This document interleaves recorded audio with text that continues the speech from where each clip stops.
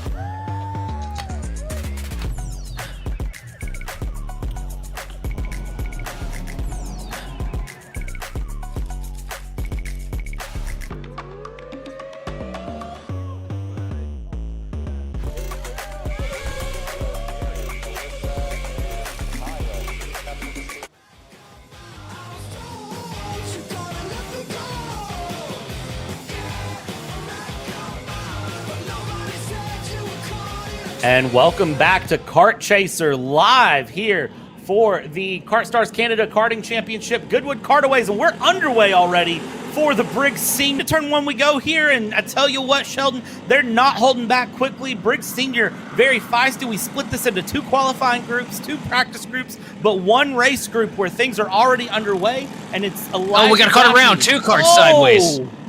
Big wrecks already. Looks like everybody's going to be able to roll them off, though. Battle for the lead shaking up as we work our way through the... And everybody keeping it moving and grooving around here up front. Battle for the lead will be commencing soon. It's the 316 of Logan Paxa, and it's Elijah Joshi that'll be battling it out. And I did misspeak a second ago. There's 2 race groups for Briggs Senior, so you'll see 2 sets of Briggs Senior karts come out here. But right now, it's Joshi and Paxa that are battling it out in the front. They're looking for the lead. Dive to the inside for Paxa, and 316 with a great pass there, Sheldon. Paxa going to get a good, clean shot through the corner, and a little bit of contact here from Elijah. Trying to get the pass back. Yeah, Joshi trying to get him back, doing everything he can to try and get underneath Paxa, but Paxa going to get it and kind of walk away with it here for the time being as we work ourselves back into the corners. Do you see Treadwell and Black back there pat the helmets and kind of move forward? They know they want to work together.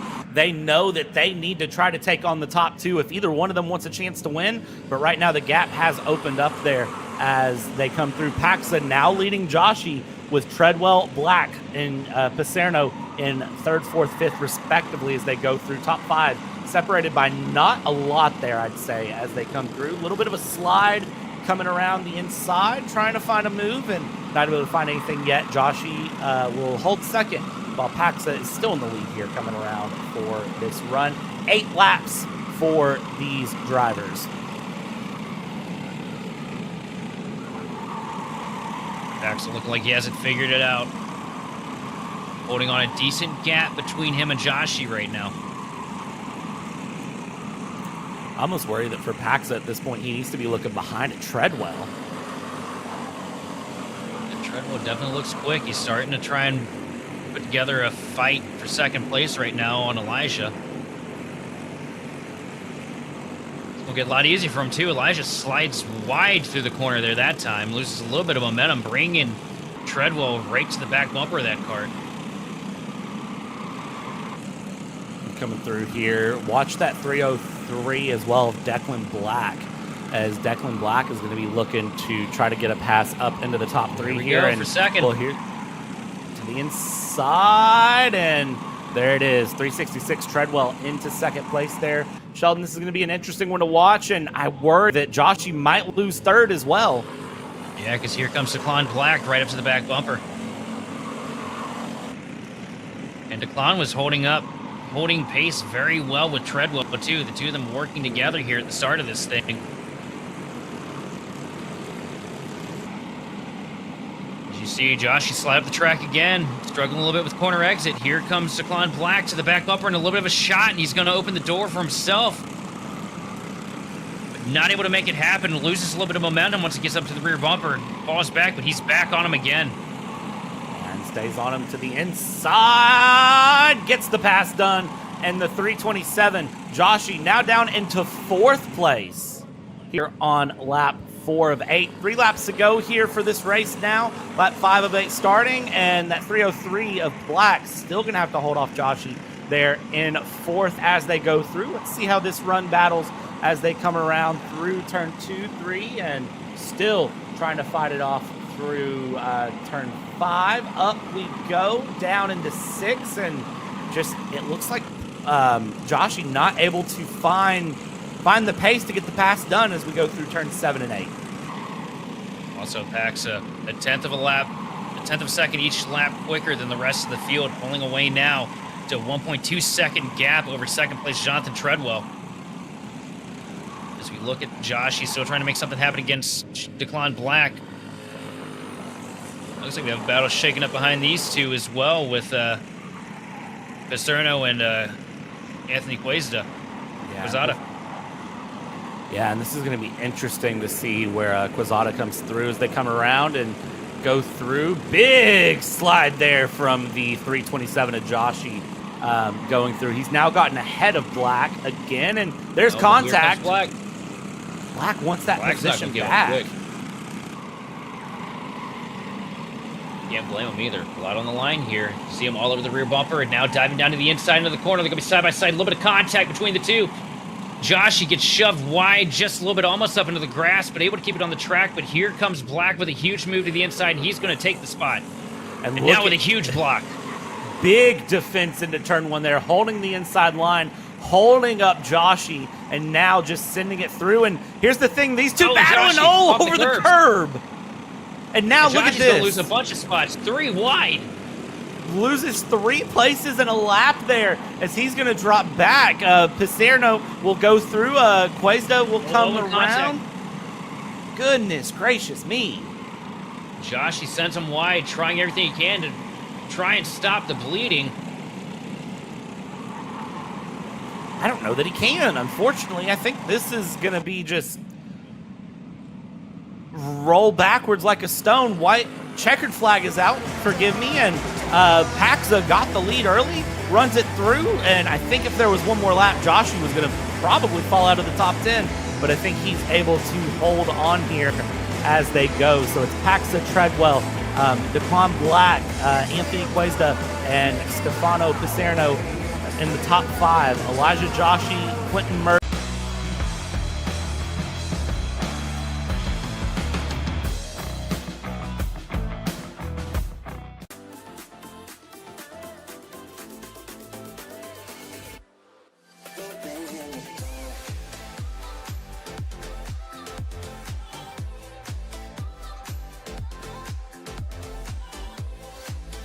Are you looking to take the next step in your racing journey? Well, look no further than PitFit. With 2 locations in Charlotte, North Carolina and Indianapolis, Indiana.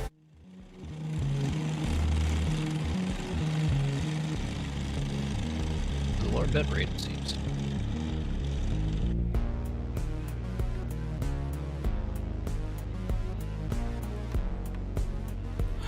Welcome back live on Kart Chaser, where next it is not actually a second group of Briggs. It is actually going to be the Cadets. And Cadets are green with the number 19, Lima.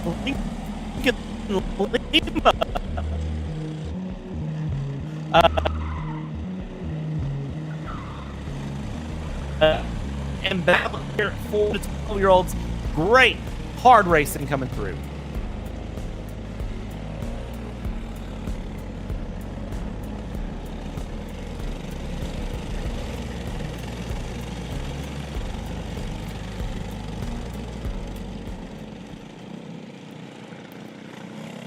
And coming through around here, actually, it looks like they did indeed actually call this a false start, so they didn't slow down enough. Somebody didn't like something.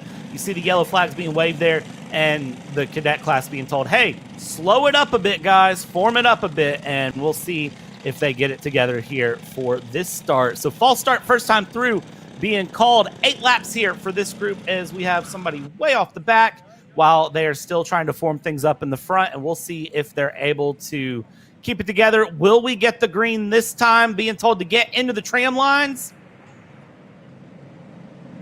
And they let him go this time around. So now we're green here for some hard racing. Early on, this is your cadet class coming around, and up front, it's Lima Duncan holding on. But it is going to be Kisley and McGooey that are in third and fourth trying to fight things out. And it is going to be that number 31 of McGooey that is going to get ahead there, is trying to fight for second. Contact.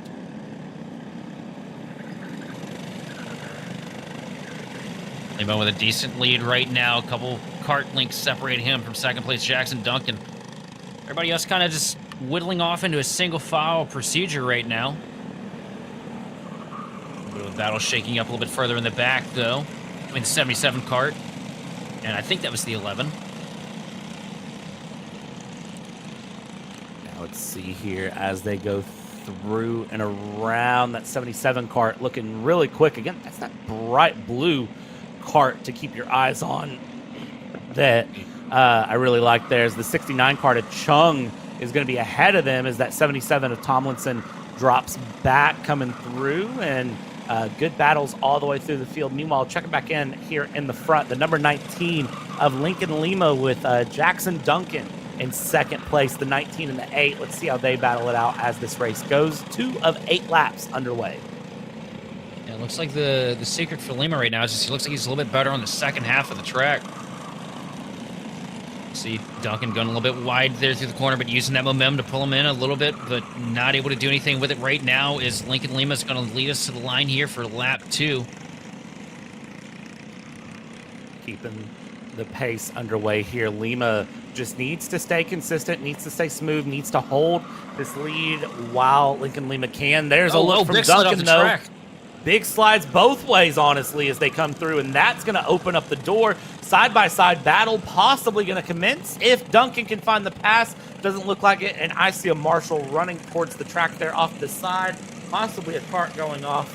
But looks like for now the battle for the lead stays underway, and no confirmation of anything happening in the background as we keep this thing moving. 3 laps of 8 down, 5 laps to go, and you can see that 8 of Duncan tucking the head there, Sheldon, just trying to find some pace.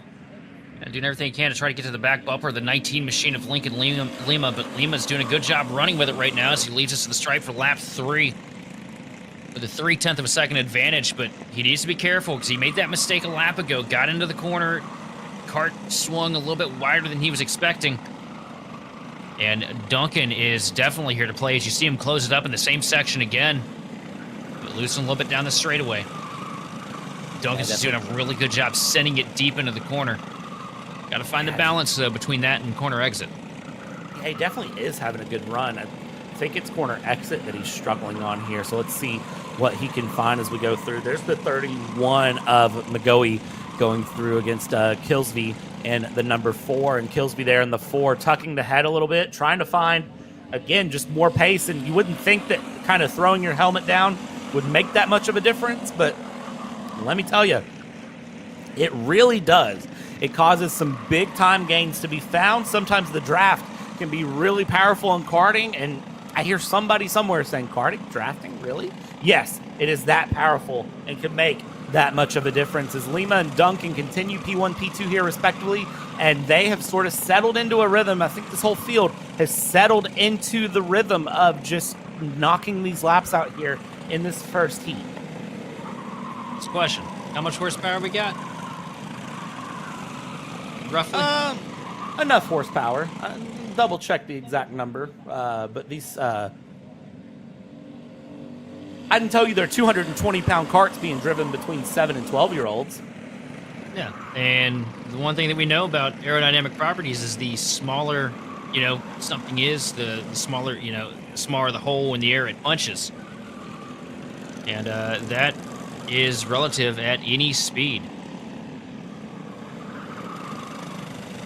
When you're racing, you're going to find every little advantage, every 1/10 of a mile an hour means something huge. As you see right now, Duncan doing a good job just getting to the back bumper, but not able to connect it through corner exit. Going to give it back to Lincoln Lima here. But Lima is having to fight for it because two of them may be in similarly wrapped karts, maybe good friends and teammates, but when it comes down to winning a heat, it's any man's game. Coming through here, lap 7 of 8, 2 laps to go as they come around. Lima holding off Duncan yet again there as McGoey is in third. Kisley is in fourth, and Tillerson Chung, a name we haven't mentioned, up in 5th place. Currently fastest lap on the karting track with a 47.1 for that number 69 kart. Meanwhile, the 8 gaining to the 19 has to look for some sort of a move. Right now, not able to find the move, so Duncan will stay behind Lima for at least another few corners here as they come through. White flag this time by. 1 lap to go to see if you can find the pass, see if you can find that little extra difference. But what has been said all these other laps, it hasn't been there as they cross the line. Let's see what happens. It was the best Big lap slide. all the way through for Duncan, but still just, I don't know if it's there. It just seems like Duncan's not opening it up as much as he needs to on corner exit, not utilizing the most of the runway that he has here, the runoff area. Because you see, he's really good in the technical part of the track where there's not much runoff, but when we get to the parts of the track that have the runoff, he's not, I don't think he's maximizing on what he can use here. But he's definitely putting together one heck of a performance there in 2nd place. Coming across the line here, it will be Lima taking the run there from Duncan, but I think this will set up a lot of confidence for the future runs of Lima and Duncan as they go through. McGoey in 3rd, Kisley in 4th, Close here. Chung in 5th. So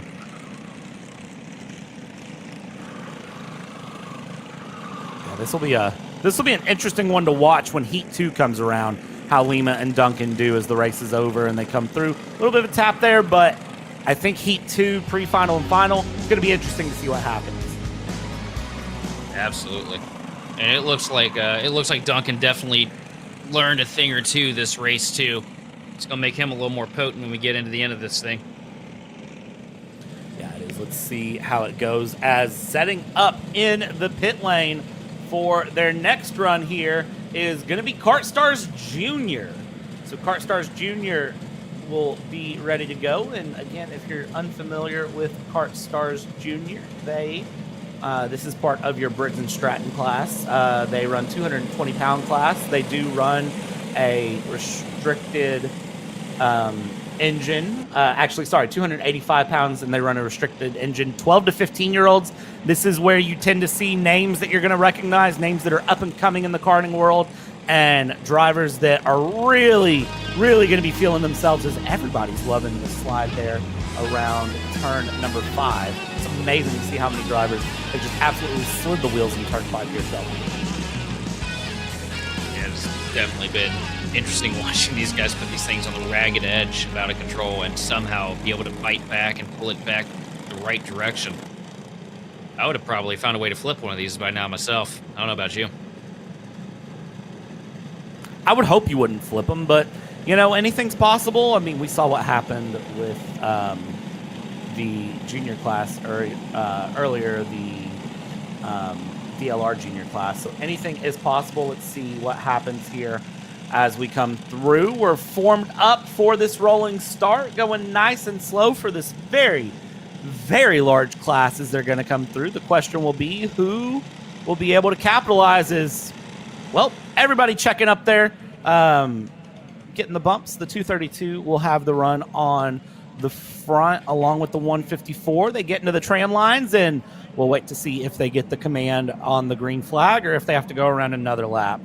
Green flag out. KartStars Junior is underway for a very competitive race start. Already going 3 wide in the background, but around the race start, Ethan Chan Kart's and off the Asher track Pavan into the fence. Big wreck there off early on. Up front, Ethan Chan will hold on against Asher. Crash. Yeah, more carts. Wow. So Junior is having a problem getting going here early on. So we continue to see carts wrecked before lap 1 is over. You've got a lot of karts on track right now and a lot of hungry drivers trying to go for everything they could possibly get here. Yeah, got to do what you can here in KartStars Junior. Capitalize early on, and we'll see how this goes. You can see the leaning forward. Almost saw the little the little shuffle wiggle as we go. So coming across the line for the first time, it is Ethan Chan who is going to be leading here. 1 lap underway. Oscar Swiderski got into third. Roy Chang, Caden Malik, and Asher Pavan into P6. Look at this top 4 karts under a blanket right now. A little bit of a slide up the track for Chan. Is that going to open up for a crossover? Oh, it is. Dive bomb down to the corner. New race leader. New race leader here, Asher Pavan. No surprise again to see that coming through because Pavan is fast as we continue to watch this battle. Drivers using all the runoff they can, doing what they can here, keeping the speed up and going. Let's watch here because right up front, it's bumper to bumper action as we come through and continue the battles up in the front of the field. It's Jamie Stewine who is currently leading over Ethan Chan and Oscar Swiderski in P4 as Asher Pavan has dropped into 5th place. That's real competitive over here, though. Ethan Chan still over the back bumper of Stewine here. Hey, what, man, them track workers, they're mighty brave, ain't they? Yeah, they are. They've had some big runs through. Yeah, another big wrecks here. Stack up right in front of the leaders. See here how the karts stay out of the way. He was going to go to the line. Now he's got to drop back in. So that's a kart. It's going to be a lap down very quickly. The 207 of Jamie Stewine holding on to the lead here. Ethan Chan second. Oscar Swiderski, Roy Chang, Asher Pavan, Caden Malik, Caleb Pino, Cole Campen, Sean Evans, and Kagan Lillicrap. The top 10 going through as they come around, continue to battle. The top 3 separated by basically nothing. And it could all still flip around as 5 laps left to go. This Ethan Chan sizing up the leader right now all over the back bumper of Stewine. We work ourselves through the more technical sectors of the track. And neither one of these two are losing sight of each other right now, so you know that there's going to be another battle looming as soon as Stewine can get there. And right to the back bumper, a huge shot. Ethan Chan looking for a move into 1, not able to make it yet. Gonna hold on through 2, see if there is a move to be given. Nothing yet, though, as we come through out of 4 down to 5. 5 has been a good passing zone for several karts. So is turn 9, though, as we come through turn 6. And let's see, no pass given yet. 7AB into 8. Still just holding on right to the back here.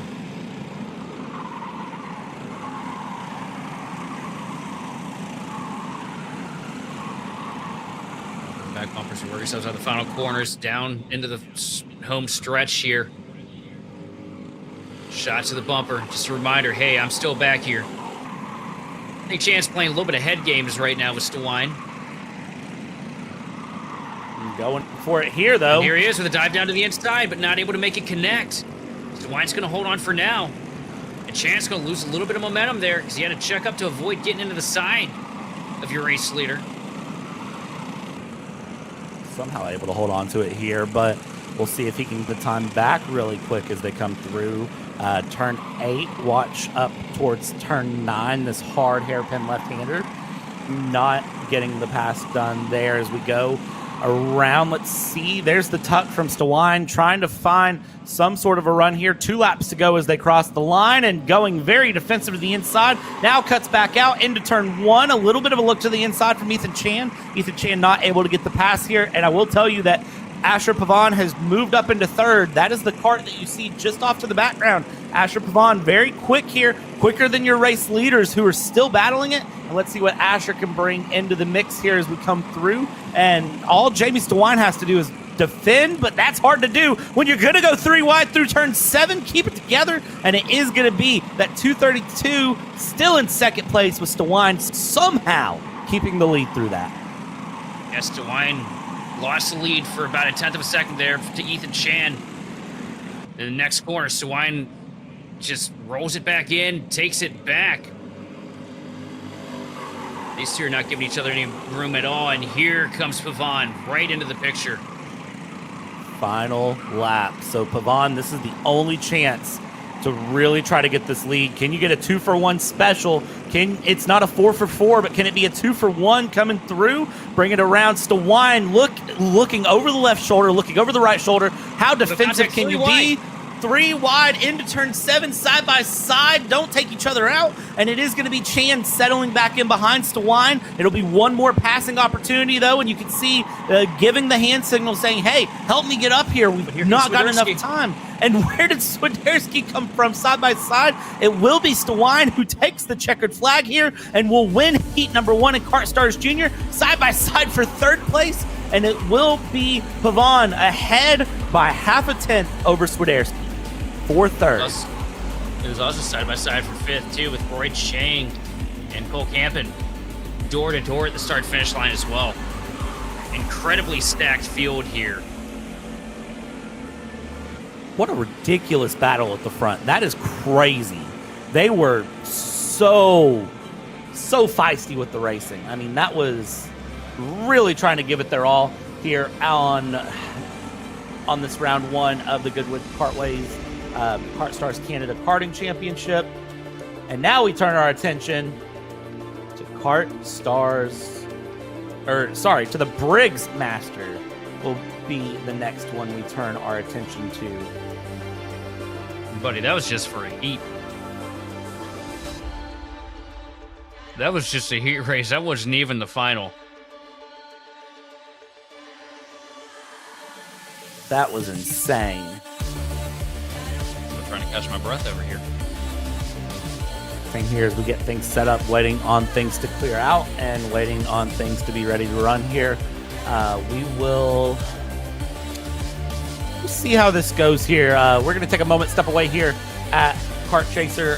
Stick with us. We'll be back momentarily for the startup of this Briggs Masters class.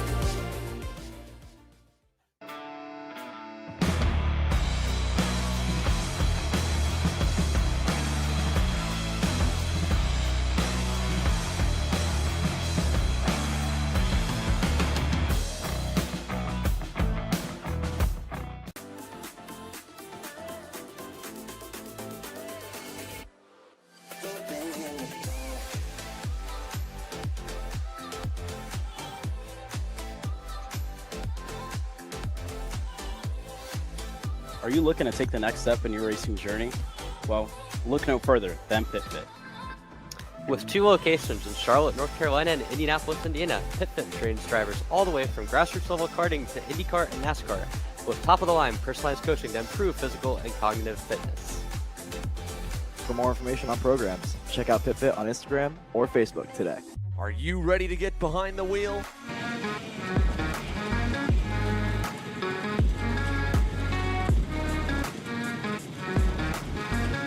Back here as we get ready for the Briggs Masters to take to the track. They let them go free here. Get ready for their heat. Still trying to recover from the impressive battle that we just saw a few moments ago. This is going to be a fun one, I think, to see how this goes through. Briggs Masters bringing it across here. They will have an 8-lap heat here for heat 1. And you know, I got to ask you the question, Sheldon. Who is your eyes on here? What do you think pole position wins it? How do you think this one goes? Ooh. I don't know how to call it, man, because like what we saw last race, it could have been 4th place coming to the line that won that thing if things turned around slightly different. And I'm expecting the same level of competition here with the Masters Series. You and me both. It's gonna be close, regardless of what happens. It's gonna be very close here on the Masters Series as we come through. They're coming around to the tram lines now. They'll get ready to take the green flag, and I love seeing all the fist bumps there as they were forming up here into the grid.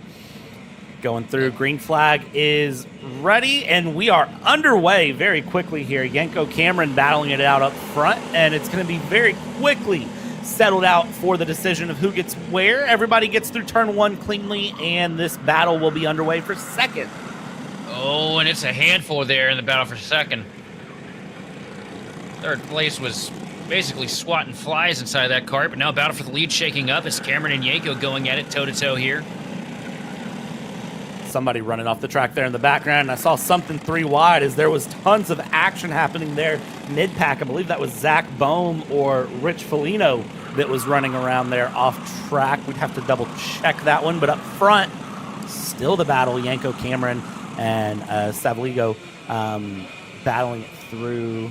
Let's see how this goes. The 470 still holding the lead is Cameron's in second and Savlio in third as things continue to mix up through. And, well, we might have a pass into turn 3. Hard dive to the inside. And that is a good pass there from Cameron to get past Yanko. Yanko trying to switch it back into turn 5. Not able to there.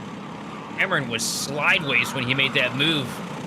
Completely to the opposite lock, but now they're side by side again. Here comes Yanko, and they're sideways. Crash up here, the top 3 spun out in the S's. And you can see how they feel about that with each other. Everyone blaming each other. And then in the back of the pack there, somebody getting caught up in that. Not ideal at all, but what a big moment there for this run in Briggs Masters Heat 1. That's going to mix the whole thing up. That hands the lead to Jason Rothman. Jason Rothman and Kevin May up here in their first 2 spots, and both of them were really quick in warm-ups and qualifying. And that's why I said, man, I can't call it. These guys are so competitive, and nobody wants to give anybody room. Now the battle's shaking up between Kevin May and Rothman. May up to the back bumper, not able to get there to connect it, though, right now. Everything is just so slippery when they go through. That's the thing, is it's so slippery for them trying to get passes done that if you're going to go side by side through turn 7, you have to really be confident and comfortable. And, well, here comes Kevin May just to lean back there and be comfortable going through, trying to chase down Jason Rothman and getting the toe done. More toe helping than we've seen the whole time. Will this be a pass down through into turn 3, turn 4? Gonna look for it, but not close enough yet. We'll see if that 484 of Kevin May has anything else to give through turn 5. And man, what a shakeup. The contact there between your race leaders. Here comes Kevin May diving down to the inside, not able to get to the bottom though in time for the corner. Going to shadow Rothman now through the more technical sector here of the speedway. Keeps it going here out of turn 9, now down towards 10, down the straightaway. Again, leaning back, tucking the knees, getting as low as possible, trying to reduce any sort of aerodynamic drag that the body would be giving, and closing up a little bit there. But watch out for Bowden there, Levon Bowden, the 490 in third place, just off the back of your camera shot there as we head towards turn 4, now into this right-hander of turn 5. Slide there from the 484, catching up, having a great grip through turn 5, now into turn 6, trying to find more time if it's there to be found, but not able to. And now it all settles in where it's at. As you can see, those track workers all looking. They know turn 7 is the problem point at the track now, so they've got some extra help ready to go in case there's another wreck happening. Well, the rest of the field, everything looking kind of single file right now. Good amount of separation between each one of these carts. The battle's still looming up here at the front, 0.2 of a second separating Rothman and May at the line.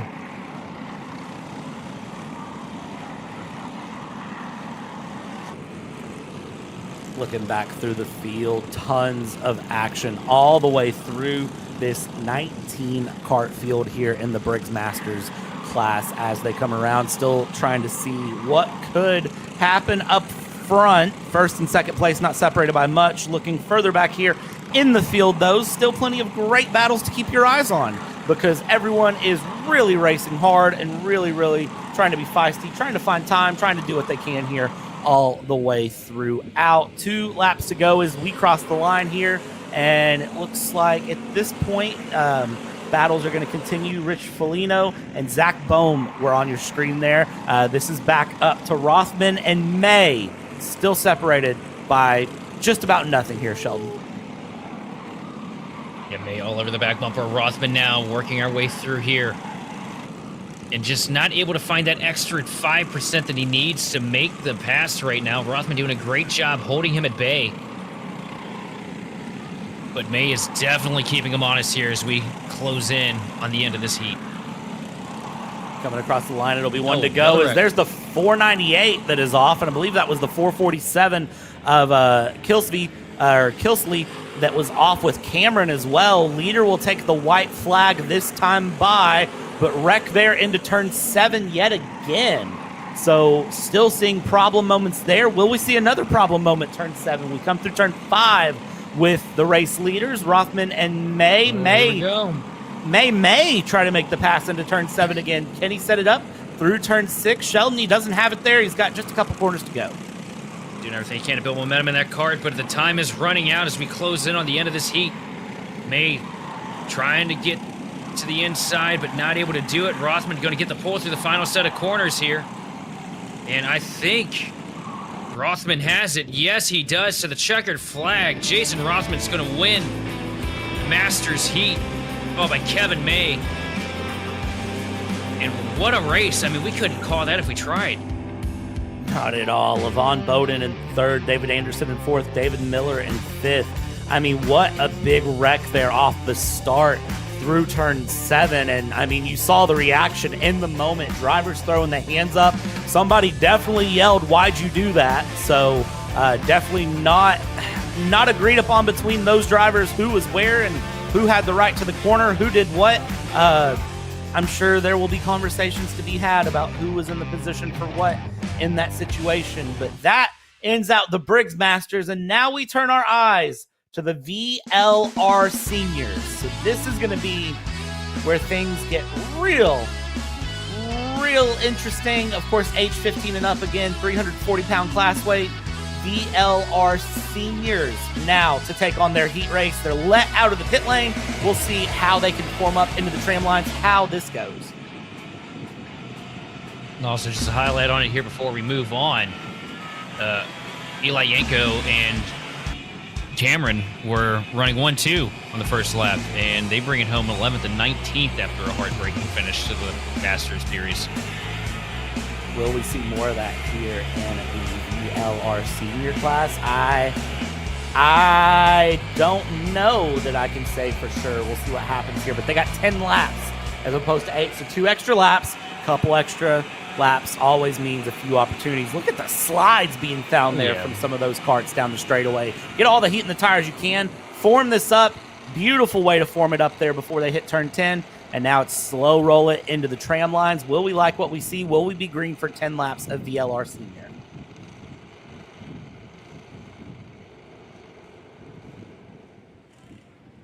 Coming through the final couple of corners here.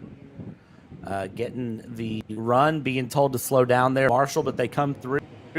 They are allowed to go green. We are green for 10 laps here at VLR Senior with Ingretta up in the front with DeLeo in 2nd. They get away very well. Everybody's through turn 1 without too many issues. Through turn 2, 3.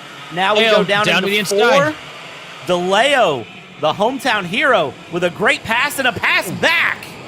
And a little bit of contact, too. It's going to shove DeLeo up the track. Now, Ingretta side by side, 3 wide almost here coming out of the corner. And look at how much Ingretta is fighting the steering wheel. Cold tires on these carts do not go well as we come through turn number 9 for the first time. They'll cross the line here, and you see already tucking down, trying to find more pace here in this senior class. Cross the line, it's Ingretta, DeLeo, Pollock, Lilleberg, and Somvalis, the top 5 as they go. So we bring it through, bring it around, and Ingretta will lead off DeLeo and Pollock after a hard-fought round, or lap 1 here as we continue through. And now it's just a matter of keep this thing going as quick as you can. But I tell you what, I think turn 7, we're going to see some fireworks again because DeLeo is catching Ingretta around turn 5. All over the back bumper right now, not able to make anything stick of it though, as Ingretta holding on strong here up at the point, the 399 machine. Cross the line for lap 2, Ingretta's going to lead DeLeo and Pollock. Pollock lurking there in the background though. I mean, we saw it last time. The 4th place guy got the win. It's not impossible. I'm sure the same story can hold true for 3rd if you just let these guys race each other hard enough. Here he comes out of the inside. DeLeo with a commanding move is going to take the lead away from Aiden Ingrata. Does Ingrata fight back? Not able to make anything stick of it right now as DeLeo, now your race leader. Ingrata getting past there, but I think Ingrata will do very quick to get this position back here. Top two will be battling, but as these top two battle, that does open the door for Ethan Pollock to close things back in. So we've got to keep our eyes on it all the way through as they go, but you can see these top three have really pulled away from fourth, fifth, and sixth here. Look at that as Treadwell goes up the inside.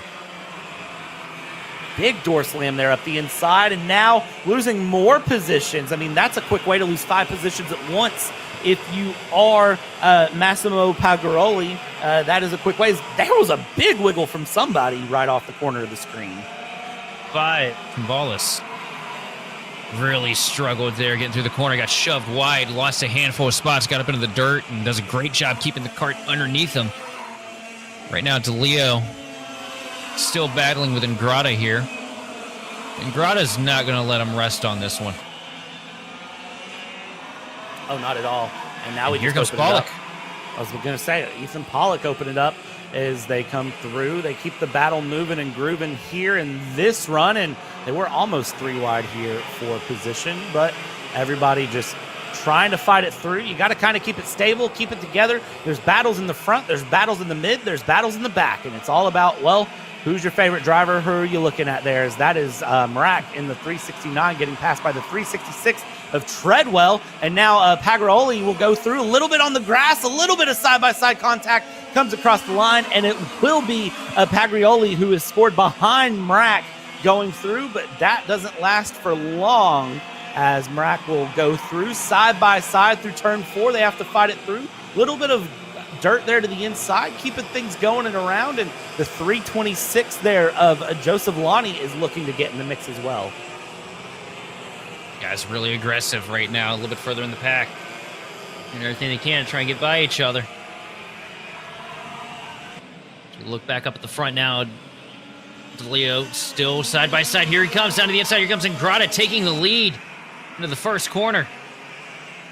Ingrata past DeLeo there, getting through very quickly. And now the question is, does DeLeo, the hometown track lover, have enough to get back by? The hometown hero, they're really looking for it if it's possible, and we'll try to find it. If anyone's going to know the good passing zones, it'll be Jordan DeLeo. Through turn 7, through turn 8, trying to find something here and not able to get the pass done yet. We'll keep behind and take that number 319 cart around here. One more lap, 3 laps to go as they cross the line this time, and we'll see how this continues, taking all the runoff they can out of turn 1 down into turn 2, 3, 4. And now we just look for whatever could be found for them and trying to close the gap little by little, but 2 or 3 laps left to find the pass. Sheldon, it's easy to catch. It's another thing to pass. Oh, it's definitely difficult to pass, especially when it comes to 2 drivers that are as cutthroat as Ingrata and DeLeo. These 2 not afraid to be defensive or aggressive. But this is also the biggest lead that we've seen shake up out of these 2. Ingrata walking away to a 0.3 of a second lead at the stripe last time by. And he's working on growing that as it's now at 0.6 of a second over second place DeLeo. Checking back further back through the field as we go. I mean, you still have the battle for 3rd that's shaping up as well with Pollock and Treadwell, as Marak is there in 5th as well, looking to get some sort of a move going if possible. So we look through that purple cart, the 385, I believe that was, going through. That's Somvalis going and battling it out. That is the battle for P9, actually, a little ways back, but still all important to get that top 10 if they can as they run through. These VLR seniors really trying to push their way through the day, through this first round of heats, trying to do whatever they can to find a run as we check back in here. 1 lap to go. White flag is out, and it does look like DeLeo is not going to be able to catch up with Ingrata. So Ingrata, just a few corners to navigate here, needs to keep it clean. We'll bring it through turn 7 and bring it around out of 7B down into turn 8. Has a good run, has tons of space, a half-second gap to be found between Ingrata and DeLeo. And coming through around the corner for Aiden Ingrata. It's a great win. It was a hard-fought battle, and it's going to win the VLR Senior Heat 1 with Jordan DeLeo in second place and Ethan Pollock in third with a good gap, and Treadwell will come across in fourth. So impressive, the late run pace out of Ingrata there on that run. Wasn't expecting him to get that big of an advantage on DeLeo. It ended up being a second at the line. So definitely something to be looking forward to if you're the 399 machine of Ingrata. Yeah, it's going to be interesting to see how their next runs come through here for the seniors. Of course, next, it's the mini rocks. So we're going to get these mini rocks out here and let them have a good run at things. Again, these are ages 7 to 12 karters coming through, trying to do what they can to find the race. It looks like the 154 there, not ready to go like he wants to be, but jumping back in, going, and well, now they're going to start sending them out here as they will go through. They'll come around, do their pace lap, get things set up, and then get ready to go very quickly here as they come around here. This one warm-up lap, all important to warm the tires. And Sheldon, what are we expecting out of mini rocks? Are we expecting some really, really hard races here, or what are we thinking? Well, from what we saw in warm-up and quali, you know, these guys have managed to maintain a decent amount of separation between them, and you know, we didn't see much action in the pre-race stuff, so I'm kind of not sure what to expect. Kind of a mixed bag here. I mean, we got a huge age range and varying degrees of talent here, so you know, this could be a barn burner. It could be very calm. Like there's no telling just yet, at least from my perspective. I don't know if you see that weather in the background, but that is heading straight towards the racetrack. And it is not pretty. It's not light storms that are coming, I will say. So if you are at the track, make sure you're prepared for the incoming weather that is coming your way. Probably very soon after this race goes. It'll be basically the entirety of your lunch will be what you need to watch out for. But we get things formed up. Got a mist here. Yeah, something happened there. So I don't think time, unless they are able to group it in together, they're able to get it through. They're given the and green flag is out. Green flag is waved, and we are underway here for mini rocks. It's a bad getaway for the 154 of Asher Pavan, not able to get away there. Big wreck in the background, and that is going to open up things very quickly for several karts as Aiden Kishin and Jaden Francisco get away very well in the front. Say one thing. One thing I do expect is that top three, a lot of pace. They're all sniffing on each other's times in qualifying. Aiden Kishin coming out on top on that, though. Right now, your race leader in the 180 machine, looking pretty good up here at the front. Jaden Francisco, though, also really scrappy driver, a lot of pace in that 130 kart. Tucking the helmet in there. Lap one going to go to Aiden Kishin here. Kishin trying to find whatever pace he can here.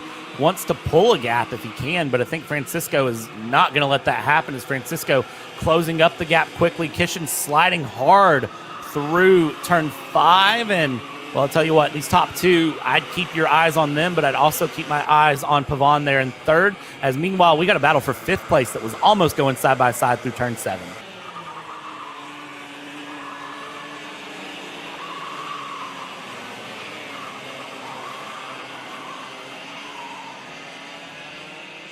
It's just breathtaking watching these cars work around the track, just about deadlocked sideways.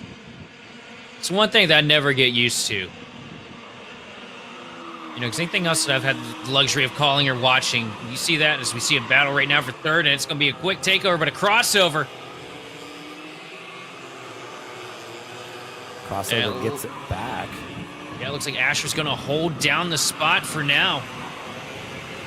For now, at least, but I have a feeling that that may not last for too long here as they come through with the 114 back behind as they come around. Looks like this battle is going to get very feisty. This is the battle for 4th place. This is 4th, 5th, 6th, and 7th on your screen, respectively, as they come through with that 149 of Wyatt Smith, currently Wyatt. holding the run, trying to defend somewhere. And well, I'll tell you what, Wyatt Smith able to defend just enough on Damianitis to hold on to P4. Wyatt all over the back bumper of Asher Pavon, though, that entire last half of the lap. Trying to, talk Asher into maybe making a little bit of a mistake into the corner to open the door for him, to give him the opportunity to go by him with ease. Falling back a little bit here as he goes side by side now with the 131 kart. Almost a 3-wide situation here, shaking up behind him. 114 and the 187 are going to end up side by side here, and let's see how they end things up. Francisco and Bullpit, they'll sort things out as they cross the line. Francisco, Kishin, Pavon, Smith, Damianitis, Francisco. George Ho will actually be the 105 past Luke Bullpit there as they come around. So tons of battles going on through the field. Your top three trying to settle in, but if you go fourth place back, it is absolutely hard fought to be found for all of them as they go through, starting with Wyatt Smith. I also think we may have missed a battle for the lead, but Jaden Francisco, now your race leader over Aiden Kishin. Gotta wonder if Kishin didn't have like a small error somewhere that we missed. And Jaden was keeping it pretty close. I was looking at the delta there for a little bit. So, interesting battles all the way through the field. Difficult to really keep an eye on what's going on where, because there's so much going on everywhere. Yeah, battles continuing to occur up and down the field here as we go, and watching the run down through. We're 5 laps to go in this race. Lap 6 of 10 currently underway as we go through here in this mini rock. Oh, one kart off the track. Oh, who was that off the track? Hopefully they are good. Hopefully nothing too bad going on there. Can't tell who it was. We'll find out momentarily as we keep things going here. This battle for 4th still continuing to shape up. 5th place really where the battle is there, starting out with that 149 of Wyatt Smith, who has started to pull away quietly from Damianitis and Francisco as they battle it out here, as we see Francisco look for a dive to the inside, not able to find it. And now we'll just kind of see how they settle it out. Lap 7 of 10 now on the board here, as Francisco has, Jaden Francisco, that is, has opened things up. Dive to the inside through turn 5. Little bit of contact there. Almost. Shuts the door. Hard contact. 2-for-1 special coming around. And look at that, the 114 car to Francisco, who was just off the track a handful of moments ago. Looked like he was on the outside looking in, going to take 2 spots for the price of 1 with the contact that happened right in front of him. And that was a big move, and now everyone looking over the shoulder, trying to figure out who's where. And as they cross the line, it is Jaden Francisco, Aiden Kishin, Asher Pavon, George Ho, Liam Francisco, Christian Damianitis, and Wyatt Smith. Thomas Dew, your top 8 as they stand here. 3 laps to go. So that is where things have really mixed up here in the midfield as they come around and bring things through. The 131 of Damianitis trying to go through. Behind him, it is Ho and Francisco going through. The 114 getting passed by George Ho and going up into position.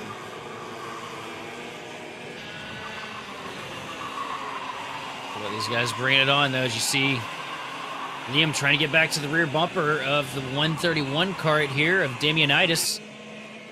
Just got passed by Damianitis a few seconds ago, but not giving up. I think that 114 kart has done a good job, too. A couple of, difficult moments for him, but he keeps fighting, keeps clawing, and keeps bringing himself back up here into the top 5. As you see him make the pass on Damianitis there, going to move him back up into the 5th position with just a handful of laps remaining here in the mini Rok Heat. As they come through here, 2 laps to go, currently trying to just battle it through. The 114 you see looking over his shoulder, trying to see where everyone is at, and just trying to gauge things out while he can. Liam Francisco trying to look and just tell where things are at. Weather moving in very quick, so they are looking to get this thing done quick. White flag is out for Jaden Francisco. Meanwhile, Liam Francisco in 5th, battling it out through. But for Jaden Francisco, it's been a beautiful race, getting through, holding on through turn 7, now turn 8 around. And I tell you what, Jaden Francisco can be very happy with the position that he's found himself in. We'll bring it through turn 9 around, and by a pretty considerable margin, Jaden Francisco will win the mini Rok Heat here and gets across the line. There's the good finish up through, and there is the gap to Kishin. It ends at 3.2 seconds when it's all said and done. Asher Pavan 3 seconds behind from our race leader. There's your 4th place driver. There's 5th, and there's 6th. What an impressive drive from Jaden Francesco there. Because Jaden and Aiden were so close in time, in the warm-ups, in qualifying. And to be able to put together a performance that strong and that dominant, that is something to pat yourself on the back for. Absolutely And that. also, Liam, man, like Liam was in some of the worst possible positions that he could have been in that race. And there were multiple times where I thought it was just up, it was going to fall back to 7th or 8th, and somehow able to fight and claw and scrap his way back into the 5th position before this thing was over. Impressive drive out of him for not giving up.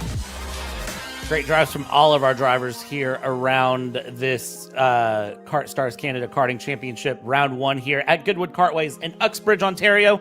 I think the camera makes it very clear what's happening. We're going to go take our lunch break here. We're going to let our camera people not get soaked here at Kart Chaser. We're going to take a quick commercial break, run to lunch, and when we come back, we'll kick off heat session number 2. Stay with us here at Kart Chaser. We'll see you in just a bit.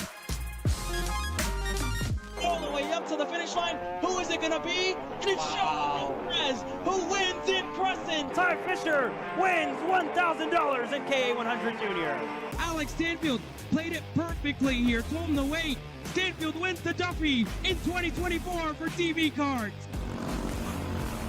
Amarillo Kart Complex is now the official distributor for TV Kart in the continental U.S. Become a dealer today.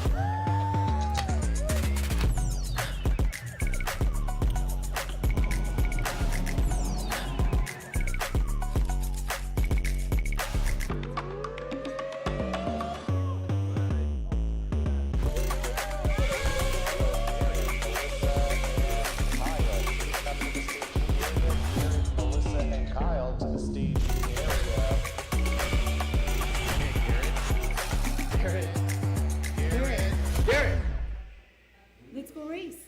Come on, man.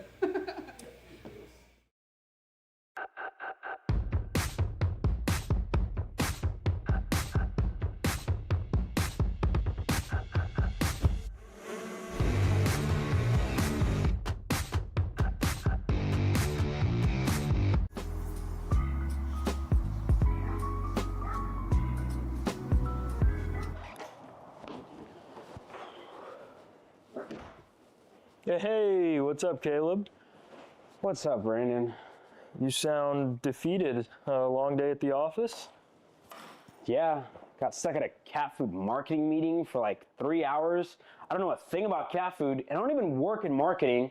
And then I got sent on a coffee run like I was some sort of intern. Then at the end of the day, when I want to go get gas, I just realized everything is so darn expensive nowadays, man. Yeah, you got that right. Like, do you have any idea how much we're spending on Netflix? It's like $20 a month. Do you know how much we're spending on cable? That's like $50 a month. But you know what isn't expensive? Tell me.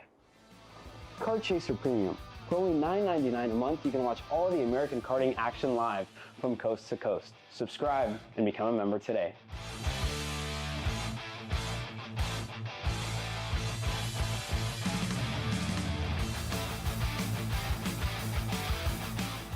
Paulie Massimino wins in KA. Paulie Massimino is a winner in OKN Stars. Take your driving to the next level with one-on-one coaching from 2024 OKN Stars champion Paulie Massimino. Kart rental options are available.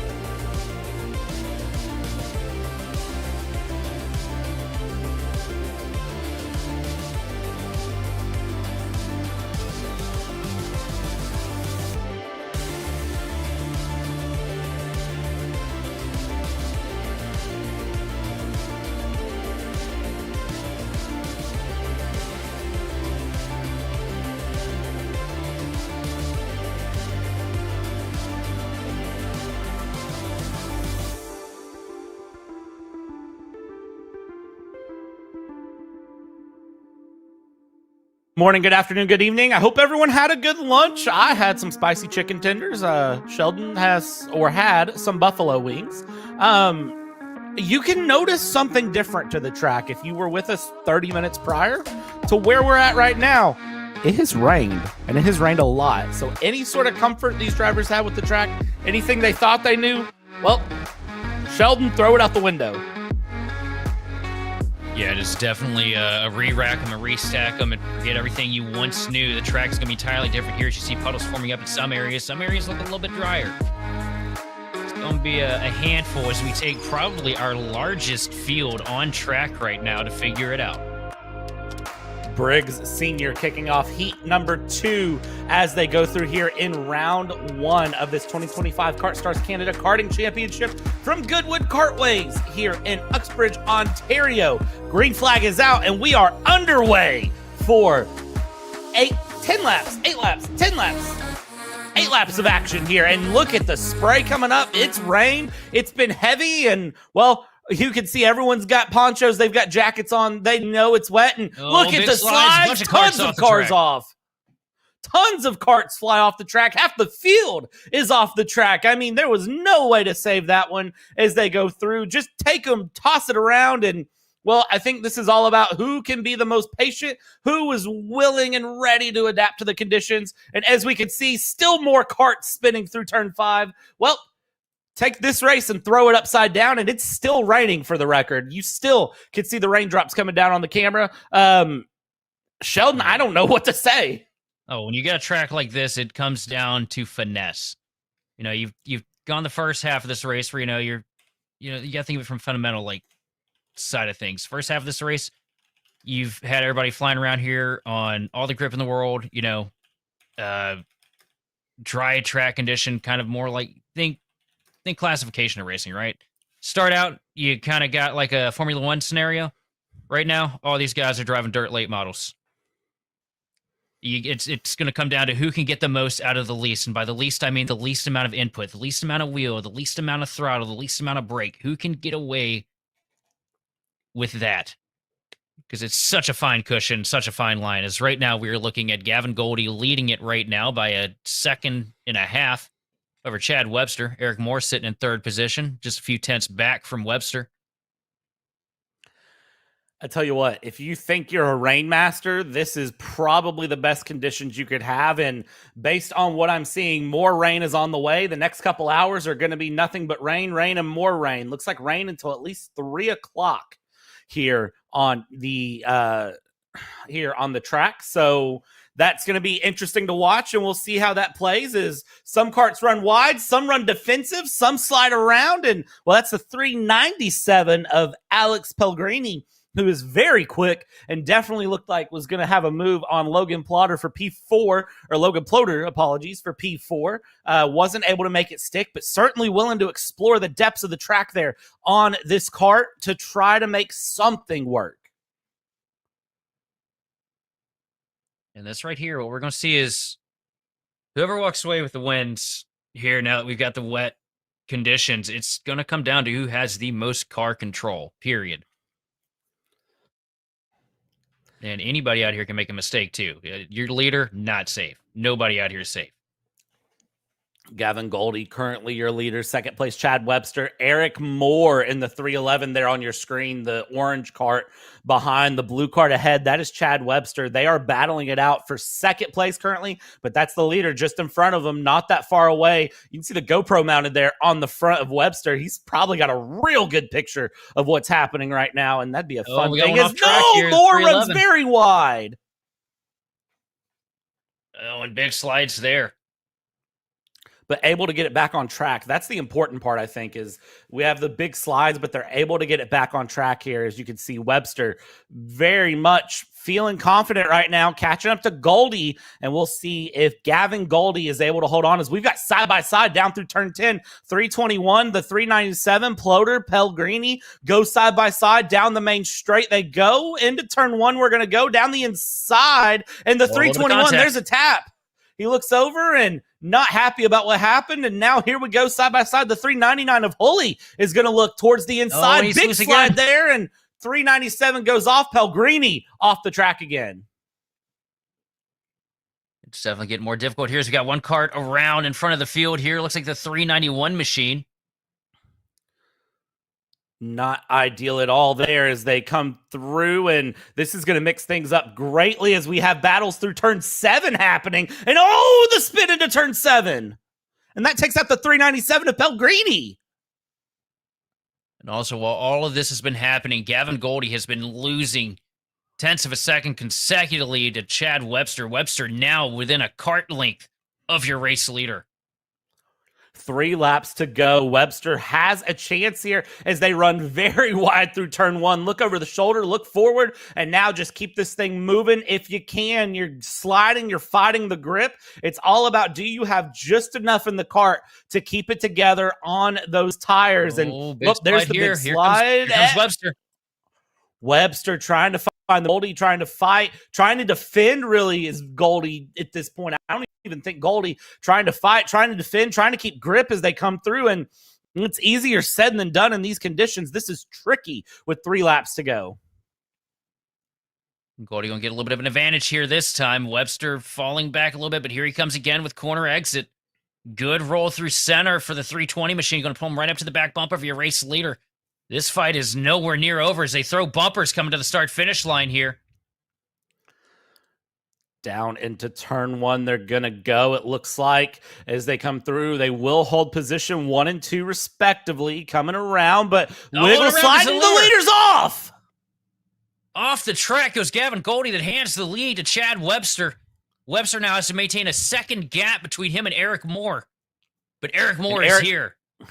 Eric Moore's right there looking good, gonna fight. That's the 348 going extremely slow coming through, trying to find something. But meanwhile, look at that wheel hopping. That was insane. He is muscling that kart around. Let's see what happens here as they come through. Last couple of laps coming around. It'll be 1 to go at the line. White flag this time by, and it's bumper to bumper. Here we go. Here we go to the inside. He runs to the grass. Goodness gracious me, as we've got more wrecks going around. Meanwhile, battle for the lead coming through. Who comes out ahead on this battle? And it looks like it is at the moment going to be Chad Webster over Eric Moore with just 3/4 of a lap to protect it.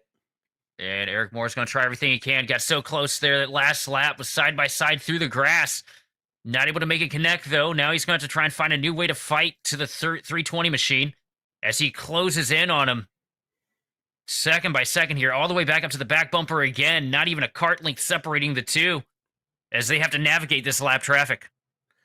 Lap traffic, not usually a thing that you deal with a lot in karting, but something that we're having to deal with nevertheless. The 330 there, you could see getting very feisty going around. But meanwhile, our race leaders are coming through out of turn 9, down into turn 10. And for Chad Webster, it's been a beautiful race. Weather changes everything, but for Chad Webster, Rainmeister can be the title as that blue kart comes across and wins here in Senior Heat number 2. And what a fight. Wow. Was that 2 races that we've had now that had a massive change up at the front of the field because of the weather?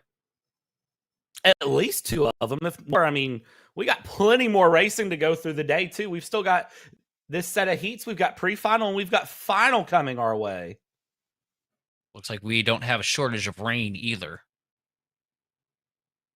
Not at all. Looking at the weather, we are expecting more rain to fill in here shortly. The wind is picking up, so you know what that means.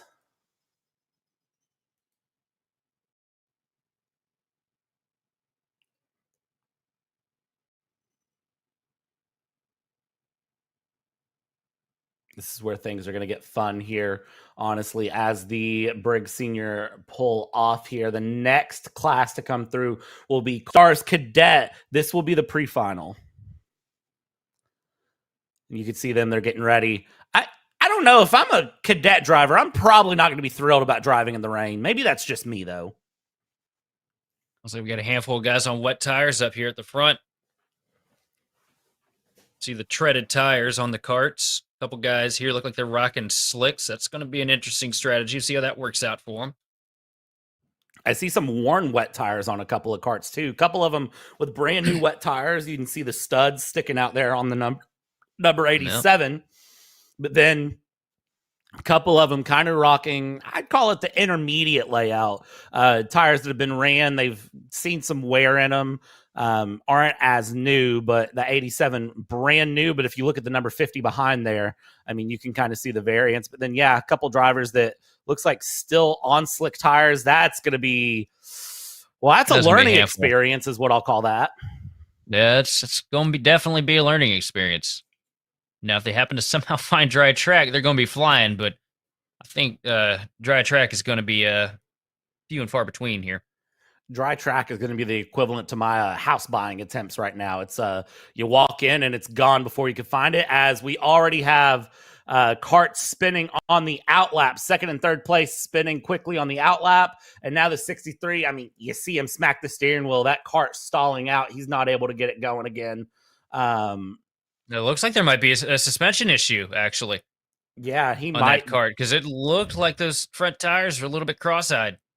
Yeah, I think he's done. I think he took some damage there, so that Kart will be out before it can get going as we get ready here for the formation lap going through here in the Briggs Cadet class, and you see everybody wowing it up quite a bit. They're pacing through, and I'm telling you right now, if that is an indication of anything, turn one, lap one might be a little scary here. Look at that. Look at that fourth place bumping second place there in the back, kind of saying, hey, I'm here. Are you ready? I don't think you're ready. A couple karts on the inside running through that puddle on the inside of 9, just dipping the wheel in there. It's always fun. Maybe not the best for the tires, but hey, who doesn't like splashing in a puddle as we come around turn 10?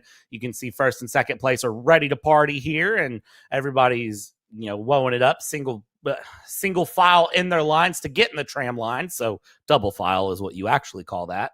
As they come through, KartStars Cadet will run 8 more laps here in heat number 2. Significantly different track conditions. How will our youngest field handle this? Well, let's find out as green flag flies here for these 8 laps of heat. And into turn 1 we go, and into turn 1 they go, and they keep it side by side there for second place. 25 already spinning in the background there. That is Ethan Smith, but first place gets away well. Second, third, fourth get away well. Right now, Bullpit in control of the field with just a kart length advantage over second place, Luca Rodriguez.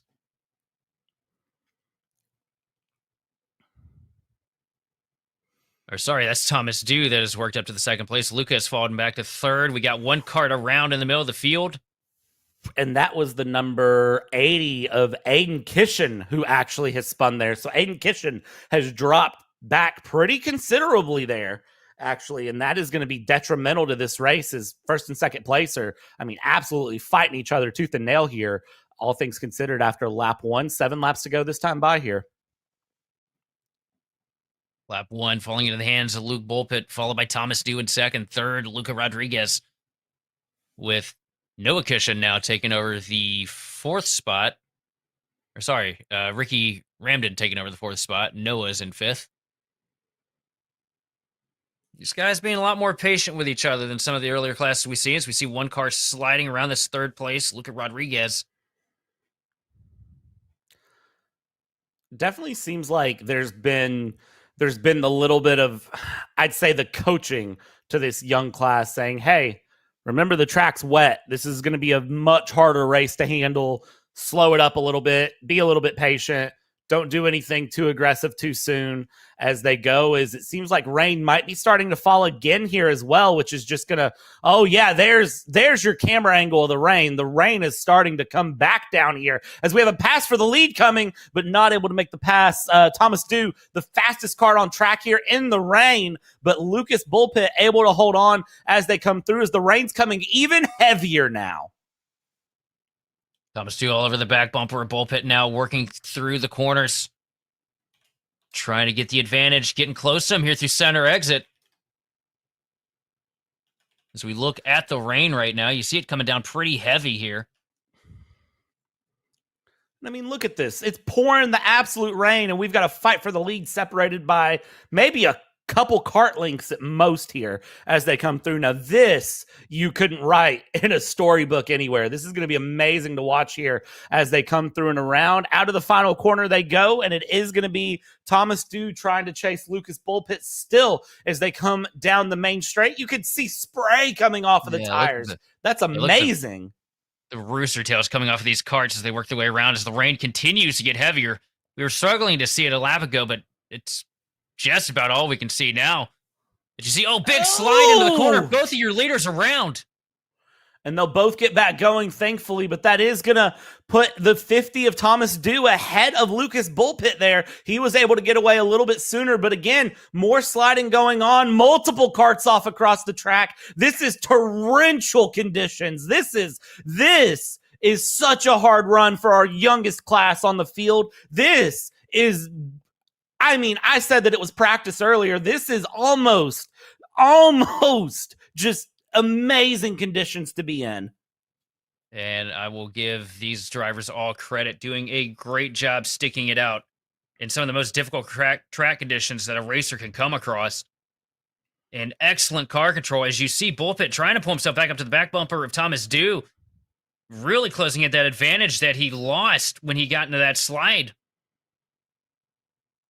Bullpit looking over the left shoulder, and I'll tell you right now, Luke Bullpit, there is nothing around for you to worry about as we get the camera set up here. Obviously, this rain coming in, everybody at Kart Chaser, all of our production team and our camera people over at the track, big shout out to them for braving these conditions. Big shout out to every driver for braving these conditions as this class continues through. That was the 63 that was off the track there to the side. As we get going, look at the spray come off the back of a cart. And when you've got spray like that coming off a cart, you know the conditions are tricky as they come through, keep going around. 3 laps to go in what is literally torrential downpour conditions at this point. There are carts just creeping through. There are carts trying to go, but our leaders, Thomas Dew, Lucas Bullpit, absolutely flying around this course. These drivers are doing a good job knowing what the limitations are here in a situation where it's difficult to figure out what the limits are to begin with. As we look at our leaders now, Thomas Dew still at advantage over Lucas Bullpit, but Lucas has closed the advantage quickly. Right up in the rooster tail of the 50 machine as we work ourselves through the closing laps here in the pre-final. Coming through, it'll be 2 to go at the line once they cross it. Coming through turn 8, now it'll be up towards the hairpin, left hairpin to turn 9. A puddle does form on that inside of turn 9, and you can see taking a wide and around goes Bullpit. Bullpit with a big spin out of 9 there, right as I'm talking about standing water, proving the point. And now it'll be 2 laps to go, and all Thomas Dew has to do is survive. And can Thomas Dew do that? That is the $1 million question. I see what you did there. Thomas Dew with a 4.5 second advantage over Aiden Cushion, who has done a great job surviving the attrition and pulling himself up back to the 2nd position here after a really rocky start to this pre-final. The 80 machine just hanging it out, keeping it within the boundaries to get himself a 2nd place spot here. Keep it moving around here because that 87 is going to be fighting to get back into 2nd place if it's possible. It's going to be a hard ask, but certainly could be doable, as I believe the rain might already be over for this as we go through. Come around turn 9 here. White flag will be out for our leader, Thomas Dew. And 1 more lap is all there is to survive. And I said the rain was over. Let me just go ahead and retract that statement because look at that as we come down the main stretch here. Final lap going. Aiden Kishin, the fastest kart on track by several seconds currently. Yeah, Aiden absolutely hauling it right now. But does he have the time to get there? It doesn't look like it. So look a little bit further back at the pack. There's Bullpit right behind Kishin. The gap for Thomas Dew is 5 seconds, which is an eternity around a karting track as we go through. So I would be very surprised if Thomas Dew, anything happens there that's not of Thomas Dew's doing. So he's going to come around turn 9. You can see one of the track workers takes off running there. So something has happened. And did I just... No, surely I didn't commentators curse this, but track worker takes off running. We come through. We'll verify the winner here just momentarily. As we come across the line, Thomas Dew does pull off the win here with Aiden Kishin in 2nd and Luke Bullpit there in 3rd place.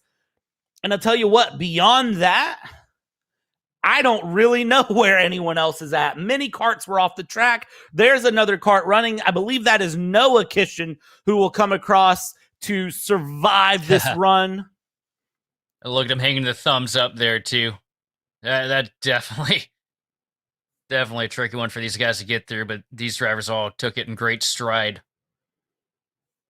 Goodness me, what a run as we wait for the final carts to come through and finish things out. That's Ethan Smith and Damian Sterling, separated by 0.2 of a second as they come off, and you see the four-wheelers already moving around to try to transport the carts that didn't finish. Looks like Luca Rodriguez and Tyson Hamilton not able to finish there. 74, the 29, the 63 is off. There's many carts that did not survive. We got one missing in this rain. Left rear. They were there too. I don't know if you saw that. I did see that. Big damage. Yeah, I was wondering what happened to Luca Rodriguez, missing that run. So we are going to let them take time, clear these carts off, let everyone regroup from this cadet class. We're going to go to a commercial break. Don't go anywhere here at Kart Chaser, because when we come back, it's more pouring the rain action to come your way here for KartStars Canada.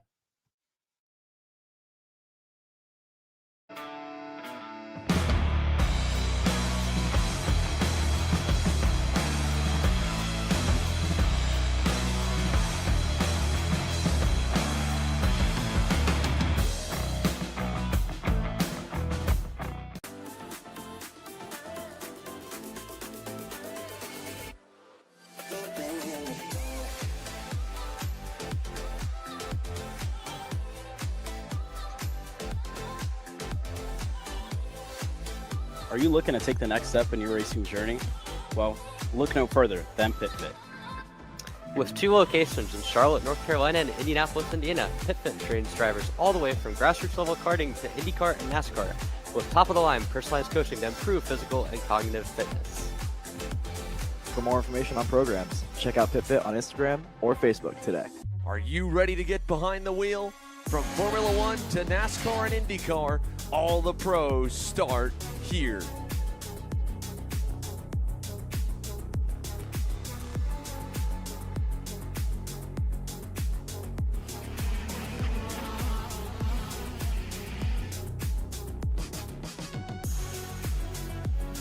For more information, check us out online at mcckarting.com or call us and go racing today. The K1 Circuit Semi-Pro League. This is a competitive race series with 2 classes. Junior Series for those who are under the age of 18, and the Senior Series for those who are 18 or older. If you think you have what it takes, come out and prove your skills on League Night. Both schedules are live on the K1 Circuit website. Your Kart Chaser live feed will resume shortly.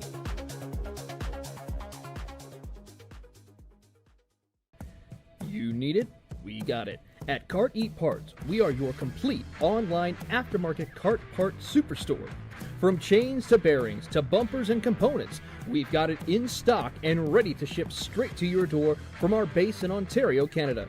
Check us out online at karteparts.ca. All the way up to the finish line. Who is it going to be? And it's Sean Perez who wins in Crescent. Ty Fisher wins $1,000 in K100 Junior. Alex Stanfield played it perfectly here. Told him to wait. Stanfield wins the Duffy in 2024 for TV Karts. Amarillo Kart Complex is now the official distributor for TV Kart in the continental U.S. Become a dealer today.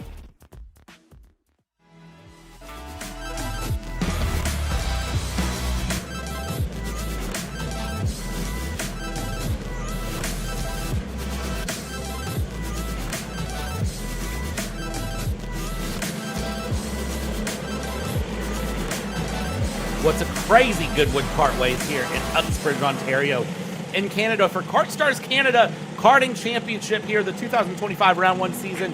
And if you just missed the KartStars Cadet run, yeah, you can see what the track conditions are. And checking on the radar, this is where the heaviest portion of rain is coming in. We should see a break in the rain in about 20-ish minutes until about 2:45 this afternoon. Plenty of action to come up, though.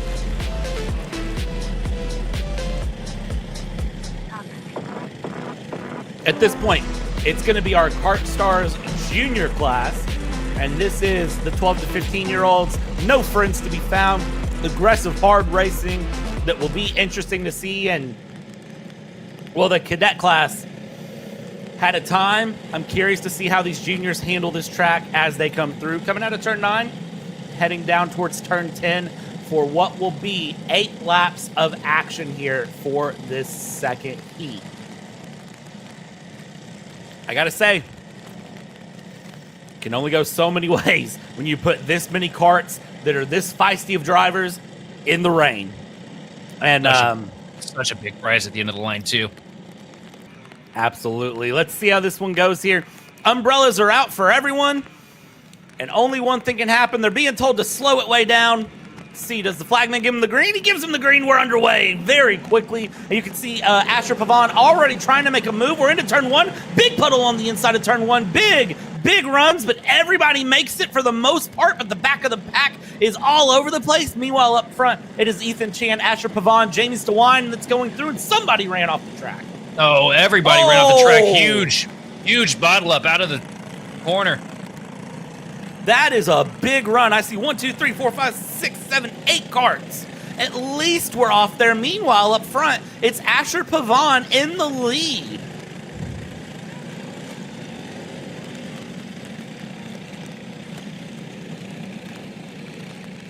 Asher Pavon able to hang on, survive, and that 154 kart now needs to just hold on for 8 laps at this point and make it through to the end. I mean, when it's raining sideways, it's a huge ask. It is a huge ask. You got the rain.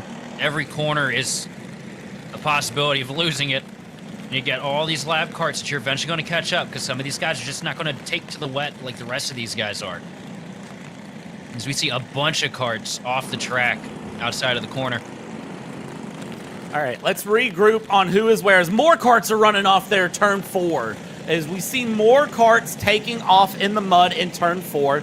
Let's regroup on your top 5 as it stands because it has changed considerably. It's Asher Pavon in first place in the 154. It's Oscar Swiderski in second. It's Jamie Stewine in third. It's Ethan Chan in fourth. It's Kagan Lillycrap in P5. From there, it's Damian Pitchler. It's Roy Chang. It's Brandon Bowen, Cole Campen, and Hudson Erlin. Your top 10. A massive shakeup here in Heat 2 from Heat 1. I gotta say, keep your eyes on Swiderski. He was a huge closer in the first heat. It wouldn't surprise me if he found the momentum and just ran with it here. He's been creeping his way up all afternoon.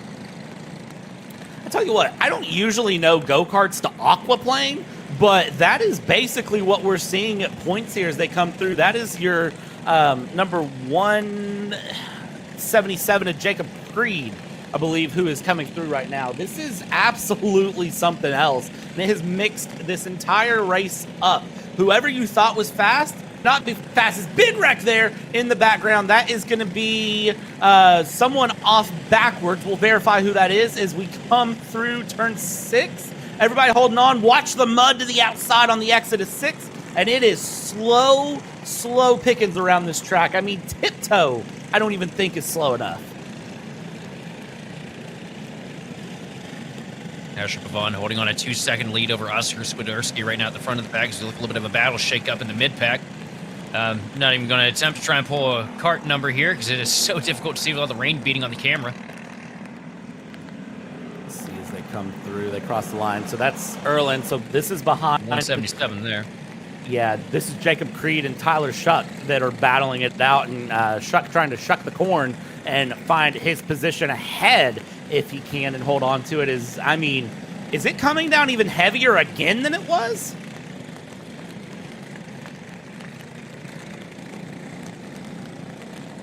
Feels like the rain.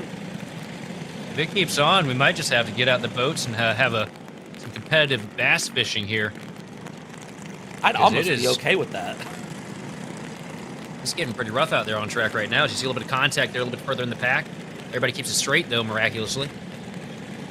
Yeah, I mean, this is just, tiptoeing to the utmost degree. It'll be 3 laps to go when the leader crosses the line here. As we see battles still forming it out there. You see the orange helmet, you see the blue helmet, you see the white helmet, and that is going to be the battle coming through. Who is that? The battle of that Shuck Creed Erlin coming through up in the mid-pack as they come around. And if you're wondering where your race leader is at, your race leader is checked out by 4 seconds. Pavan has checked out from Swiderski by 4 seconds nearly. So that is what's happening up front. And then Ethan Chan is about 5 seconds behind that. So this mid-pack, though, tell you what, they are elbows out, hard racing. Every position does count here because any points you can get to try to gain towards the end are very important. As the rain continues to come down, maybe not as heavy as it was, but still very heavy.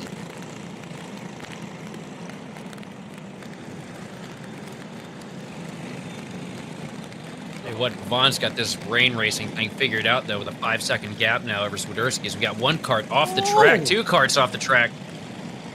3 karts off the track there, and everybody, I think, gets back going without too much of an issue as they come around, and everybody bringing their way through as we check in here with our race leader coming around through turn 7. I mean, you can see the rain, the heaviness of the rain that's there, and I mean, at this point, it is just do what you can. Race leader coming around out of the final corners and down the main straight, able to get his way through and looking really good. This is going to be 3rd place on our screen now. Ethan Chan coming through, trying to defend it.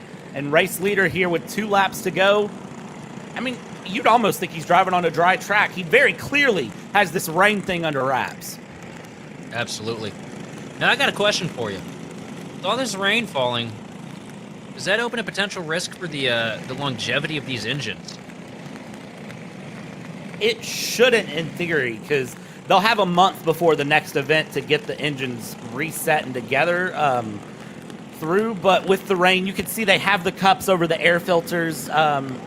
They protect them from ingesting any sort of water.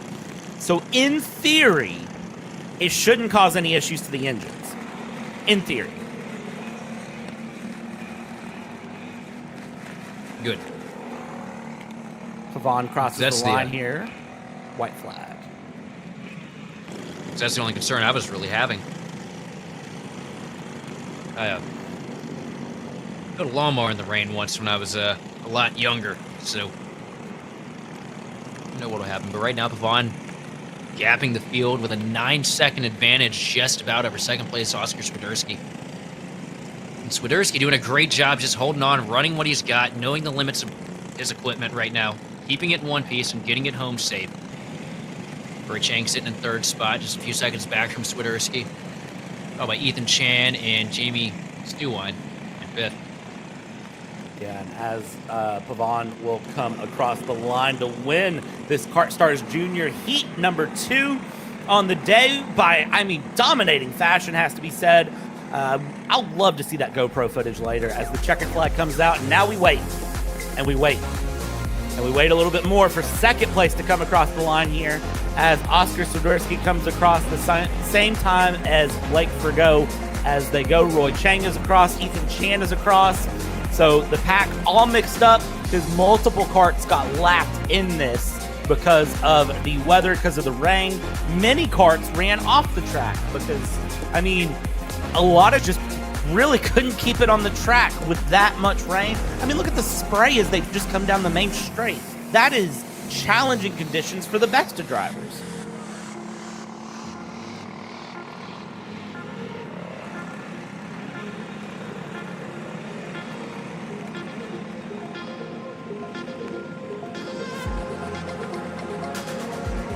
Look at our next lineup here. Briggs Masters next. I'm curious to see how they do. Because again, this is ages 30 and up, so this should be a lot of patience in the field for these drivers. So I think they might be able to keep on it pretty well. You can still see if you look at the pavement there, if you look at the helmet, the rain come through, but while they take time to clean up all of these karts from our last run, we're going to take a brief commercial break. We'll be right back whenever these drivers are ready to get on track.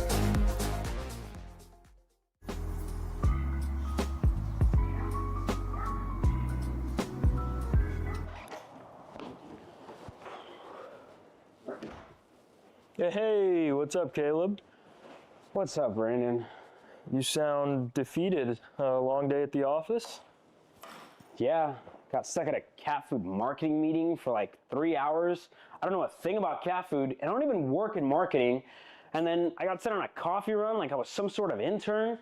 Then at the end of the day, when I want to go get gas, I just realized everything is so darn expensive nowadays, man. Yeah, you got that right. Like, do you have any idea how much we're spending on Netflix? It's like $20 a month. Do you know how much we're spending on cable? That's like $50 a month. But you know what isn't expensive? Tell me. Kart Chaser Premium. For only $9.99 a month, you can watch all of the American karting action live from coast to coast. Subscribe and become a member today.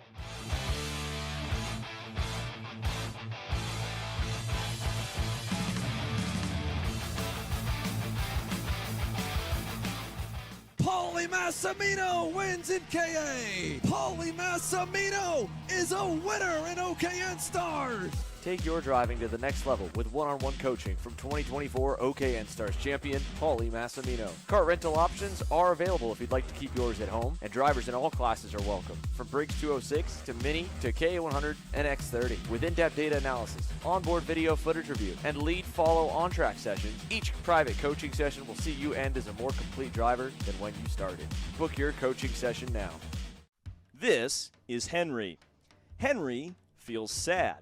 Henry feels sad because it's time for his next big race and his go-kart is in bits. Henry doesn't know that Acceleration Kart Racing is the United States' #1 shop for all of your karting equipment needs. Henry also doesn't know that Acceleration Kart Racing can deliver anything from tires to race suits and even wheels directly to your front door or to the racetrack itself, quickly and efficiently, with tech support available 6 days a week. Poor Henry doesn't even know that Acceleration Kart Racing offers free shipping to mainland USA on selected product if you spend $200 or more. Do yourself a favor.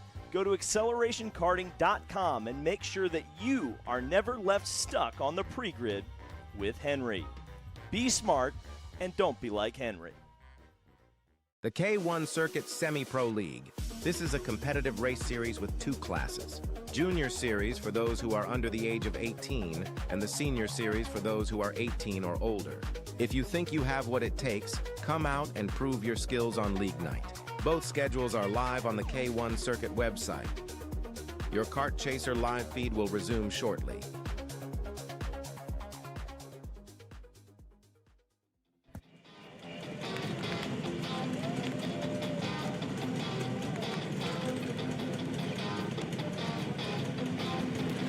And welcome back, and I tell you what, I don't envy these drivers at all. I'm looking at the radar, I'm looking at things. It looks like another batch of rain should be coming in just a little bit as well. So probably about the time, if I have to guess, when we're running pre-finals. So I don't envy these drivers at all.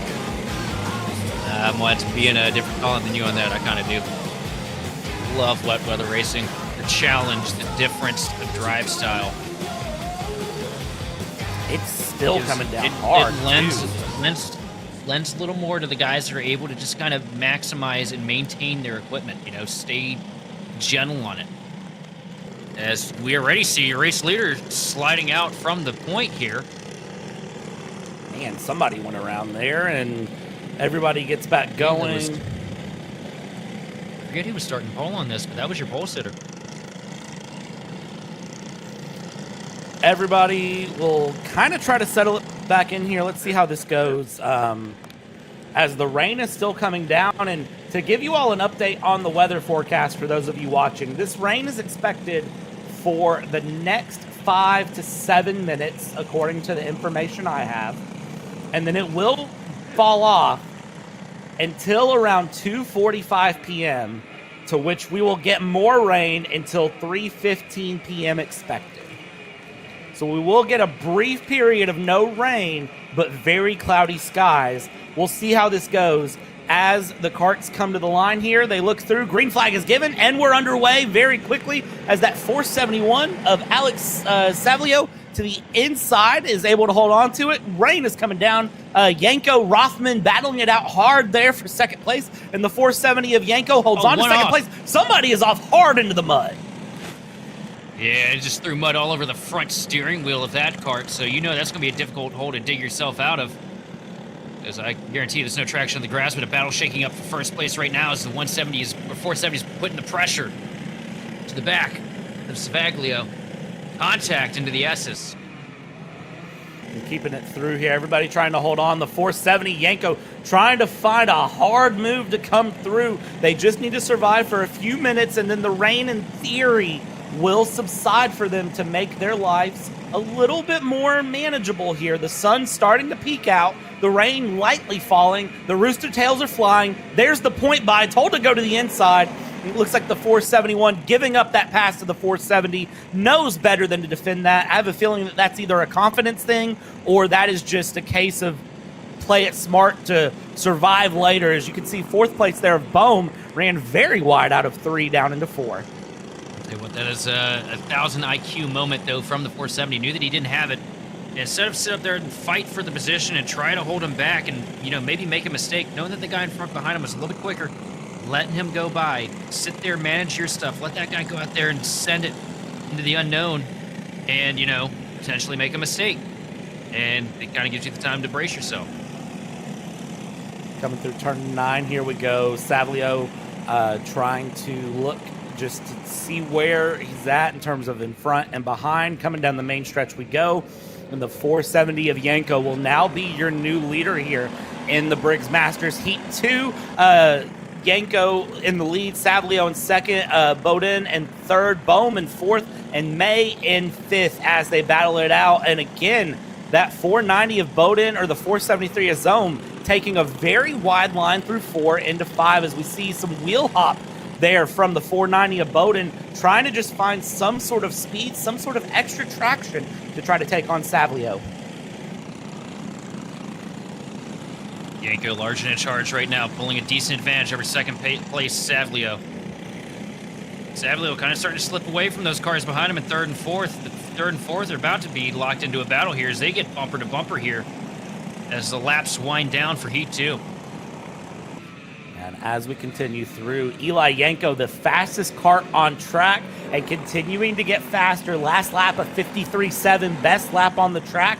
Meanwhile, to give you an idea, Savaglio ran a 55 on lap pace. So, I mean, that's a considerable speed difference for Yanko against Savaglio. As Bowden and Zome back there, the 490, the 473 in third and fourth place, just behind our second place kart. I mean, they're battling it out, and they've invited Kevin May in fifth to kind of get into the action as well. So 5 laps to go here, plenty of action to be found. Look at that, not even Yanko's comfortable up there at the front. You see him sliding around. Sorry, that's Savaglio sliding around right now. Spent more time counter steering than he's been actually steering in. But doing a great job with throttle management to keep that kart righted in the proper directions. We got one kart off the track here.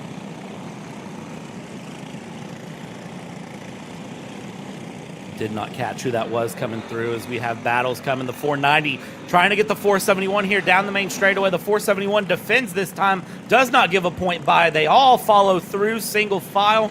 And Savaglio and Bowden will be looking for something through 3, through 4. Again, running very wide. A lot of the karts are right curb. Switch it back there. Bowden with the pressure into turn 5. Trying to hold on to it while he can. And he is doing a great defensive job. Knew he didn't have the speed of Yanko, but man, is he holding the karts behind as they come out of 6, down into 7A. Now the right-hander is 7B, and then the right-hander again at turn 8. And that 471, talk about a cork in the bottle. Look at the sea of karts behind him that just want to get by. Yeah, he's doing everything he can right now to play defense, doing a good job of it, keeping a kart length advantage over him and the kart behind him. But right now, off to the races is Eli Yanko. Now sitting at a 5-second advantage. Channeling his inner Ayrton Senna, trying to run away from the field here, and he's doing a good job of it as we see the battle now starting to shake up here for second place. Swinging wide is going to be Bowden. All over the back bumper into the corner. Bowden does so well through turn 4 there, but just doesn't seem to be able to set it up enough to to hold on to turn 5, but through turns 2, 3, 4 is doing well. Now into 6, I mean, you can see the gap has opened up, so Savlio has done well to hold on there, but behind Bowden, I mean, look at that. Bohm, May, and McCarthy even now is in the mix. So I don't know who the cork in the bottle is anymore. Is it Savlio? Is it Bowden? Where is the battle really coming from? I think they're all just taking turns. And I think as the laps are winding down, Savlio is starting to get more confident in the equipment he has underneath him here in the rain. As he's starting to run better lap times and starting to pull away from these guys behind him. 2 laps to go, so. I think what he's doing is he's just playing the cushion. You saw him, be concise and calculate at the start. Here we go, a little bit of contact. Now side by side. Here comes Bowden looking to the outside into the corner. Is he going to be able to get it done? Yes, he is. And we're not done. One card off the track, but back on. I believe that's Savlio who ran off the track actually going through as we come around. That is going to be the 473 of Bohm back a little bit as we go through. Bowden up now, and we'll reset their positions here in just a second because white flag this time by for our leader by 6 1/4 seconds of Yanko. There's a cart off just standing there. They'll have to figure that one out. And as they cross the line here, this battle back, it's Bowden, Savlio, May, Bohm, McCasey is your top 6 with David Anderson just behind. But I mean, I don't know what we can really say about Ethan Yanko that can't be said otherwise here, because Sheldon, I mean, he has had a mega drive. Oh, it is a walk-off for Eli Yanko up here at the point. Up to a 6-second advantage now as when he took the white flags. We see a little bit of contact, battle for position here. Trying to finish things out there. The 411 of McCarthy getting passed by Anderson there. Our leader crosses the line here in just a moment for the win, as we see there coming through, coming around, and trying to find that final run. There's the checkered flag. There's our race leader as he wins the race here for the Briggs Masters Heat number 2 in tricky changing conditions, and everyone comes through in the end. How does this one shake up? Well, it is McCarthy getting past May right there. That was the pass on your screen. So it's Bowden in second, Savlio in third, McCarthy, Bohm, May, Anderson, Christopher Mitchell, David Miller, Jason Rotham, your top 10. I gotta give props for Savlio though, holding on to that 3rd spot. You can tell he was fighting tooth and nail that entire run, but did a good job keeping the thing under on to bring it home 3rd. And Bowden basically came out of nowhere to get 2nd. Amazing here as we come through, and the next round of karts will start to prep up. Next, after this, if you are wondering, so our next run here as we pan over to see them, this is going to be the VLR Masters that will be followed by the VLR Juniors. Hey, there we go. They know they're on screen. They know what's up. Everybody having a good time here at the track. Rightfully so. This facility has put together some wonderful racing today. Been amazing racing coming through for everyone here, and we'll see what happens here as the day goes. You can see they get excited to know they're on camera. Can you blame them? Yeah. I mean, come on, you're on a Kart Chaser production. It's great. Oh, there's not a kid in the world that doesn't get excited when they see a camera rolling, that's for sure. Let's see here. I'm trying to look and make sure. I'm gonna assume everybody is on wet tires at this point. I don't know who wouldn't be on wet tires, and I just noticed the 472 there up in the front. Did you notice the cloth on his glove to clean his visor of water? Smart idea. It's getting to that point. You see how big the spray has been off of these karts. The rooster tails have been massive coming out the rear end of these things, and you're definitely gonna want to keep that visor as dry as you can. Coming from so we got one around, but coming from one that rides on a bike pretty frequently. The worst condition isn't necessarily the pouring rain, it's mist. Because mist will get stuck on the visor and you can't get that or anything. It's just miserable. I'd rather drive through pouring rain, and when you're behind these karts, you just get nothing but mist spray right into your eyes the entire run. Yeah, it's rough for sure, but I think that That is the one benefit of the visor. Somebody is off there in turn 6, was facing backwards through. We'll see if they get that going and if we still take the green this time by, as it's taking them a while to form up this grid. As we come through the 472 in the lead as they come around. Let's see what the call is here from the race control from the marshals on the track. You see them, they're giving the slow down, the thumbs up, the slow down. Let's see, do they give him the green flag or do they send him around one more time? Green flag comes out, and we are underway. 472.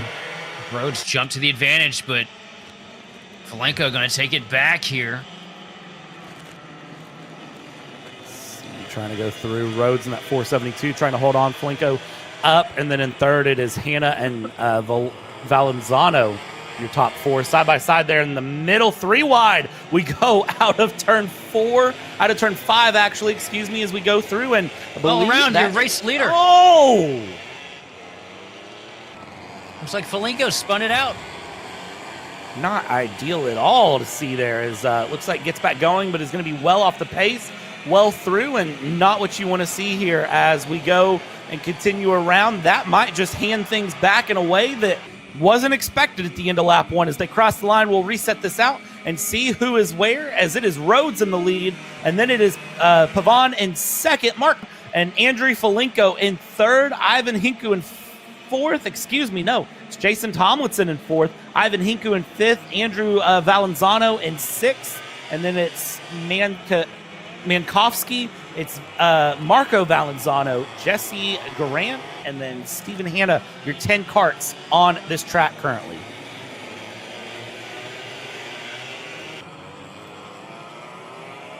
But I gotta give these guys a lot of credit, though. Most of these karts keeping it straight and staying out. Well, there's the commentator curse that I'm so well known for. And that was Mark Pavon spinning around. Not what you want to see from Mark Pavon going through as Falenko Tomlinson battling it out there. The orange helmet, the white helmet, and that black helmet of Rhodes is about to be under some pressure here as we go down the main straight. Let's see how this one ends up. Tomlinson, Hinku, their second, third. Let's see who lands where in this mix, as Falenko is actually down into fourth. So hard battling here down the inside into turn 1 as the 472 is off and pulls into the middle of traffic. Oh my goodness me. How did everyone miss the 472 of Rhodes? I'm just holding my breath as we wind our way through the laps here. Well, this has been a difficult one to keep up with. I'm actually having to catch my breath from that one. That one was scary. This has been such a mixed up Masters race. It seems like just the track conditions are changing corner to corner, and it seems like nobody's really been able to get the track under their belt to get the greatest idea of what they should do here. It's now Hinku in the lead with Tomlinson in second. Third place, Andrew Valenzano. Fourth place, Paul Rhodes in the 472. You see Valenzano, that's the 422. Tomlinson around there as Valenzano is now into third, and there's a battle going through as you see it looks like the 472 of Rhodes under pressure from the 454 of Pavon, who's coming around with Mankowski. I don't know where to look or what to keep up with. A little bit of contact coming out of the corner. Here comes the 454 machine, and he's around. Goodness me, and they are on wet tires. They are on treaded wet tires. The track is just that greasy at this point. It is that slippery and that hard to find grip, even on these wet tires. That is amazing. Oh, we had about enough rain that if it kept on for another couple minutes, these guys would be floating with rudders. I mean, honestly, I might get a kayak out and about and have some fun. I'd probably be able to compete the way it's been going here, but side by side we go. Where they stop? Well, looks like they stop when they sort out who's going to be where. The 411 being passed there as he goes and tries to just maintain position there. Mankowski just holding on to what he can coming through and doing a fairly decent job. Look at the puddle on the inside there of turn 6. That is a massive puddle right there through turn 6, and same thing right there around turn 9. Big puddles against the curbs on the inside, so drivers having to take a very wide berth, a very brave berth around the outside there. Hey, how many times has this track changed? We started covering at 9 o'clock this morning. It's been through some phases. I think the only place on the track that's dry right now, or at least not saturated, is the runoff area. Oh, the 472 of Rhodes gets real loose there. Great job keeping it under him as he's trying to fend off a battle from behind the 483 machine of Folinko. And Folinko, you can see that kart is dirty here from the rain run.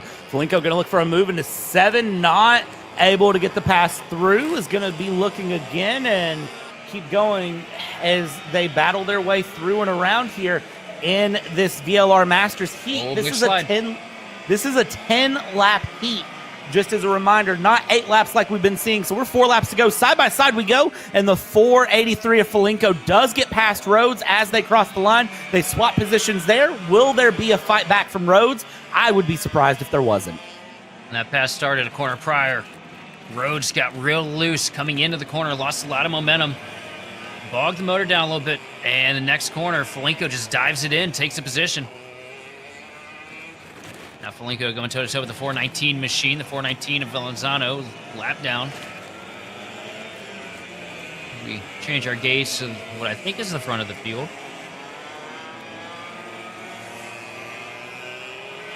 Believe so here as we come through, looking at the front stretch coming around, and just hold on to what you can at this point if you are Hinku. Ivan Hinku, you need to hold on. You need to make consistent laps. The track is drying corner after corner, lap after lap. So you're just dealing with changing conditions the entire time. Where's the grip? What do you do? What's the best decision here? For that 439 with just 3 laps to go, it's hold on, and it's just basically don't make a mistake and just make sure you keep the grip under you on those wheels. They're running in a poncho too. I just noticed that. I don't blame him, honestly. I bet it'd be miserable to get that race suit wet. Oh, man, horrible. It's a horrible material to get soaked.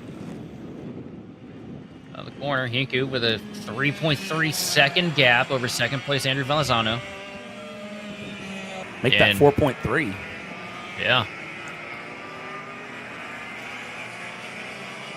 Ridiculous run here for Hinku. Valenzano, a solid second place run as well, as he has an 11-second gap to Paul Rhodes. So, I mean, gaps are opening up all over the place at this point as drivers are just trying to survive to get to the end here of the VLR Masters Heat as they come through, and, I mean, they are doing good. This is, of course, the Rok Heat Race 1 as it goes through. So the VLR classes run a slightly different heat schedule in final schedule to the Briggs and KartStars classes. So this is, of course, the first heat that the VLRs have ran since qualifying all the way this morning around 10-something, whatever that was, that these VLR Masters ran through. I think it was around 11 o'clock, actually, that they ran through. And that was a sunny, grippy track.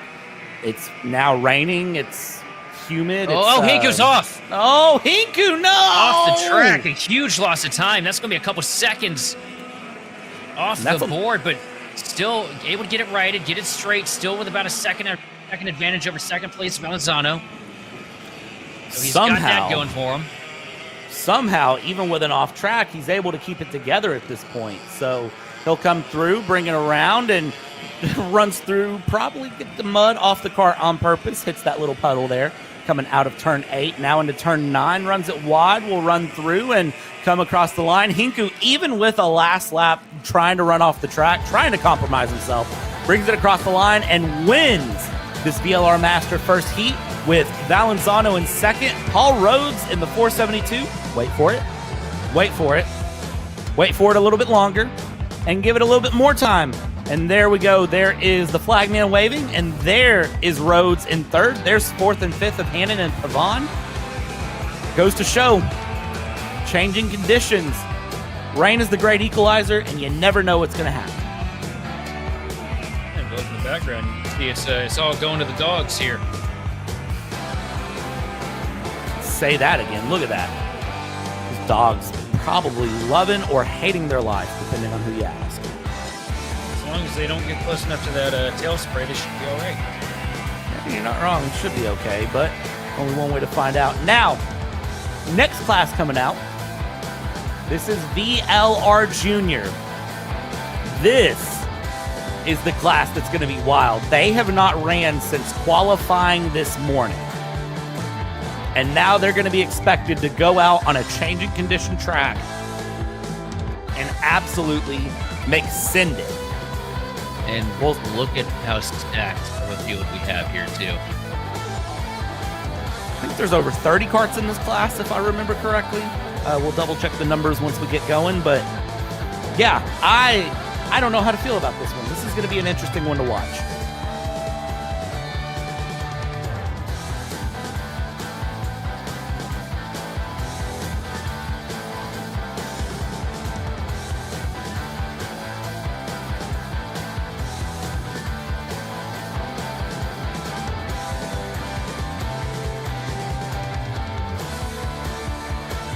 Camaraderie with your drivers up here at the front of the pack. Just a little bit of conversation here, a little bit of conversation there. You can see some of the other drivers in their race suits talking to what I would presume to be family members as they get ready to go here. Kind of interesting to see. And as a reminder, you're going to see some really hard racing here, but they're racing for a chance to run the Rok Super Final in October in Italy. That is what's for grabs in this. So you need to be on your A game up front. You need to be able to tackle these changing conditions. You need to really not mess it up, because our pole sitter, the 215 is around right off the bat into turn 4. That's not a good way to start your race. Oh, man. It's going to put him all the way at the tail end of the field here, too, as we got another kart off the track just in front of him. They'll probably have to send him for another pole lap, or another formation lap around, if I had to guess. We'll see what the decision is as they come through and around. This is going to be some hard fought racing at this point. Let's see the 207, the 224 up front together as the 215 spun it out there on turn 4, and they all pack it up hard and jam it on the brakes very quickly, trying to form it up. See what we can get together here to get ready for the run.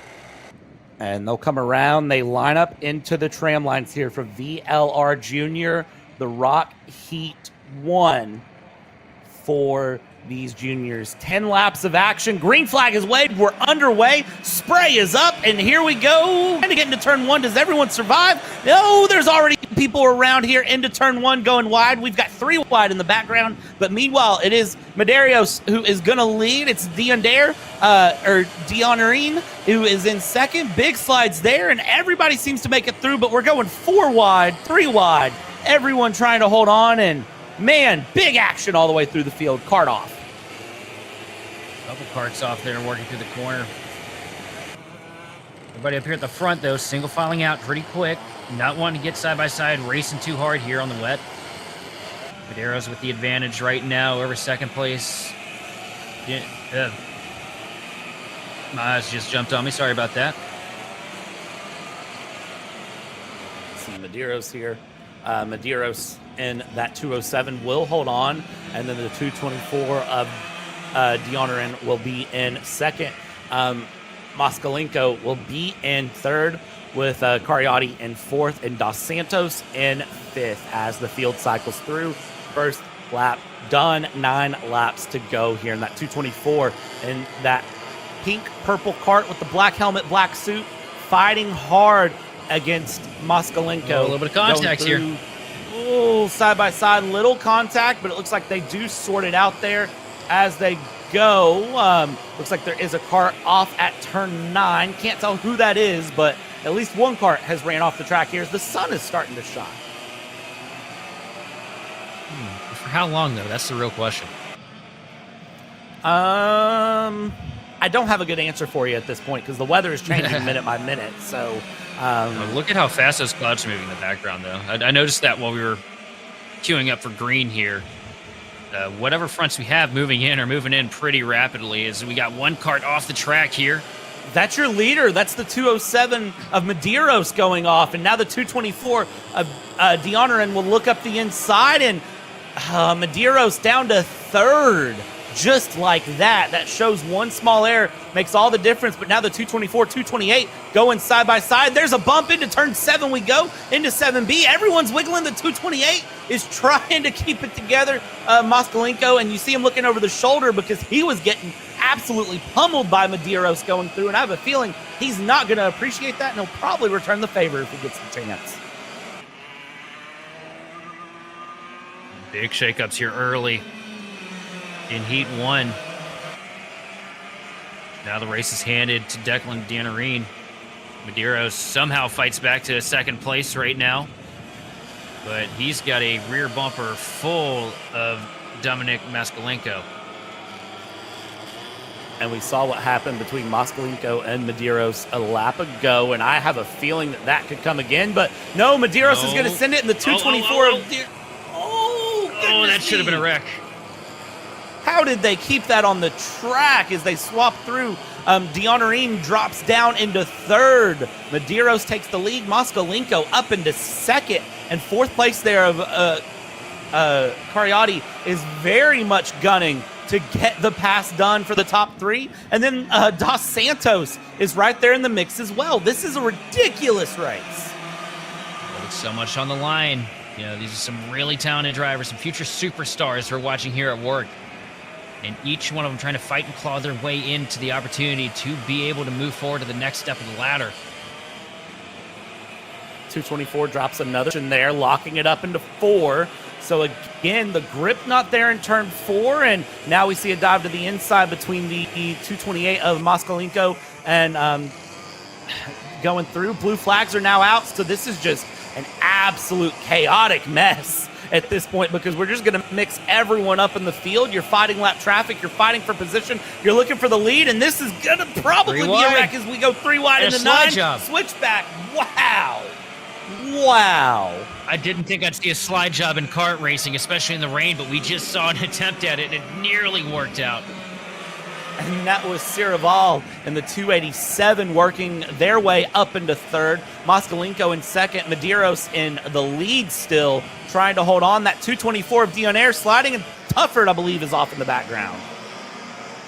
Give him credit, because it took a lot to send it down there as low and as deep into the corner as he did. Grab it, throttle up, and try to make it stick. A lot of courageous young drivers we have here, as Medeiros is working a 1.7 second advantage over second place Moskalenko. Derval sitting back there in third, 2 seconds back. And that is Kariotti in the 229 that is behind Deonair now.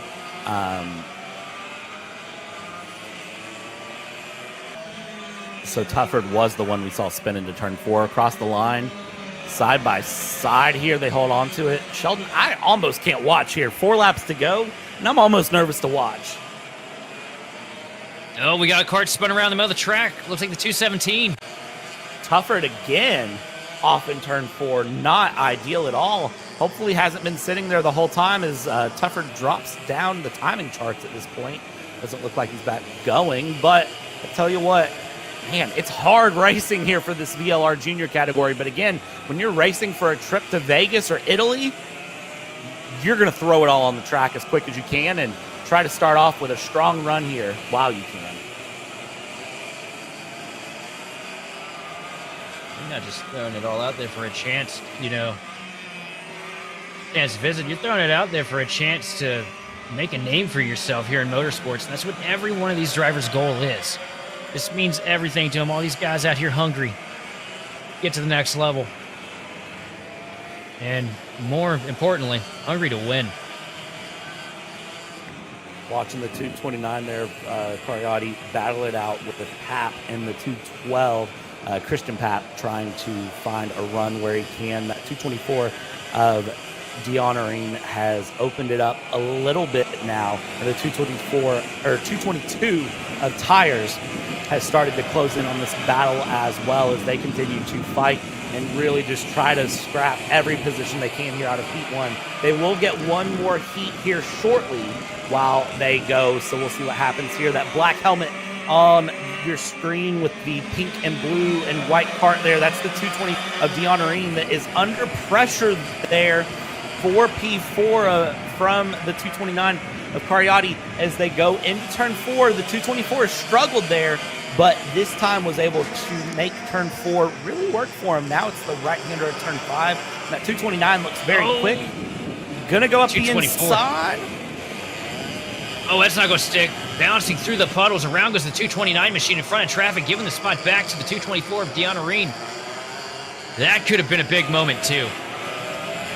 And Kariotti is going to drop well down the order here at this point as Dion Areen is going to run away with it and do basically what he can to just get forward, get going here. Last lap now underway here for our leader, Medeiros, apologies, as Medeiros will run the final lap here while we're still watching this battle for P4, P5 open up as it goes, and it doesn't look like the 224 is going to be under too much pressure. Checking in on our race leader who's been lapping karts through the field, and that 207 of Medeiros is just steady as you please, just nice and patient, has a 1 second gap to Leonardo Saraval behind. Just needs to nail a couple more corners. Leonardo Saraval has been closing this advantage rapidly. Brought it down from, what, I think it was about 5 seconds down to a second. But time runs out. Medeiros is going to take the checkered flag and win this heat. But Saraval brought it down to 0.6 of a second. That's going to be somebody to keep your eyes on as we get into the finals this evening. Moskalenko bringing home a good third place with Dion Areen in fourth, Dos Santos in fifth, and Tires in P6. And then it's Karate in seventh, Sean Airy in P8, Pap in ninth, and Tires in P10. That's Quinn Tires in 10. But that's VLR Junior getting their first heat out of the way. And now it's time for pre-finals to get prepped up as that Heat 1 results is in and going through. There's your top 15 on screen. It was Ava Cabral, Ton Chi going through. 20 karts took place in that. Man, it felt like a lot more. As we'll cue things up here momentarily, Briggs Senior will run an 8-lap or a 10-lap pre-final. Don't go anywhere. We'll be right back with you here live on Kart Chaser.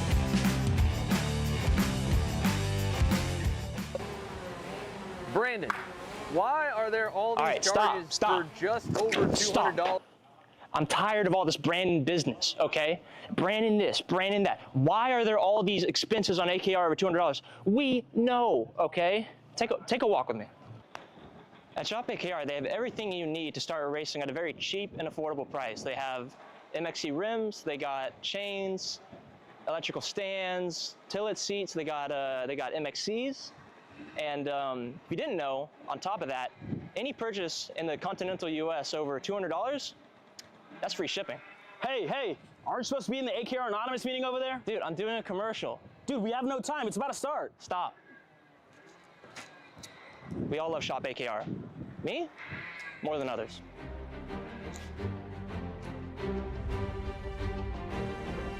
What do I get at Shop AKR? MXC rims.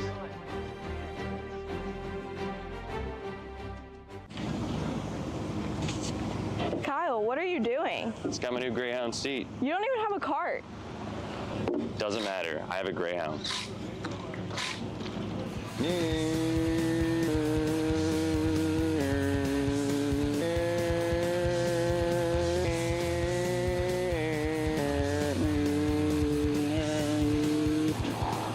the f is Kyle Cuthbertson?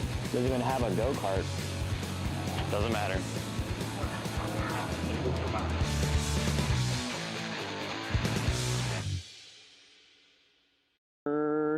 Cuthbertson through on Turney. Turney in the dirt.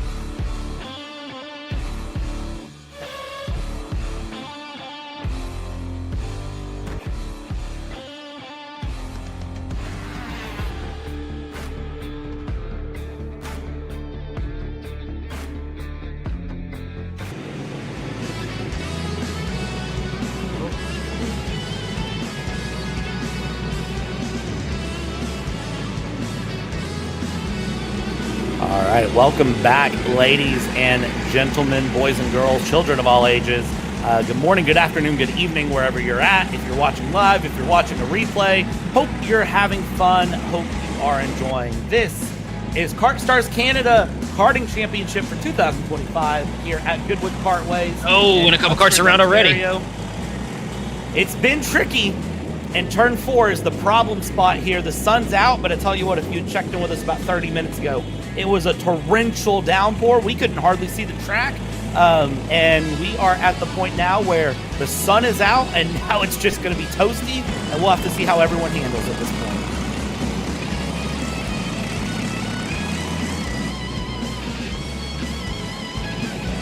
Sun being out, the one thing you want to be keeping an eye on is eventually a dry line is going to form here.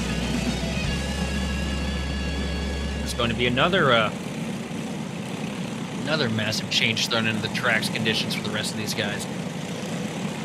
Say that again as we come through, and somebody trying to squeeze back in position. Probably the driver who spun earlier, trying to get back into line there, and not really being let back into line. I don't know if you noticed that, but having to fight to get back in and back through. We'll hit the tram lines, and this is going to be the Briggs Senior pre-final. So 10 laps now. They've been running 8 laps. Now it's laps, and green flag is getting her way. Paxton will be in the lead with Moore, with Treadwell, Webster, Black, your top 5 coming through, and everybody gets away well, but yellow flag's waving. Looks like false start probably called.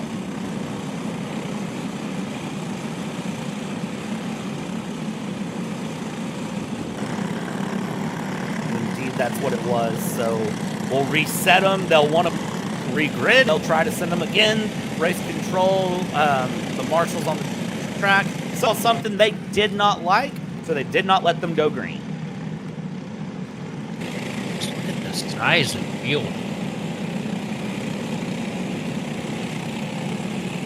This field. So am I right in what I'm seeing right now? 52?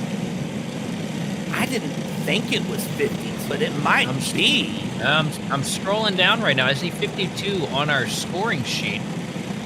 And based on the fact that it looks like a half-mile long funeral procession, I kind of want to believe it.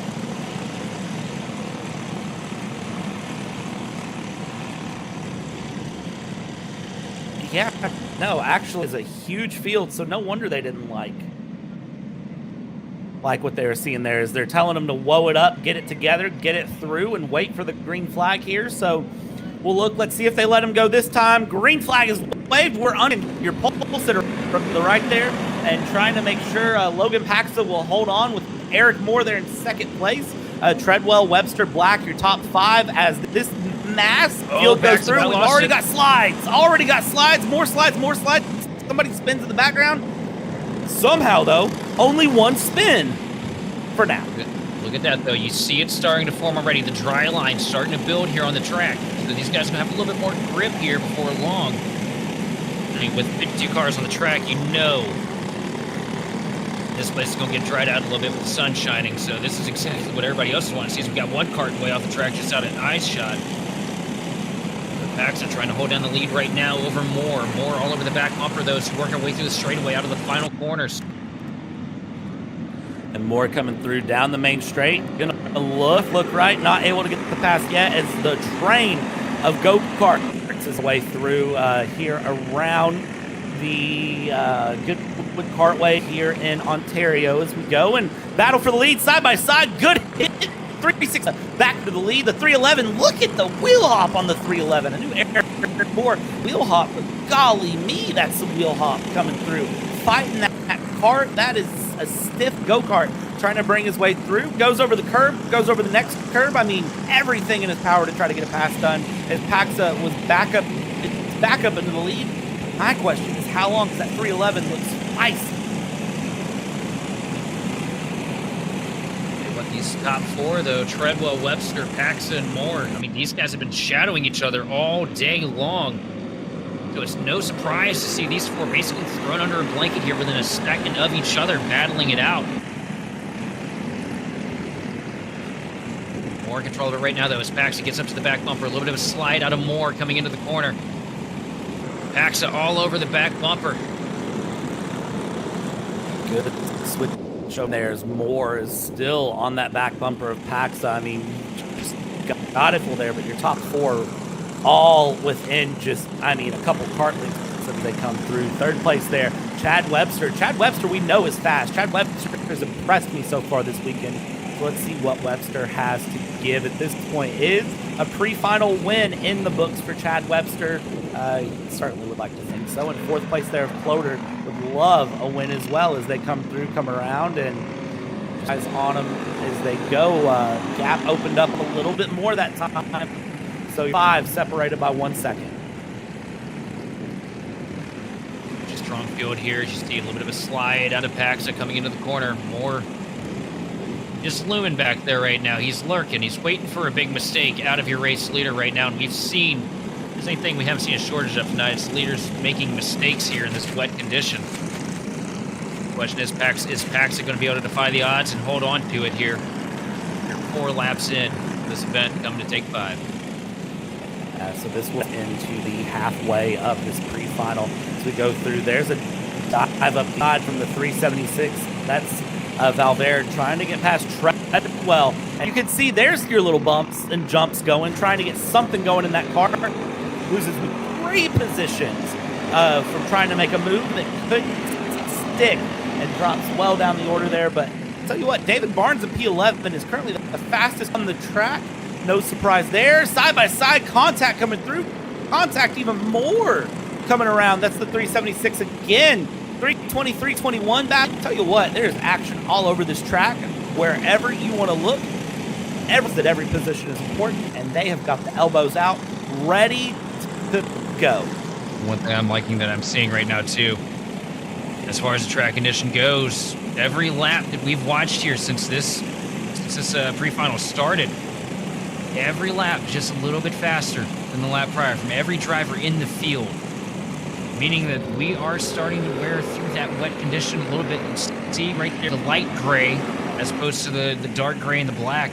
That's where the track's starting to dry out a little bit, and that's going to be a huge handling shift for these guys. And if it stays sunny like this and they can keep it up, you know, there's a possibility that we can see guys go back to slicks as we get into the later stages of this event tonight.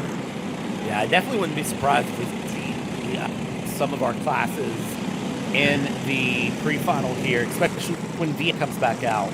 I wouldn't be surprised if we see them decide to chance it on slick. There's a good move to the inside. Great racecraft coming through. 2-for-1 special, but Alicia Keys mode engaged, falling down the order, losing multiple positions. Now we keep it side by side again through 9. Even the puddle on the turn 9 has started to dry up and go away and go underneath that curb there at 9. That doesn't mean water there. You hit that curb, you're still going to see a splash, but and going away there as it goes. The water not near as bad. Car off the track. Somebody decided to mow the yard there on the exit of 1. See, if this was a NASCAR broadcast from the 80s, they would have called that the pass in the grass. As we just call it, you're going to get a landscaping bill as we come through. Turn 6, the puddle there, so keep your eyes on it as this afternoon continues. We bring things around, and again, still keeping a very hard competitive run in this C-plus kart field as it stands. 52 karts showing on the timing screen, and 3 wide almost the answer out of turn 9.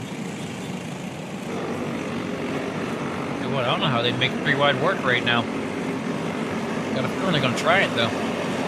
I mean, the worst that can happen is it doesn't work, but they're certainly going to try to see hanging back there in the back of the camera shot coming into turn 4. Try to keep this move grooving, and well, I'll tell you what, these karts are all over the place now, because now, here's the problem. They're all on wet tires on a dry track, and do you know what doesn't work as well as do? Wet tires on a dry track. And now here's someone saying, but how does that make sense? Well, Sheldon, here's the thing. Wet tires on a dry track overheat. And you end up feeling like you're driving on a wet track on dry tires. Yeah, and also you just got to factor down too, you know, why do we run racing slicks? Because slicks is a much larger tread pattern. More tread pattern equals more grip. More grip equals less sliding. Sitting out here on these treaded tires, you know, they're treaded so you can disperse the water. But that also reduces the amount of tread to the track, the amount of rubber contact to the track. then also that allows them to overheat, making it difficult. You see slides happening up here at the front of the field right now. I think that's Pax that we are looking at right now. Nope, never mind. That is definitely not Paxa. That is Moore and Floater that we are looking at. So this is second place that's currently under pressure. So 3-cart battle for P2 is currently where we have found ourselves. And this is where things are going to get real close here as we go through. 1 lap to go. White flag out this time by. And if you're Floater, you need to send it and send it soon. He's going to run wide there through turn 1, there off the left-hand side of the camera shot, down the inside into 4. Can he make a big slide there from Moore? And Moore goes all the way to the dirt. Off the track. 4th, loses. He might lose 6th position as a result of that here. I'll tell you what, I'm trying to figure out where Floater came from. You know, he's been so strong in this final, but I don't remember covering him or even mentioning him the first half of the day. He's been in the mix. See, we'll see what Floater can give here, especially into the final. I mean, if he's going to finish. But across the line, Cubs, our race leader, Paxa, the 316 cart to win it with that 321 or more, pulling it off in the end. And where did everyone move to? Well, it's Paxa, it's Floater, it's Webster, Valverde, it's Joshi, it's Moore, it's Barnes, Jonathan Treadwell in 9th, and Stefano in P10 of your 52 car field.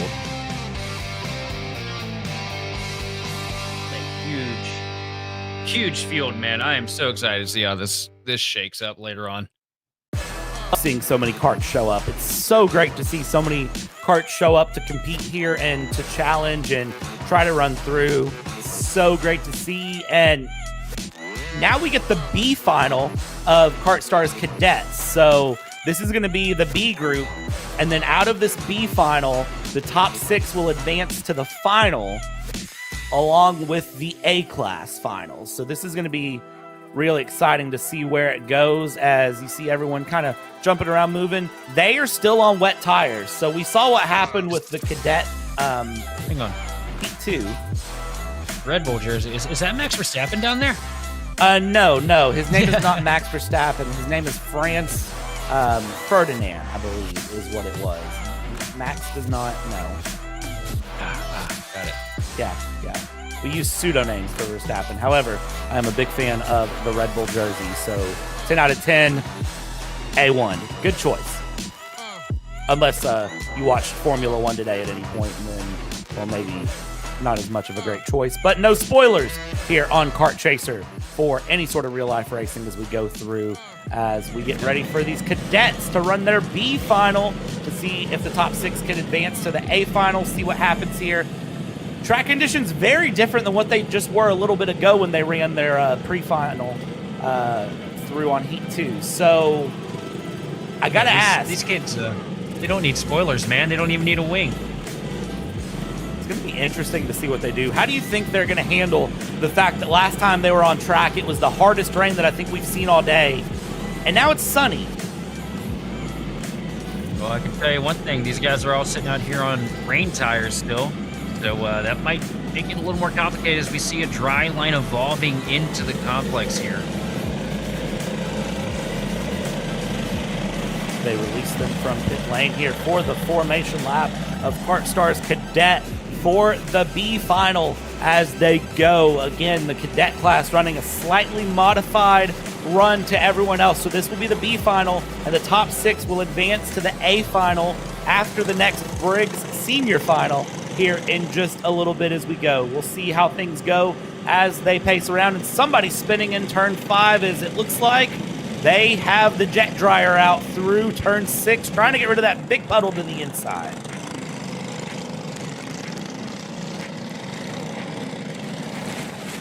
I guess they heard me mention it. Oh, yeah. Yeah, it's pretty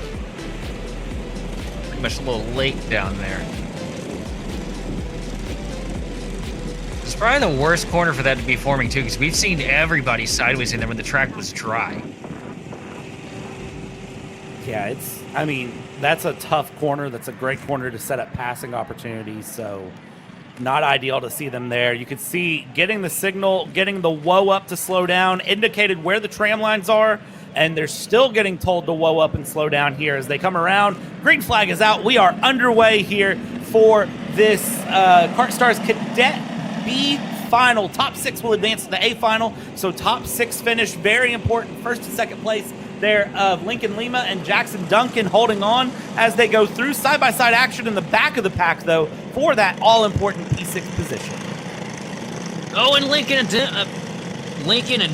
Lima. Oh, wow, I messed that up 3 times there. Lima and Duncan both spin in tandem. Not ideal to see that happen there, and that will shake things up greatly. Now they're going to have to fight really hard to get going again and get back up in position, but that's going to leave McGooey up in P3. Should inherit the lead here. I'll tell you what that comes down to. That comes to watching the guy out in front of you and paying attention to what he's doing a little more than what you're doing yourself. Typically what happens when we see tandem spins like that, as you see Lima doing a great job capitalizing, getting back to the second position, getting to the rear bumper of your race leader now. And now he's going to try and dive it down to the inside. Not able to do it, though, as McGooey's going to cover the run. Now they're side by side again, looking to the outside, trying to go a little bit better of an apex here. Get the launch down the corner. Here it comes, and we got a spin behind him. And that was the number 69 cart of Tillerson Chung, who was in 4th, I believe, with the 17 of Tristan Francisco. They just locked wheels and spun around, and you saw there that Francisco and Chung just kind of looked at each other like, what happened? I don't know what happened there, and that is unfortunate for them. That's going to drop them well down the order, and hopefully there's no major damage to the kart suspension as they go through. Up front, Lima and McGooey still battling it out here as they go, and Kitchell up into 3rd now. Tell you what, I'm still impressed with how good of a job Lincoln did maintaining his momentum to the point where he can get back to the rear bumper of your race leader. You saw how big of a loss it was for Jackson. Switchback. And here he comes. He's charging for the lead with the switchback. Takes the spot with ease. Lincoln Lima back in charge here. This battle is far from over here. 6 laps to go on this race, and I tell you what, that was a great calculated move from Lincoln Lima to get past there. And now 2nd place is under pressure from Kitchell. We'll see as they cross the line. How much of a gap did Lima just pull on McGooey? Well, as they come across the gap, almost a second now. And I tell you what, that number 31 is under pressure from the number 10 cart behind. Let's see how that goes as they're coming through. Battle it hard, and try to charge to the inside. Set it up, switch back to Finn. Hard dive to the inside, hard on the brakes. Great run, keep switching it though. Wow, great battle for 2nd place. Calvin did about everything he could to get a crossover. Not going to happen. Now he's under fire from the 9 machine and gets shot off the track a little bit. Now up into 3rd place is going to be Jackson Duncan working on his rebound from his spin earlier. Yeah, not ideal there for that contact in that moment. Trying to go through turn 7 and not a lot of room in turn 7, so you try to send 2 carts side by side. The only other times we've seen it, it's resulted in disaster, and unfortunately it looks like it is going to drop another cart down the order there as we come through. There's a cart off of the side there of turn 4. Now they go down towards the inside of turn 5 here, bringing it through. Lima with a 1.5-second gap on Kitchell as they go, and that is going to be an all-important gap to try to maintain, with a 0.5-second gap between Kitchell and the number 10 and Duncan and the number 8 as they go through. The number 11 there, or the 31 actually, I apologize, coming through as we have battles continuing to develop up, down, all the way around. There's the 8 of Duncan going through, and that's actually the 10 of Kitchell. My apologies there for that battle in 2nd and 3rd. There's your 19, there's your 10, there's your 8 coming through, and this is going to be what's important really for them, but also that 6th position, holding on to P6 is very important if you're Kisley going through, because Chung in 7th place, if you can get in the top 6, you advance to the A main here in the final of the KartStars Cadets. So if you can, you need to finish in the top 6, but the win, of course, pays more points, so that's all important as well. And 8 machine of Duncan is absolutely wearing out the 10 of Kitchell as we work into the later laps of this event. Oh, but a little bit off center there. It's going to kind of dampen the momentum of the 8 machine of Jackson Duncan, giving a little bit of breathing room now to Kitchell. And all the breathing room, though, going to your race leader, Lincoln Lemus. He's starting to walk away to a 1.4 second advantage over second place. A great advantage there coming through as we go 2 to go this time by. And now it's again through turn 4. These laps only take about 48 seconds, 49 seconds. Well, we're running about 50-second laps right now. So there is a spin from the 51, I believe that was, of Dos Santos, if I'm not mistaken.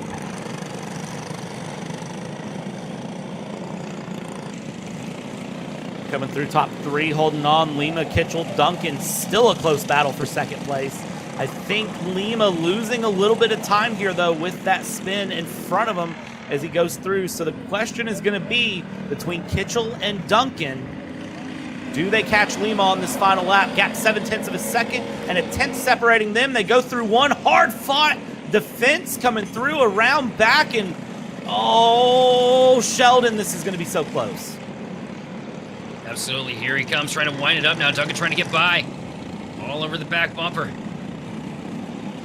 Able to do it, and then you see lap traffic playing itself into the picture here, making it more difficult for your race leader, Lincoln Lima. Getting through now, Duncan to the back bumper of Lima. Coming through up towards turn 9. Here we go. Lima, Kitchell, Duncan, top 3. They get past Tomlinson in the 77, put Tomlinson a lap down, but now it's all about the run through turn 10. Not enough to give there for Kitchell. No draft to help, and Lima will come across the line to win the B final for KartStars Cadet. Duncan in second, Kitchell in third, Francisco in fourth.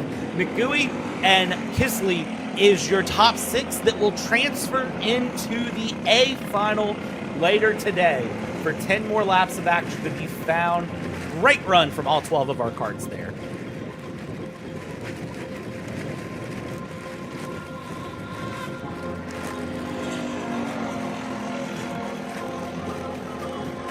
What a fight up there at the front between all your leaders there. And what a recovery by Lincoln Lima and Jackson Duncan. Such a great run from them. And now we get to see KartStars Junior come out for their pre-final. 10 laps of absolutely hard-fought action about to come our way from them. And this is going to be a really, really fun one to watch.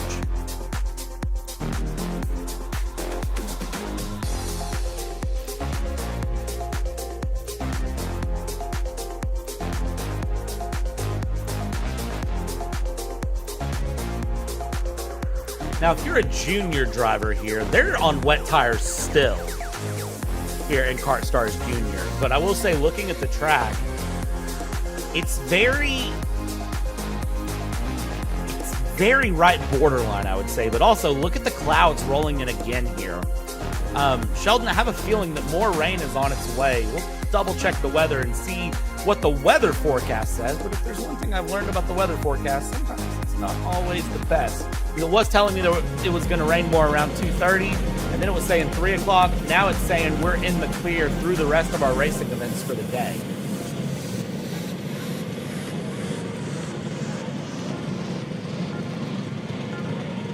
Getting more rain, though. The chaos levels are just going to go through the roof. You just see the kart now getting the go-ahead to throttle up, get out here on the track. This is going to be another pretty big field here. A lot of karts. That is the karts get out and get going, and everyone getting the yellow flag, getting the signal to slow down here as our pole sitters, our pole sitter and second place driver are really just running away from the field and kind of saying, you know what, no, we're going to just get out here now. Forming up this grid early before they even hit turn 8, they start slowing down and going double file. And that goes to show you it's going to take some time to get this whole field stacked up. So they'll hold this run through turn 9 all the way down. But starting to form the grid at turn 8, that tells me that they all know there's a lot of drivers. Hey, the blue and Dayglow colors popping on your pole sitter's card here. 154 machine looks pretty stout up there at the front. Good color combo. I don't know how you feel about it, but pretty fun. But Oh, I love it, but we'll see if it can hold that pole position coming through. As they come around, you can see the signals being given to slow down, low down, flag stand saying it, marshals on track saying it, green flag prep, yellow flag prep, green flag is the one we get though, and we're going to be underway. It's a hard-fought fight for the lead already. Look at this. Chan and Pavan side by side through 3 wide in the mid pack. Somebody's off in the grass. And as they come through turn 4, do we hold on to it? Does everyone keep together? It looks like everyone gets going here in the KartStars Junior pre-final. 10 laps of action coming our way. I couldn't see who it was, but it was an orange cart made a daring 3 wide move into the first corner and it works with him. And he's currently sitting in the 3rd spot right now. Hard fought battle from everyone early on here as we go, and Pavan, to no surprise, Asher Pavan is in the lead, but the question is, can Asher Pavan keep it? Because that's going to be where we really look for it here as they go through, and it's going to be Asher Pavan, Ethan Chan, Roy Chang, Jamie Stuan, Oscar Swiderski, and Caleb Pino, your top 6 coming through. We saw how they all handled the their second heat. Track conditions very different from the pre-final though, and again the dry line's still forming here, so let's see how this plays out across these 10 laps. But I think Asher might have a little bit of an aerodynamic advantage though, over some of these guys sitting real low in the seat there. Definitely trying it here, but we'll see if the pace can be kept as you see Chan and Chang 2nd and 3rd place respectively, sticking right to the tail of Pavan here as they grew down the inside to turn 1. Look at that. Chang's going to take it with a daring slide job into the first corner. Pavan all over the back bumper still though as he work ourselves through more technical sectors of the racetrack here, and he gets a huge shot from behind from Chang. Top 5 separated by nothing here as we come through, and Pavan still under pressure. Down the inside goes Swiderski, trying to Swiderski the side and through side by side into turn 7. That doesn't usually work. Switch back out of turn 7 into turn 8 here, and we see Swiderski trying to keep up with Chang, trying to get the pass. The more they battle, the more it lets the top ones away. And there we go. Swiderski settles into place. Top 5, elbows out, hard racing here at laps 3 of 10 of KartStars Junior. A masterful pass by Swiderski there to get up to the 3rd place. Now what has he got for 2nd place? Pavan all over the back bumper. Pavan as he works himself downhill. Pavan swings wide, grabs a little bit of grass, but still keeps things straight. Closing on your race leader at the same time. Swiderski is breathing down his neck, and here comes a fight for Swiderski from Chang. Chang down to the inside, a little bit of contact. Chang gets knocked off into the grass. Chang will lose significant time on that one coming through, but we'll try to fight it back here as Pavan. I tell you what, Pavan does not look near as strong as he did in Heat 2. So Pavan still under pressure here at the moment as we come around. Swiderski in the 220. Look at this, down the inside into turn 1 and clears the pass before the exit of the corner, and now is up into 2nd, and Pavan drops to 5th. Not even 2 for 1, it's 3 in one corner. That's what happens when everybody's logged up in one lane. You get moved out, you lose a lot of ground. Now here's the question, does Swiderski have what he needs to get to the back bump of your race leader? Here comes Chang though, diving down to the inside, side by side through the S's. Contact, Chang gets the short end of the stick again. Man, Chang is just not having a good time here coming through, halfway through, and you can see that hand signal to the side. That's the, hey, stick with me, let's catch this leader, and then you can fight. There it is. There's the pace coming through down the inside into turn 10, and it will be a new leader scored at the line coming across. Your new leader is going to be Swiderski, Chan, Chang, Stuan, and Pavan, your top 5, but 6th place is the fastest card on track currently. This is nowhere near over. As you see a battle now, dive down to the inside for Chang, I think. Yeah, that was Chan down the inside, Chang following through, and I mean, look at this. You've now got 10 carts in a straight line. If anything happens to any one of them, it's a dumpster fire waiting to happen. As Pavan is dropping even further down the field. Pavan possibly going to drop outside the top 10 by the end of this lap. This is ridiculous as we see the battles continue on here. Nothing has to be a miss on the cart of Vaughn as you see Swiderski diving down to the inside again, trying to get the lead from Chan. Going to take it here as we come to the start-finish line. And Chang goes a little bit wide, grabs a little bit of grass, stays in line behind Swiderski. And these guys giving each other no room here now for the lead again. You know, Swiderski misses the corner. Oh, Swiderski going to be under a lot of pressure here. Coming through in second place, but will hold on. Third and fourth now side by side coming through. Chang trying to hold on, the 232 going through, and that's going to push somebody off. And now side by side through turn 7.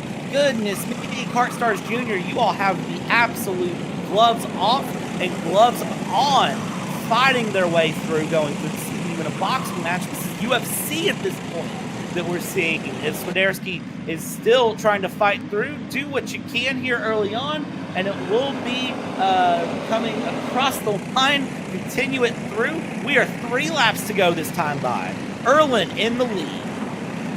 Yeah, the biggest question I got to ask is, where did Hudson come from? Closer mentality here, getting him up to the lead in the late stages of the pre-final. And he's got the most commanding lead we've seen all after in this entire race. Agreed as we come through towards turn 7.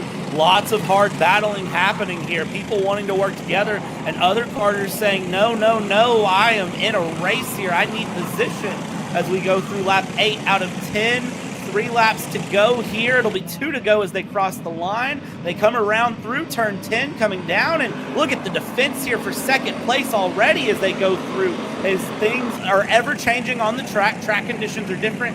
Battles are really shaping up here. Swiderski trying to fight off Chang as Erlen just wants to run away with everything possible.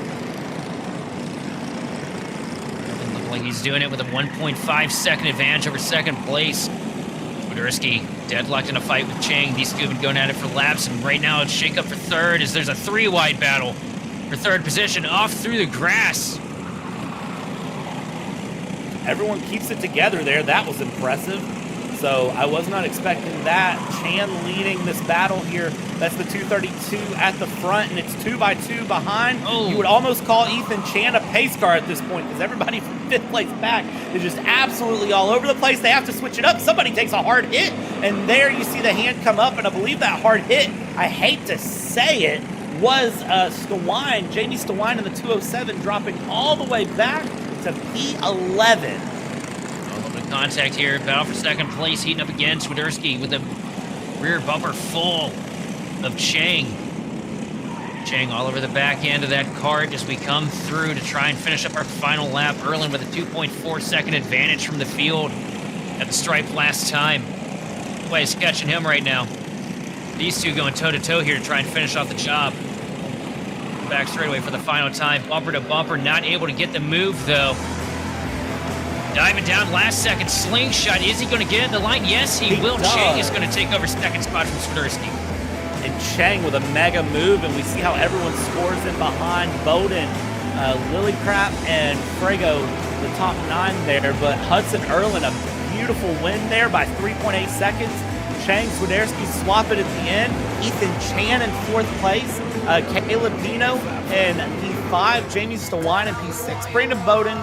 Kagan Lillycrap, Blake Frigo, Caden Malik, Jensen Ray Bold, Costa Vervitas, Cole Campen, Sean Evans, Cody Shaw, your top 15. And for those of you wondering where Asher Pavan finished, it was P26 when it was said and done.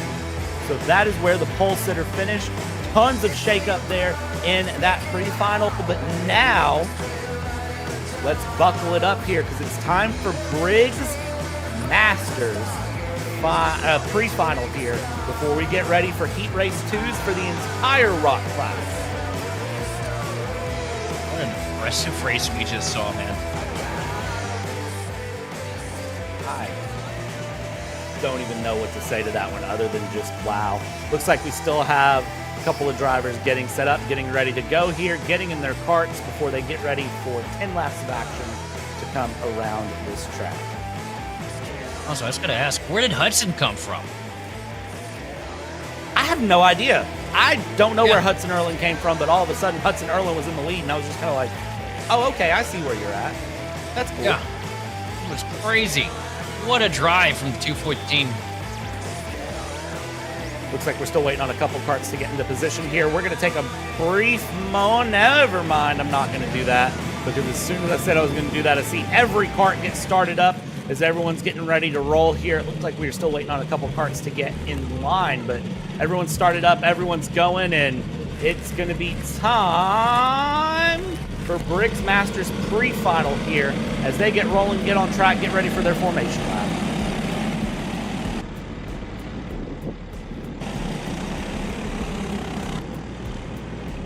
See what I did? I faked you out there. I made you think we were going to go to a quick commercial break, but we're not. We're going to stay live on track and get ready for 10 laps of Masters Final. And I got to say, pole sitter, I don't know what it is about this track. I don't know what it is about Goodwood Kartways. Pole sitter is cursed. Wait, we didn't go to commercial? No, we are still here. Well, this is awkward. As soon as I started to lead into it. Oh, no, I know. I was just trying to get you. For a split second, I was thinking, are we on commercial? And I didn't know it. But no, we are live. We are here on Kart Chaser. Thanks, everyone, for joining us that's here. Tell you what, pole sitter's cursed. I don't know if I'd want to be pole sitter here. You're the 442. Good luck. He may be okay to run it, though. We'll see what happens here. Masters has tended to be one of those classes that things have not been as chaotic, I want to say, but I feel like that's also a commentator's curse to say. Well, I'll say about being the pole sitter in track conditions that have been ever changing like this. You know, normally the benefit of being the pole sitter is the first guy to get in the corner. When the track changes every 10 seconds, you're the first guy to get in the corner, and that's a problem. You're the first one to know exactly how much grip you don't have. I believe it's slick tires on several of these karts as the green flag is out, and Jason Rothman is our pole sitter here, running away with it, trying to keep on early as we go through. And keep your eyes on these karts as a lot of the track is dried. Who's on slick tires, who's on wet still, and as we go through, how is that going to affect this race? Is down the inside very quickly. We have a battle for the lead here coming through as they go side by side up front. But no, it is going to be Jason Rothman who holds on to it from Bowden, and Savlio going through second and third. One thing, we're in for one heck of a battle here between Savlio and Rothman. They were wearing each other out earlier, so we see a battle shaking up for third place right now.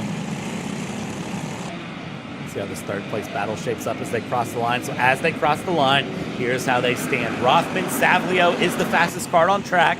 And then it's Bowden, Yanko, May, Bohm, Mitchell, Folino, McAfee, and Miller, your top 10 as they stand. And you can see the top 7 are pretty much still within a kart's distance of each other as they continue around this track. Rothman, Savlio, going to be a big battle to watch. Bowden, Yanko, it's going to be a huge battle to watch. We'll see how they turn out. Really competitive field here, too. Hey, what? There seems like it's delivering us some really talented kart racers here. It really is. This KartStars Canada Championship has been some of the cream of the crop of racing that I have gotten to witness here in my time. It's been amazing to watch here. Third place battle down the inside is going to go Yanko. Can Yanko get past Bowden? Yanko clears Bowden, shoves Bowden into the dirt. And you see the hand immediately come up. The question going, I'm not going to say what Yanko's probably thinking, but he's not happy. You see the helmet shaking. He just jerked the wheel. He's trying to make sure that kart's together because he just took a whole lot of off-road, and we'll see if he keeps it on the track here or if Yanko's race is done, because that was a hard hit. It was a huge directly to the left front tire. We've seen karts take a little bit less here today and have toe link issues, so that might be a problem. Now Rothman leading, though, 1/10 of a second over second place to Baglio. Yanko sitting in third, a second and a half back. Coming through up the hill and across, battles still continuing. That is the 484 of May on your screen behind Yanko. Yanko into third. trying to find his way up to Savlio and Rothman in second and first, respectively. As first place is now contested, Savlio here will get the run on Rothman through 7B. Into 8 we go, and now we're going to see how this goes through 9. Is it a dive to the inside through 9? It is not. You can see that puddle completely gone. They're now taking the proper racing line. It's going to be a tuck the knees in, try to get some more pace down the hill of 10. Across the start-finish line we're going to go. Savlio trying to find a pass around Rothman, if possible, into turn 1. They'll hold first and second, respectively. Rothman pulling a little bit of an advantage in the downhill section. Spreads that lead to about a kart length and a half over second place Savlio. A little bit off center, though, coming through the corner. Savlio going to close up here. Up to the back bumper. Savlio just doing a better job on the second half of the speedway. Up to the back end now as we work ourselves closer to the back straightaway. 442, Rothman ahead of Savlio. Savlio inside of 9. Can he make it stick here? Yes, he does. Side by side down the back straightaway to the final corner. Rothman using the outside lane momentum to pull it, though. So Rothman going to lead lap 6 here at the stripe, but Savlio closer now than he's ever been. And as a driver, when you're that driver in front and you have a moment like that, you know, I got to ask the $1 million question, Sheldon. That rocks you a little bit. It does one of two things. Either it makes you really get it back together and get real fast, or it absolutely shakes you up and you lose the position the next lap when you're that close to losing it. I'll tell you what, I go full send until it either comes around on me or I make something stick of it. Also, Savlio also had a little bit of a rough start to the day. You see the damage on the front of the kart. Got into a little bit of an incident, I think, in the first heat. Correct me if I'm wrong. I mean, we saw some of these karts get into incidents in qualifying and slam the wall, so. You can see right there under the Toyota sticker, it's a little bit bent up, but he's doing everything he can to make that machine stick in one piece and doing a good job of it. He's starting to fall into the clutches of Yanko here, as we got a battle shaking up for second place. Battle for second place, shaping up the 471 and the 470 coming around. So we'll see how this one battles out. It's going to be interesting to really see. Yanko got the position. Yeah, gets the position, holds on to it.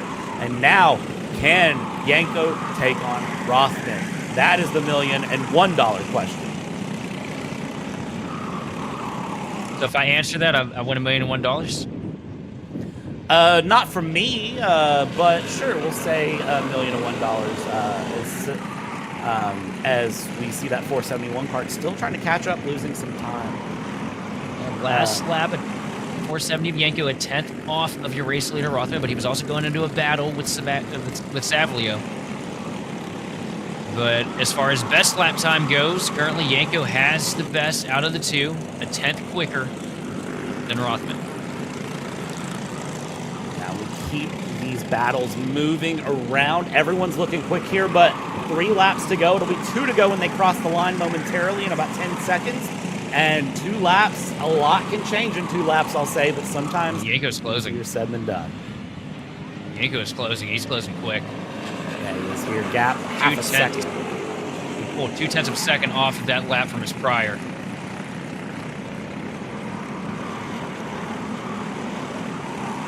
Bringing it through, coming around the 484 there of May, trying to get past Savlio, going around, and let's see how that goes. Well, 2 laps to make it work. Definitely looks like there's pace in that kart, so that 484, I would say, is one to watch. The sun is shining bright. We're not in Texas, we're in Canada, though. We're in Ontario, so they always say the sun shines bright deep in the heart of Texas. Right now, it's shining bright here for this KartStars Canada final, pre-final here today on Saturday. Final lap underway. Rothman in the lead by Yanko on 0.4 of a second. The gap, can he keep it though? He's certainly not going to keep it through 1 and 2. Here we go into 3, down into 4. Is this the pass? Is this the pass? He's looking for it. Looks inside, looks outside. That's May looking on Savlio, not able to get the pass done.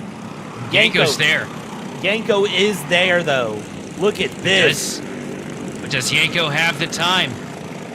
He's put together some really good laps, pulling him up to the back bumper, but I think he's just going to run out as we come into the final corners. It's going to take a huge mistake from Rothman to hand this lead over to Yanko. As he works himself into the back straightaway here for the final time. Looks like it's going to fall into the hands of Rothman here through the final corner. And at the stripe, Rothman is going to hang on by his teeth to win the free final here. Briggs Masters. Rothman with a beautiful win there when it's all said and done. Yanko in second place, and Savalio in P3 does a very good job, with May just barely losing out there into fourth place. Bowman to fifth. Anderson, Bowden, Mitchell, Skripnik, and Martin, your top 10 of this 19 kart field. Savalio went through so much there. So many different shades of that race for the 471 kart, and to be able to bring it home and capitalize on a third place finish, definitely something to pat yourself on the back for. But Yanko, man, coming from seemingly the middle of nowhere to get up to second place and get right to the back of the leader. Very impressive drive out of that driver. Such a great run here. Now, before we even get a second to breathe, they're going to send us in the VLR Seniors here to kick off their Heat Race 2s on the run. This is going to be the Rok Heat Race 2 VLR Seniors, now coming up for 10 laps of action. And this is a feisty little grid that is coming out here, so get excited. The last time we saw them on track was just before our lunch break earlier in the day, so it's been about 3 or so hours since these karts have been on track, and we know they're fast, we know they're feisty. Who's going to bring it home? Decent sized field here too. And one thing, the numbers for these fields today have been really impressive. Good work to everybody for making that possible. Kart racing is definitely alive here in Canada. That it is coming around. You see they're getting the motion to slow down. Everything's looking good. Do they like it? Green flag is out here. We are underway as DeLeo is going to be the one in the lead here, going through with Ingrata there in P2. They bring it around, and the sun is out. Things are so bright here. Slick tires on all the karts that I can see. Inside. Man, look at this. Hard battles happening already. Big wiggle from your race leader. That was almost a bad time there for Ingrata, but he gathers it back up, gets back in line behind DeLeo. These two are going to fight tooth and nail, too. We've seen it just about all day between these two karts, and I'm expecting pretty much the same when we throw the final checkered flag this evening. But DeLeo starting to walk off to an advantage now over second place Ingrata. Across the line, 3/10, separating the two, a handful of kart links. And Treadwell hanging on strong there in the third place right now, just a second back. Keeping things moving here. These big wiggle, big slide there. The 385 somehow Samvalis holding on there with Ilberg ahead, and you see everyone looking over their shoulders, kind of saying, "Okay, where's somebody at? Where am I going to get spun?" Contact. That's hard hit. That's a harder hit there. The 391 mixed in. That's so many karts. The 359 of Posick, I believe, is in that. The 391 taking a hard hit of Don Vito. That is hard racing in the mid pack at the back of the top 10. And the 307 going full lawnmower mode through the S's, but here we go, another battle for the lead. Here comes dive, last second for the lead on DeLeo, and he's going to get the spot as we work ourselves downhill. What's DeLeo going to do in return? Let's see here, because Jordan DeLeo, again, we've talked about it, should know good moves on this track, and certainly that's a way to get a move done. But now, under pressure again, through the inside of 6, gets the pass back, Ingrata does, and now we go through, follow through 7A, 7B. No pass to be found there. Third and fourth place, by the way, Treadwell, Pollock. I mean, they're right in the clutches of this. If anything happens to these two as they wheel hop through 9, it's going to be devastating as they swap one more time, and they will hold on where they please as DeLeo will hold off Ingrata. Side by side across the line to the inside is going to go Ingrata. They are not done here. Sheldon, this is ridiculous. Well, these two, this is what we've seen out of them all day so far. And Ingrata taking the lead back. Yeah, it's just last-second dive bombs, a little bit of bumper. These guys are not giving each other a single inch. They're not giving each other any breathing room. Every lap is the last lap as far as these two are concerned. As you see DeLeo dive down to the inside. Now Ingrata's got the bottom. DeLeo trying for a crossover, but there's another car there. Treadwell takes the spot away from DeLeo. Treadwell taking advantage of the side-by-side through 7A and B as they went through 8 and said, you know what, if y'all want to battle like that, I'm just going to do a 2-for-1 special. Didn't get the 2-for-1, still kept the side through, now up into second. DeLeo into third, Pollock in fourth, just sort of settling behind. We've got a 3-kart fight for the win, is up the inside. Look at that. DeLeo with a handful of curb and a last-second dive bomb. Going to take the spot back from Treadwell, but Treadwell going to cross him over and take it back in the next corner. And all this to the, oh! And DeLeo across the nose of Treadwell. And that for DeLeo is going to be problematic. He's going to drop back. He's going to lose momentum. He's going to lose pace. And if you're in Grotto right now, you just want them to keep doing what they're doing. Just your head down, you're running, you are trying to let everyone behind you go. You want nothing to do with what's happening behind you. Nobody needs to catch up. You've got almost a 2-second lead. Just let them be. Yeah, it's a huge loss of time for Ingrata and DeLeo. Not Ingrata. DeLeo falling all the way back to the 4th position now. And Treadwell falls all the way back to 11th after that. Heartbreaking things for Treadwell there, and that is not going to be ideal. We'll try to redeem in the final. Still has the rest of this race to go through. Right now, DeLeo fighting Lilleberg going through for P3 and has Paglioli there behind. We'll see how this battle shapes up as they come through. 4 laps to go as they cross the line, and we'll see how things mix up. Right now, Ingrata is the fastest kart on the track by over a second a lap faster currently. So definitely taking off, feeling good as the karts come around and go through. Pollitt holding on to second here in the 3:04, doing whatever can be done to keep that second place, trying to just open up the gap to the kart behind. Maybe not so much focused on the win right now, but really just wants a consistent second place. Also, got to shout out Ingrata there. You know, that was a really calculated drive. Driving as aggressive as he could against DeLeo. Forcing DeLeo to make a mistake somewhere along the way. Fall back into the pack, and then just, you know, letting nature take its course. DeLeo now back up to the 3rd position, though. It's not over for the 319 machine. But he's got a long climb to get back up to your race leader in Aiden Ingrata. He's still got to get past Pollock for second. And that's a 7/10 of a second gap there. As we watch this come through here, I mean, you're seeing all the great battles come through. Paglioli here trying to get past Lilleberg, going through and around as they come through down the main straight, looking over the left shoulder. That's always been interesting to me, that the drivers always choose to look over their left shoulder a majority of the time. Now, of course, it's because the track goes clockwise, so that would just make sense to be where you want to look. But you can always see that they look that way. Even if the kart's probably on the other side of them, they always take the quick glimpse to the left here. And I tell you what, Pollock here is on the back of Ingrata and is putting on some pressure. The 304 to the 399. Let's see how this one ends up as they come through and around. 3rd place is also in contention. DeLeo taking some pressure from Lilleberg and Paglioli as they come through. I mean, this is, I don't know how to call this one, but I can tell you right now, last lap is through. Last lap, best lap. Ingrata will bring it across the line here, and will go through. And DeLeo moves up to 2nd place now, but 4 seconds separating Ingrata from DeLeo. Getting the spot away from Pollock, though. That was one heck of a charge after the earlier incident for DeLeo to get back up to 2nd place. But smooth sailing right now from the front of the pack for Aiden Ingrata as he works himself through the final couple of corners here. Out of the last really tricky corner, down the back straightaway into the final kink and to the start-finish line. Aiden Ingrata is going to bring home Heat 2 here for the VLR Seniors. Wait for it. Wait for it. And there is DeLeo.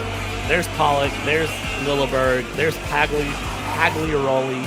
There is Zumbala, Shimbashi, Donvito, and Rocco and Treadwell. Treadwell able to recover to 10th place there through this 19-kart field. But man, what a hard-fought battle from all of these karts as they go through. A big shout-out to VLR Seniors. As now, let's get ready as we get our unofficial results up here on screen. Ingrata, I mean, a 5.3 second lead there at the end. That's mega.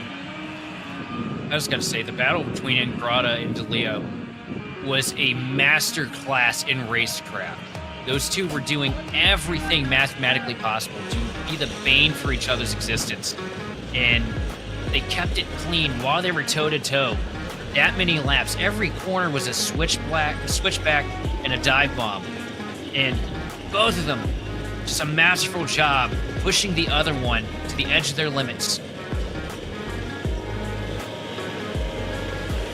I love seeing that hard-fought racing all the way through. Next up on the track, we are going to see the mini rocks come through next. So this is going to be our next run here, as it looks like the marshal's doing a little bit of work on the track barrier there on the exit of the pits. Looks like just trying to get that in a little bit better of a position from where it was. Make sure it is solid here as they come through. So this is your mini rocks. And again, if you're just joining us, if you're unfamiliar with mini rocks, or maybe you just need a gentle reminder of what mini rocks are. These are 7 to 12-year-olds. Let that sink in. These are 7 to 12-year-olds that are going to be lapping this track in 45 seconds. I got to tell you, these 7 to 12-year-olds, what we saw earlier in the earlier heats when we had all that rainwater built up on the track, this was the series that relatively kept it the cleanest, had, the least amount of off-track. So I got to give them a huge amount of credit, because that takes a lot of skillmanship, a lot of racecraft to be able to make that work. But as you see, everybody now bunched up bumper to bumper here as we get ready to work ourselves into the tram lines to kick this thing off. Coming around through turn 10, down in formation. They'll come through towards the tram lines.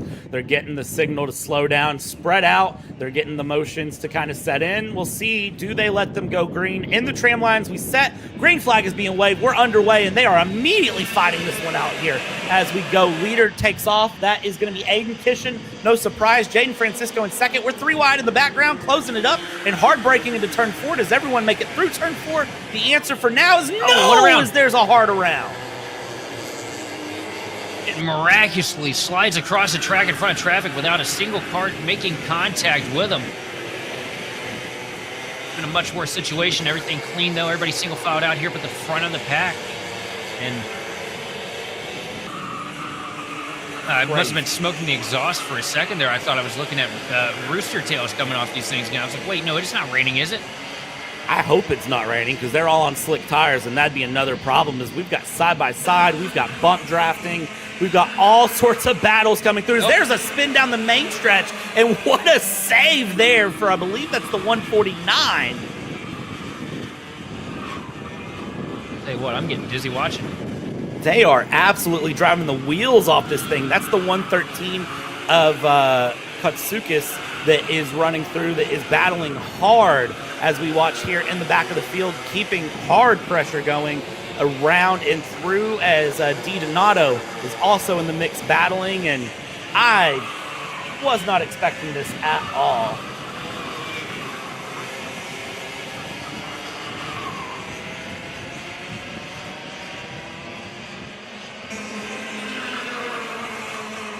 Mini rocks. Bumper to bumper here.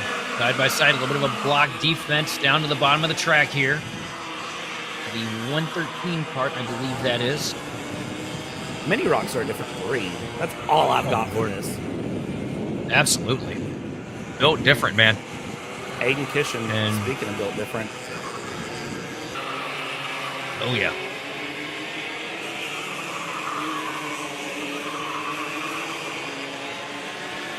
All over the back bumper of the 130 machine of Jaden Francisco. This gap's been closing here lap after lap. Now they're not even a cart length apart, just bumper to bumper here, working into the first corner. This is amazing to see. As you can see, also Asher Pavan is back in third place. A bit back, but trying to find time, starting to gain time slightly, I'd say. We'll keep our eyes on third place and fourth place. There's Ho is in fourth place. Francisco, Kishin battling it out here for the lead. They go, and at this point, Kishin just needs to find some way to stick the wheel in, get the pass done, keep following through, and stay consistent. Having a great run of it, a great attempt of it, but just not able to capitalize at this time. Both of them tucking the helmet down here, and Sheldon, they are really, really giving it a run for the money. Absolutely. Neither one of these guys giving each other much leeway here, but Francisco running away with it a little bit here, getting a bit more of an advantage. Now a car length and a half, 2 car lengths separating your race leaders. Vaughn lurking back there in the shadows right now in 3rd place. Hard to assume that anybody's lurking in the shadows with that much day glow on the kart, but doing a good job just consistently holding pace back there. Just a big slide out of Kishin there through the S's. Amazing to watch them run through and battle like this. It's so impressive to see here as they come through. Francisco, Kishin, and Pavon, the top 3 currently. 4th place there. George Ho, not that far off though in the 105 kart. I would say keep your eyes on it as well as we go through and continue around. There is a kart off the track there to the side. Unfortunate to see that as they go through. I believe that's Wyatt Smith who is off the circuit in the 149 as we continue around here, following our leaders, trying to just go through. And I said they look over the left shoulder, and Francisco proves me wrong and looks over the right shoulder that time, looking for Kishin, realizes Kishin isn't close enough, and now looks over the left shoulder again, tucks the helmet, and they're both just trying to go full speed here down the front stretch. Hey man, we literally just said Mini Rocks, something different. And you're seeing it right there. Go easy on yourself. It is crazy to see how these Mini Rocks run. And again, just as a reminder for those watching this, if you don't know about the Mini Rocks, these are Vortex engines, ages 7 to 12, 240-pound weight limit, running Sunoco 110. So I'm just going to say it. It's ridiculously fast for the age range that they're running this track. I said 45 seconds. Our leader put in a 42.8 last lap. Oh, and look at Kishin ducking down to the steering wheel, trying to get every bit of advantage over Francisco. And I guess Francisco here, he does the same thing up there in the front. Directly after I say it, but Kishin trying every tool in the toolbox to try and close the advantage to Francisco here as the laps wind down in Heat 2 for the Mini Rock.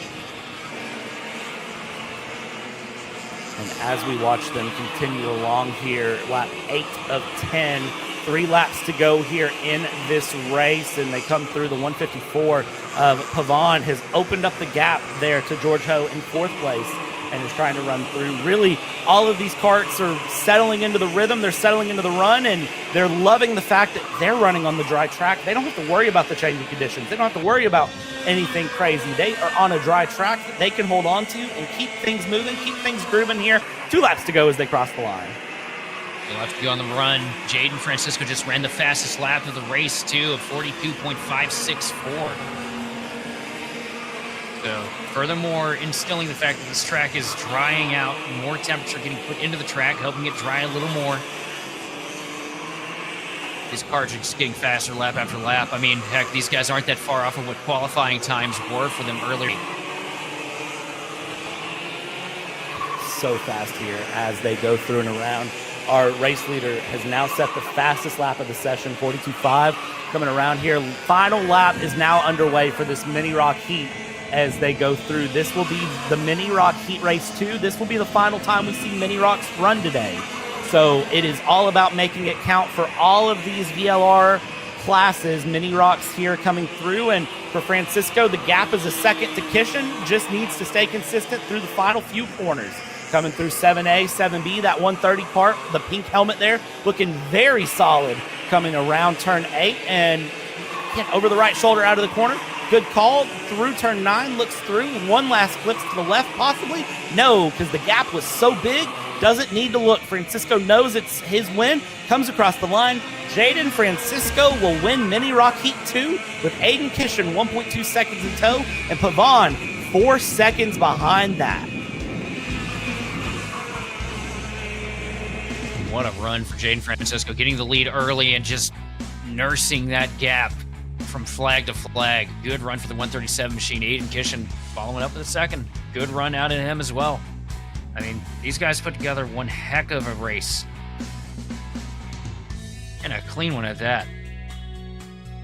13 karts take on Mini Kart here. Francisco, Kishin, Pavon, Ho, Liam Francisco in P5, Thomas Dew in P6, Damian Idis in P7, Yusuf Adi in P8, Anthony D. Donato in P9, Kutsukis in P10, Bullpit in P11, Daniel Hinku in P12, and Wyatt Smith in 13th place here from the Mini Rok Heat. Now, buckle it up. It's VLR Masters about to take on this track.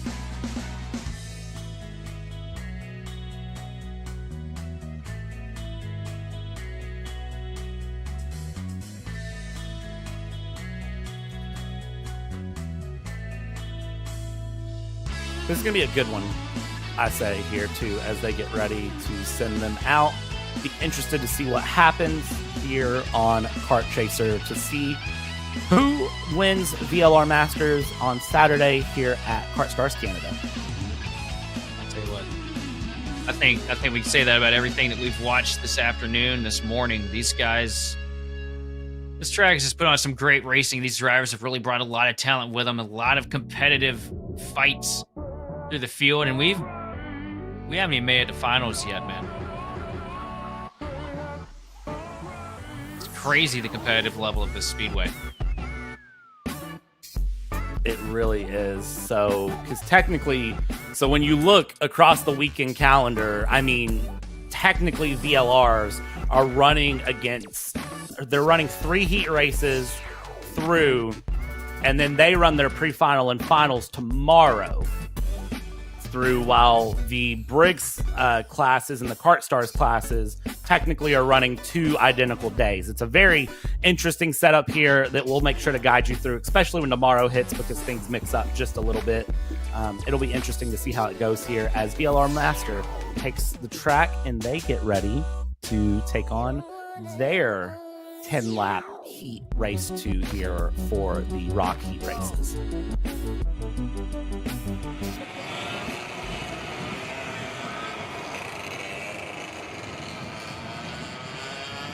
Dono currently in control of the field right now. Work our way into the tram lines. Need to get the go-ahead to go green here.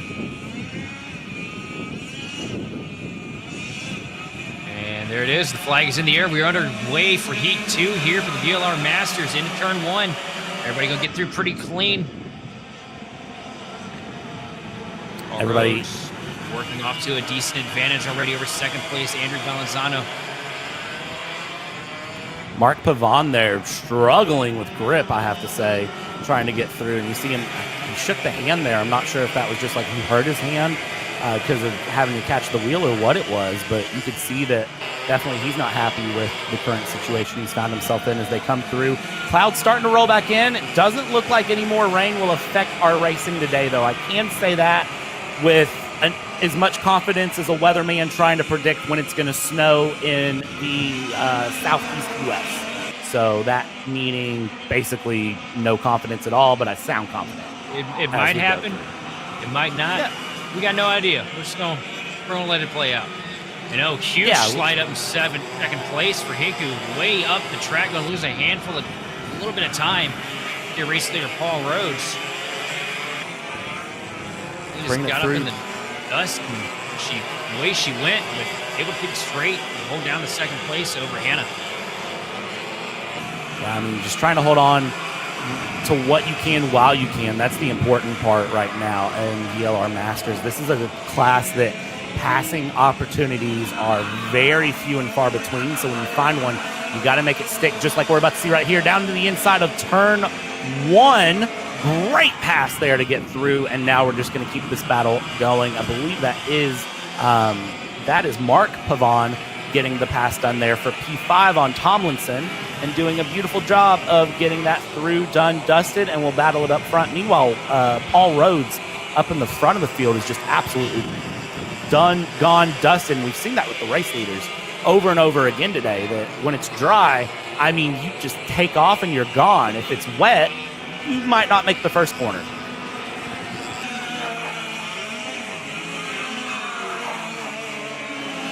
Paul Rhodes now walking off the 2.1 second advantage over Hiku in second. Team Hannah staying in tow, but off the track. A little further back. Be a huge loss of time there. Not ideal at all to run off the track. Try to gather it back up, hopefully not damage the kart any and keep things going. These karts are pretty resilient, though, I will say. Usually they can handle running off the track, spinning, hitting a curb, hitting a wall even, and usually be okay as they go through. I don't want to say always, but most of the time they can handle something here, as Rhodes still leads by a pretty considerable margin. Hinku going through, and then Stephen Hanna in third, Mark Pavon in fourth, and Valanzano in Tomlinson in fifth, Valanzano in sixth as they come through. And that 454, tell you what, that is a kart on a mission there for Pavon, trying to catch Hinku in second. I don't think they're going to catch Rhodes at all, but Hinku definitely feeling some pressure.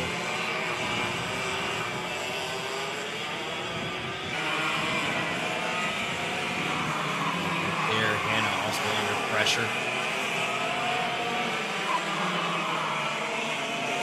Well, though, Rhodes is definitely stretching this thing out, walking off to a decent advantage. 0.3 seconds still over Hinku.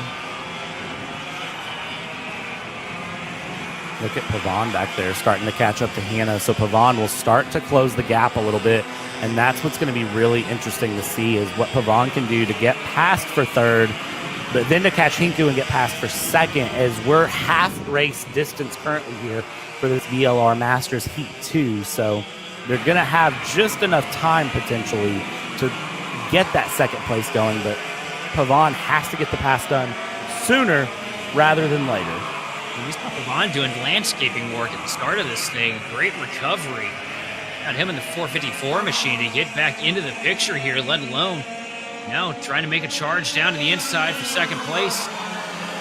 Here it comes, side by side in turn one, door to door, wheel to wheel. Hinku's going to hang on though and pull it. And not able to get that done. Still looking for it here as they go through, and still looking to make the pass happen, looking around here, doing what they can as they come around. More battles happening all through the field, up and down here as we look. I mean, this is the point where we got two cars off track, locked together. That is the 426 of Hong Ye Hei, and that is the 411 of Mankowski that have locked their karts together. Curious to see how that happened. Not ideal for them. Looks like probably just hard side-by-side racing that unfortunately spells disaster as we go down and look at the start-finish straight. Rhodes, 2 seconds the gap now, has started to lose time as we look. The 454 of Pavon has gotten past the 484 of Hanna as they pass the karts on the side of the track there. Well, those two karts apart from each other, one of them definitely going to be disabled up against the inside barrier, like both of them will. Yeah, it looks like both of them are out there, unfortunately, so not ideal ways to end the day, I'd say. And thankfully, this is their last race of the day, so they can take these things back into the pit lane, into the garage area, repair it, and then get ready for tomorrow. It's definitely losing a little bit of pace, though. Now the gap dropping down to 1.8 seconds here as we take 2 laps to go. I think he's definitely putting together a good run right now. Pavon kind of falling back a little bit now, 3.5 back from your race leader. Yeah, and as we watch here, I mean, this is going to be... I don't think that Rhodes is under any pressure unless Rhodes has, like, a major moment. And if Rhodes has a moment, I do not want to hear about it because I already know that I'll get called out on it. But Hinku and Pavon are looking really good in second and third, currently holding on with Hanna about a half second behind Pavon for third going through. As we continue on going through here for Rhodes, just trying to hold on into that lead and keep things moving and grooving while they can, as there is a point-by slowdown. That's the blue flag rule coming in for that kart. That is the 426 of Hong Ye Hei, I believe, maybe the 466 of So, as they go through and continue around. Last lap, white flag is out. Checkered flag will be waved now for our race leader. Rhodes wins it here in heat number 2 for VLR Masters. Second place, Hinku. Pavon in third. Hanna fourth. Valanzano in fifth. And that goes to show you just how dominant of a run Rhodes was having. Was almost about to start lapping the field. What a good run for Paul Rhodes. Strong run for Ivan Hinku, too, being able to get the thing up to second place and just hold on to it and start to close the gap. Paul Rhodes there in the closing laps after Paul put together such a dominating performance to be able to etch into that lead ever so slightly and consistently do it for a handful of laps. Definitely something to be proud of. Mark Vaughn bringing it home. Mark Vaughn bringing it home P3, followed by Stephen Hanna in fourth. Fifth going to Andrew Belizano. Sixth place going to Jason Tomlinson. Seventh, Marco Valenzano, followed by Jesse Grant, Mike So,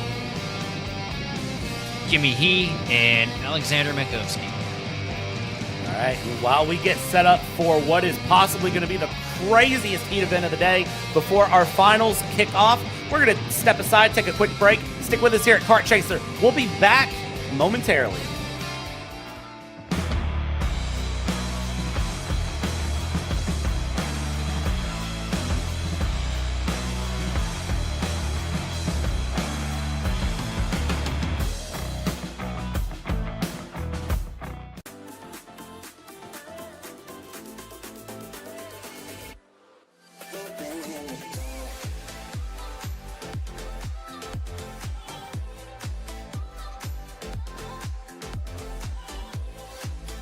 Are you looking to take the next step in your racing journey? Well, look no further than PitFit. With 2 locations in Charlotte, North Carolina, and Indianapolis, Indiana, PitFit trains drivers all the way from grassroots level karting to IndyCar and NASCAR, with top-of-the-line personalized coaching to improve physical and cognitive fitness. For more information on programs, check out PitFit on Instagram or Facebook today. Are you ready to get behind the wheel? From Formula One to NASCAR and IndyCar, all the pros start here.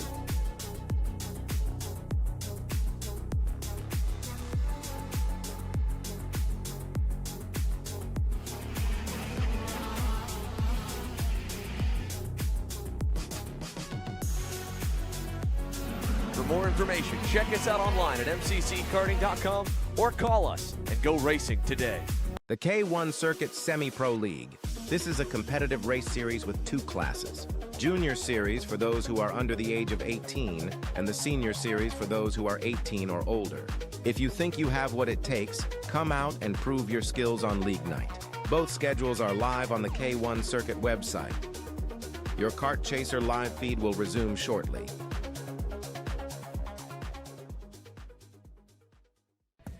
You need it? We got it. At Kart Eat Parts, we are your complete online aftermarket kart part superstore. From chains to bearings to bumpers and components, we've got it in stock and ready to ship straight to your door from our base in Ontario, Canada. Check us out online at karteparts.ca.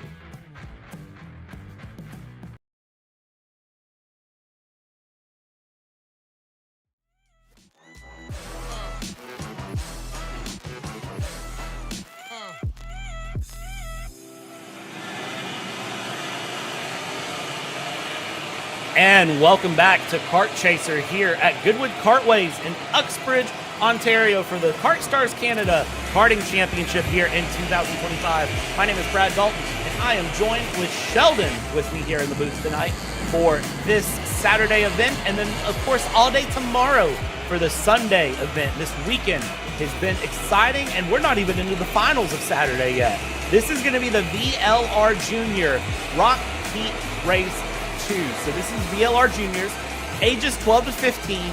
These are drivers trying to make a name in the run in the karting world, competing for a chance to compete internationally in Italy or possibly in Vegas. They come around. Will they get the green flag this time by?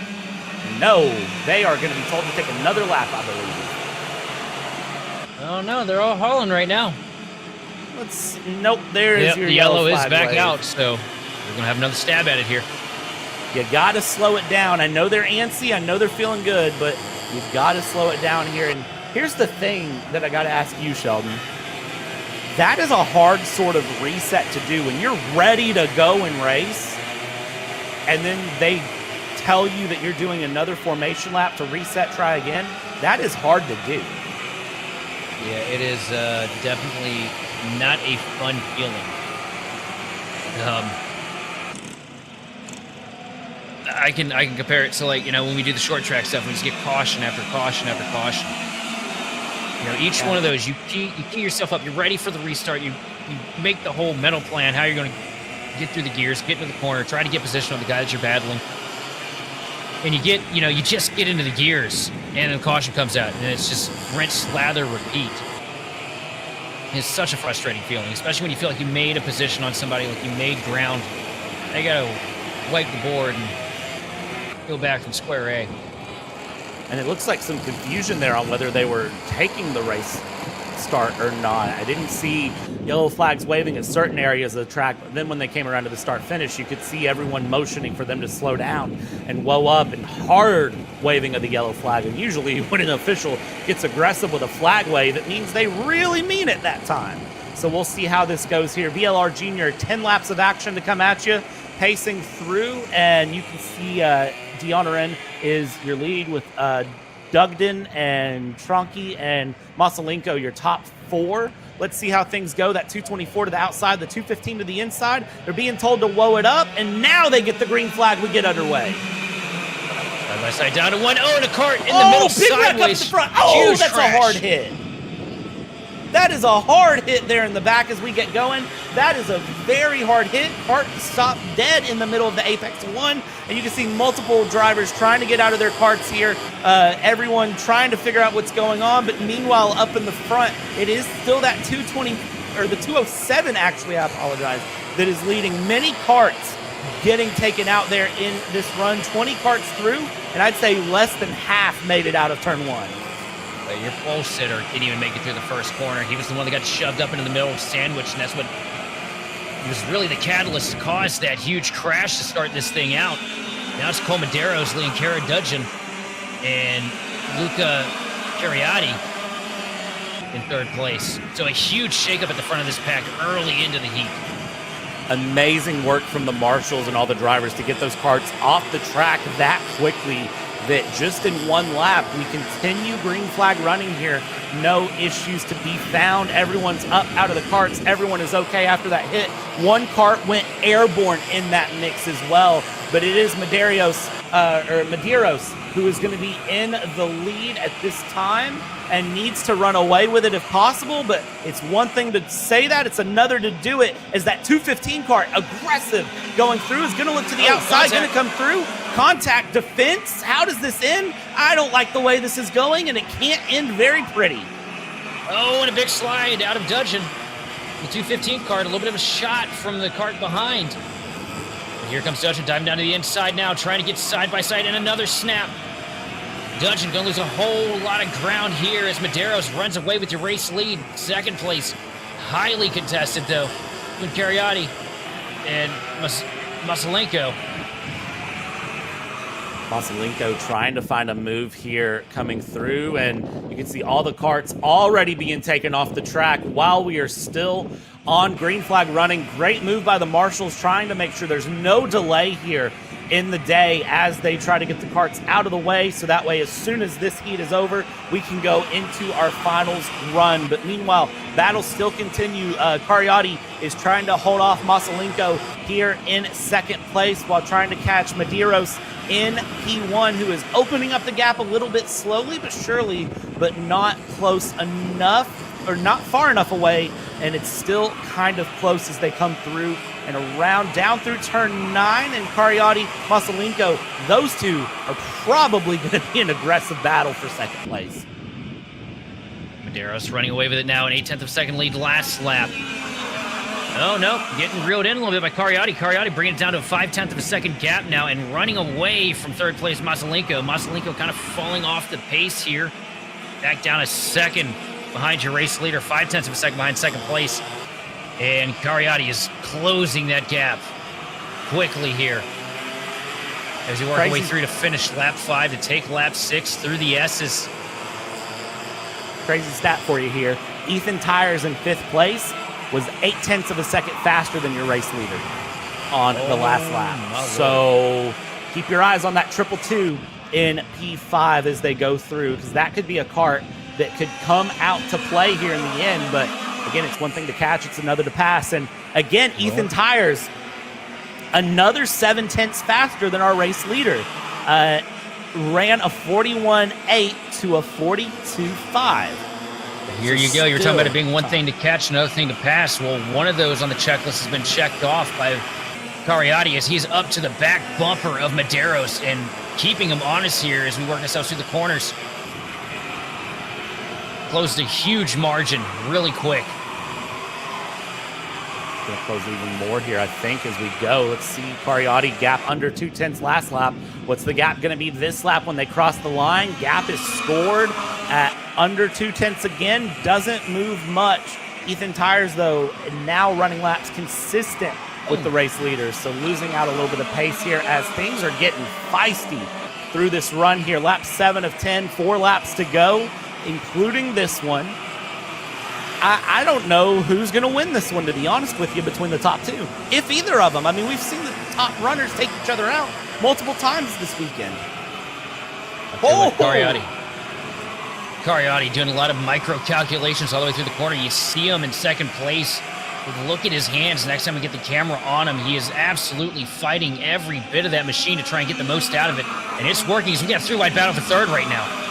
Masalenko had a slide there through turn 8 and somehow was able to catch it and hold on to it. Ethan Tires is now caught up into this, and I think they have Fazzari for company as well as they come through. There's 4 karts in the mix for this battle.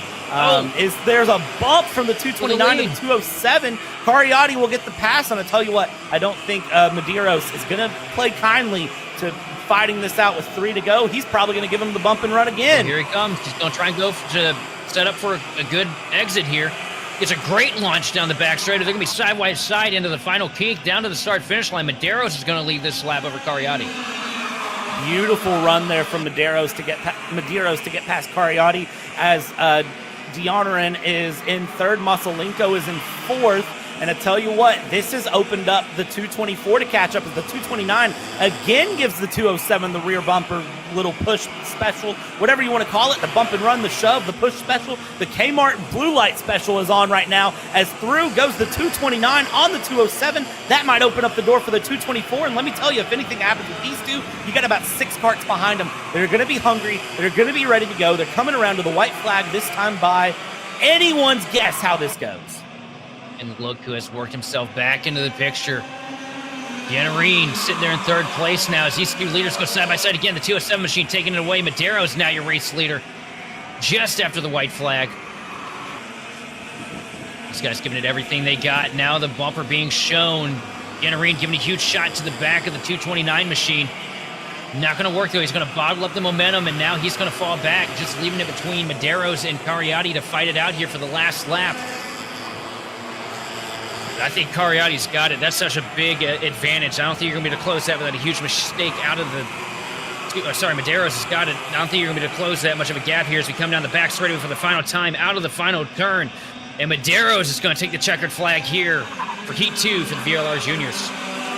Kartways in second place, Dionarin in third, and there was a big shuffle between Masalenko, Pap, and Tires there for 4th, 5th, and 6th. I saw a hand get thrown up, which is usually the obvious sign in karting that somebody wasn't happy with something. So we see how that one came through, and there is going to be your unofficial results of this Junior Heat 2. It was Medeiros, Kartways, Dionarin, Masalenko, Pap, Tires, Fazzari, Tires, Pagliaroli, Stefano Pagliaroli, and then Lorenzo Pagliaroli, and then Leonardo Saraval, Riker Margot, Chardonnay came across, Dungden, Mustafa, Carbol, Tonki, Dos Santos, Chang, and Tuffer finishing out that run. What an absolute Saturday it's been. We're still not done. If you thought we were done, we're still not done. Take a time out. We need our breath back. What a race. We still have finals to go, and it's going to start out with that 50 kart field of the Briggs senior category. For 12 laps, we're going to get to watch them just absolutely duel it out. I just can't get over how tightly contested the lead was that entire race. There was no favorite. Not at all. But while we get ready to set up for finals here, we're going to take a brief moment and step aside here at Kart Chaser. Come back with us here momentarily when we'll take you through the final 4 races of the day. All the way up to the finish line. Who is it going to be? And it's Sean Perez who wins in Crescent. Ty Fisher wins $1,000 in KA100 Junior. Alex Stanfield played it perfectly here. Told him to wait. Stanfield wins the Duffy in 2024 for TV Karts. Amarillo Kart Complex is now the official distributor for TV Kart in the continental U.S. Become a dealer today.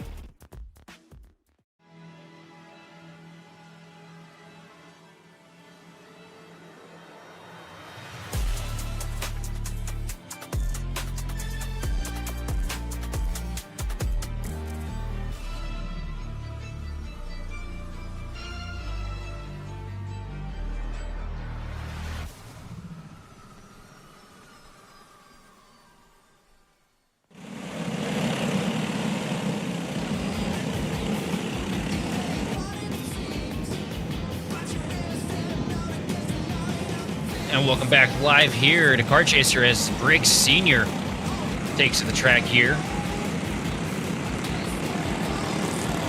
This is going to be a good one. So this kicks off our finals for the night here.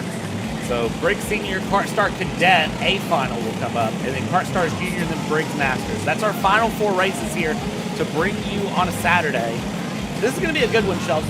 I'm really looking at this one, and that right there, the fact that they're fist bumping each other, that tells me alone they're going to race hard. Oh, yeah. I mean, he got, what was it, 52 that we counted the first time that they were out there? Give or take? I'm going to tell you that's right. This is going to be interesting, and I am so glad that it is not raining. Kind of wish it was raining. That would be absolutely wild as they go through. They're going to come around through turn 10. The whole field is wound up, and, well, I feel like it's a coal train going through about 1.5 miles long, making me 15 minutes late for work like it loves to do every once in a while. It's a very niche joke that probably won't make sense unless you have a coal train that goes right down Main Street. As we come through, will they get the green flag this time by? No, and you can see all the hands come up immediately. All of these drivers know that they did not get the green flag. We'll get one more formation lap, re-rack them, restack them. We'll try it again. They didn't like what they saw trying to come through, and, well, we haven't seen that much today. Also, as we look at this beautiful shot here that our wonderful camera crew has given us, clouds looming in the background.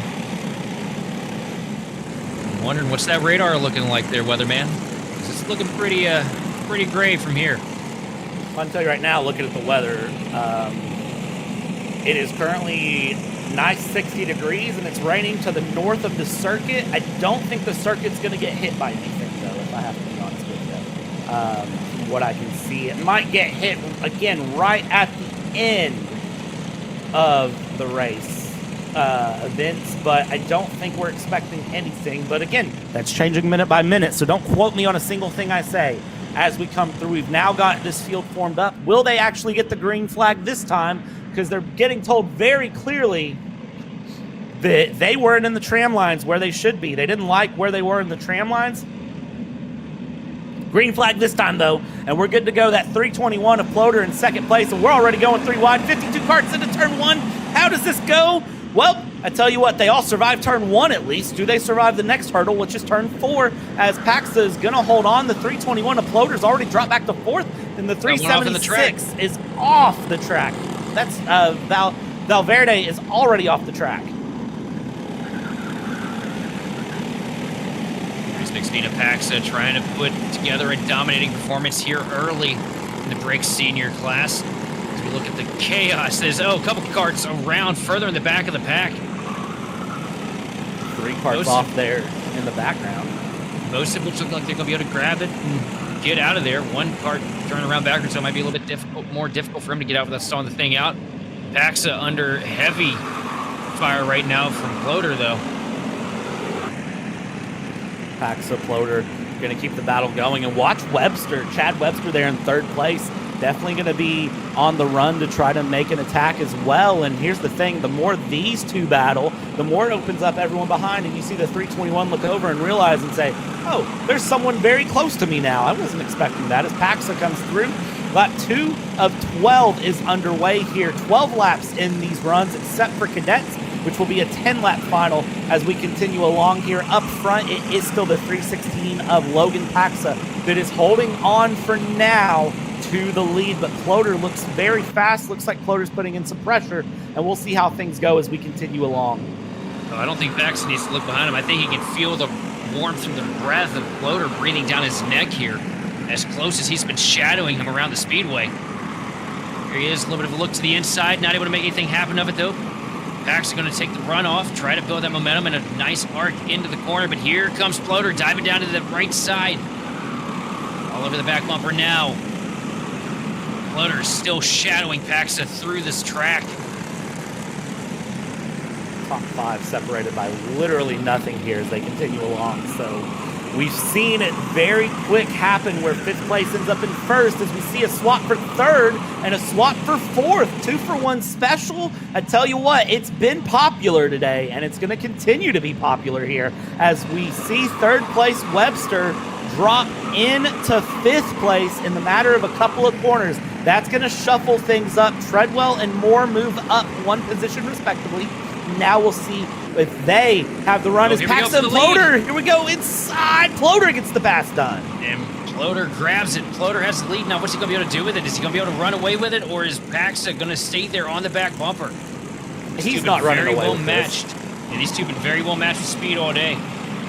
He's not running away with this at all as they go through. And you see, again, that classic ear tap there. Hey, work with me, but no friends to be found. Look at that. The 366 Treadwell through, the 311 of Moore. I tell you what, they want 2-for-1 specials, but it's only for one of them. 321 crosses the line as the new leader. Treadwell into 2nd. Paxa down into 3rd. Moore, Webster, your top 5.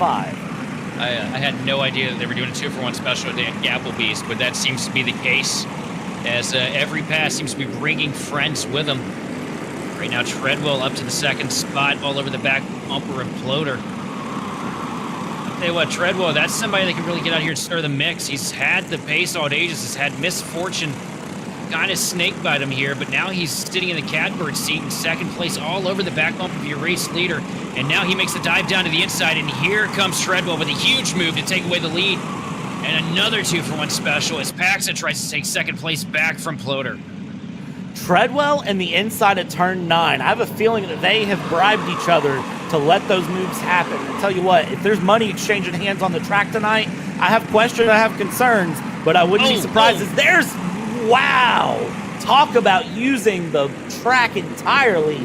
Wiggles that card around and just Scandinavian flicks it around turn 4. That's ridiculous. I thought Treadwell was going around and possibly over there, but able to maintain the momentum, check up the rest of the field, and use that to go to Gabbs. We see contact a little bit further back in the pack. Yeah, and I believe that was actually our 5th place driver of Webster having the front end of his cart just completely jump up there after contact through with likely 4th place of Ploder as they go. And I believe Webster's been able to keep going, but up in the front, top 4 separated by just a lot of nothing as we come through. 311 giving the bumper to the 316 giving the bumper to the 311, and again, they're tapping the brakes, they're kicking these carts sideways, and yes, it actually is fast to drive that way, believe it or not. And a huge shot to the back, just about sent the 2nd place car dead sideways. Paxa giving the bumper to the 311 of Moore, and Moore not giving him an inch. This is getting crazy. We've had a wreck there through turn 8. It looks like several carts off to the side there. They are going to be done and dusted for their run. Meanwhile, we check back in here. So this is running with the 305 of Pincerno, and that is all the carts behind Pincerno, Black, Macaviscus, and Valverde that are running through, and they are absolutely aggressive into the inside of 4. Slide job and another 2-for-1. I tell you what, I don't know what's up with 2-for-1s today, but I'm going to have to go get a buy one, get one for $1 after this is done. Yeah, No kidding. I mean, the only thing I can figure is you've got such a competitive series right here where everybody is in everybody's neighborhood as far as speed is concerned. One guy gets shuffled up, and it's like, you know, watching those old races at Martinsville. It's just a Congo line of cars to reap the reward. I love it. I absolutely love it here. Eric Moore, by the way, currently the fastest kart on track in second place. 2/10 faster than Jonathan Treadwell last lap, and set the fastest lap of the session as they go through. 4 laps left to go here on the track, and tell you what, anything is possible at this point for this race. I am writing nothing off with the way this series has gone today. Absolutely not. Treadwell doing everything he can to try and keep that advantage right now, though, with Eric Moore breathing down his back. Lap car right here in front of them. That's a 340 machine. Treadwell trying to figure out how he's going to navigate this. The 340 going to move out of the way, let the leaders go, not try to stir up the battle. A classy move.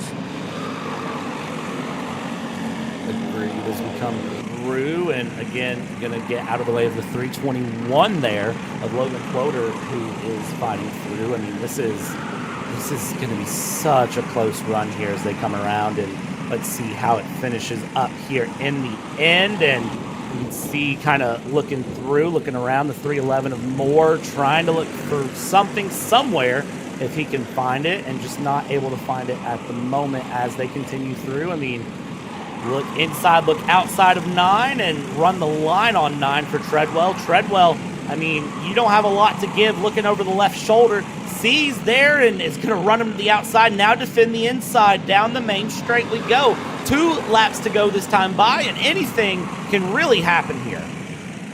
Oh, in second place, starting to fall into the hands of Paxa. Moore not doing a good job getting through the first corner. Paxa all over the back bumper now. Now Paxa with a shot to the back of Moore, trying to move him out of the way, but Moore's going to hold strong and keep that second place locked down as he still tries to fight with your race leader, Jonathan Treadwell. Treadwell has to hold on for a lap and a half at this point, and that's easier said than done, I'll say, especially when you've got more packs of floater all right on the rear bumper of your kart. That is such a difficult task to ask for, but he's got to do it here as they come around out of the final corner. White flag shown this time by. 1 lap to defend it.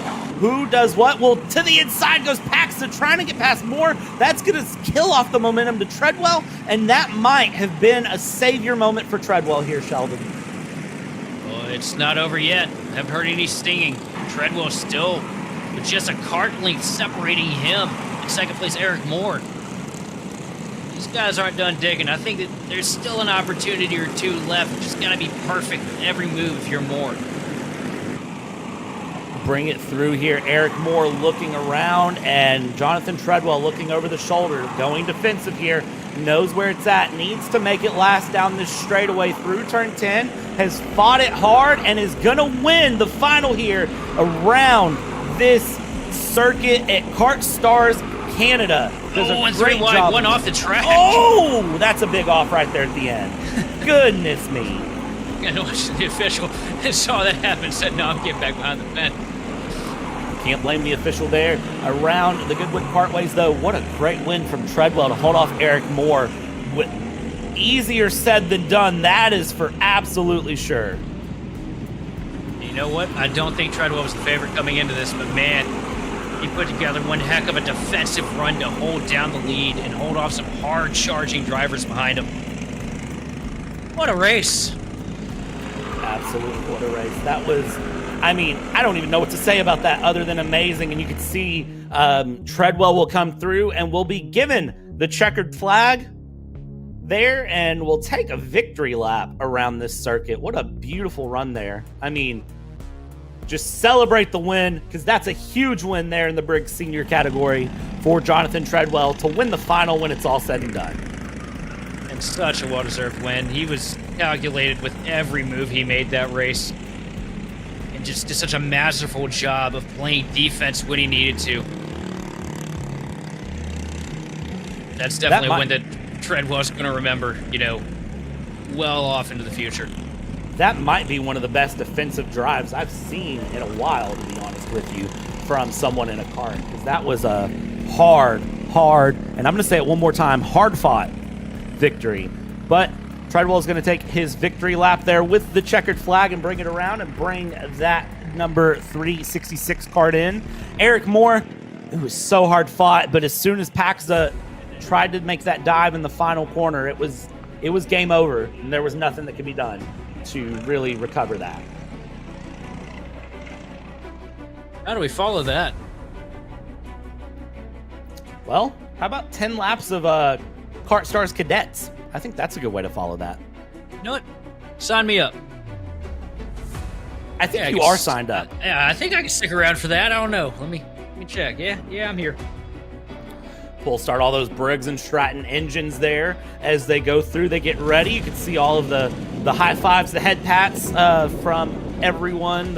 We call them the team members, the moms, the dads, the crew chiefs, the friends, the uncles, aunts, whoever it is that's supporting all these young drivers coming through. Ages 7 to 12 coming through. Brothers, sisters, cousins, I don't know.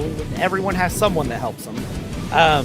Ages 7 to 12, they're getting ready to go out on track here. They will be running 10 laps. Now, this is the top 6 from the B final, along with your A final that's running through. So this is going to be a very, very good field and a good idea to really get a judgment on these KartStars cadets and who is going to really be the fastest out of this group.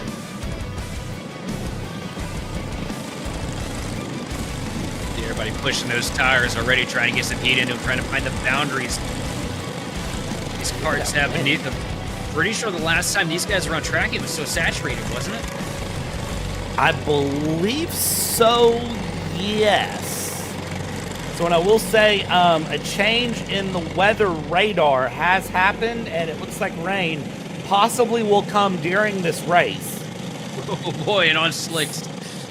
So just to go ahead and make this fun, that is what I'm seeing. Again, never take anything I say weather radar-wise accurate, but it is possible we will start to see rain during this race. So we'll keep our eyes on it, and obviously if it starts raining, you all will know just like we'll know. So let's see how this goes through as they continue along here, coming through the formation lap. They'll get into the tram lines, and let's see if the marshals will give them the green flag or if they're going to be told to take another formation lap like we've seen the last few rounds go. Everything looks good to us, it looks good to them, and we're away. You got it in a good launch for your pole sitter here, as we got one cart around backwards into the fence, further in the pack.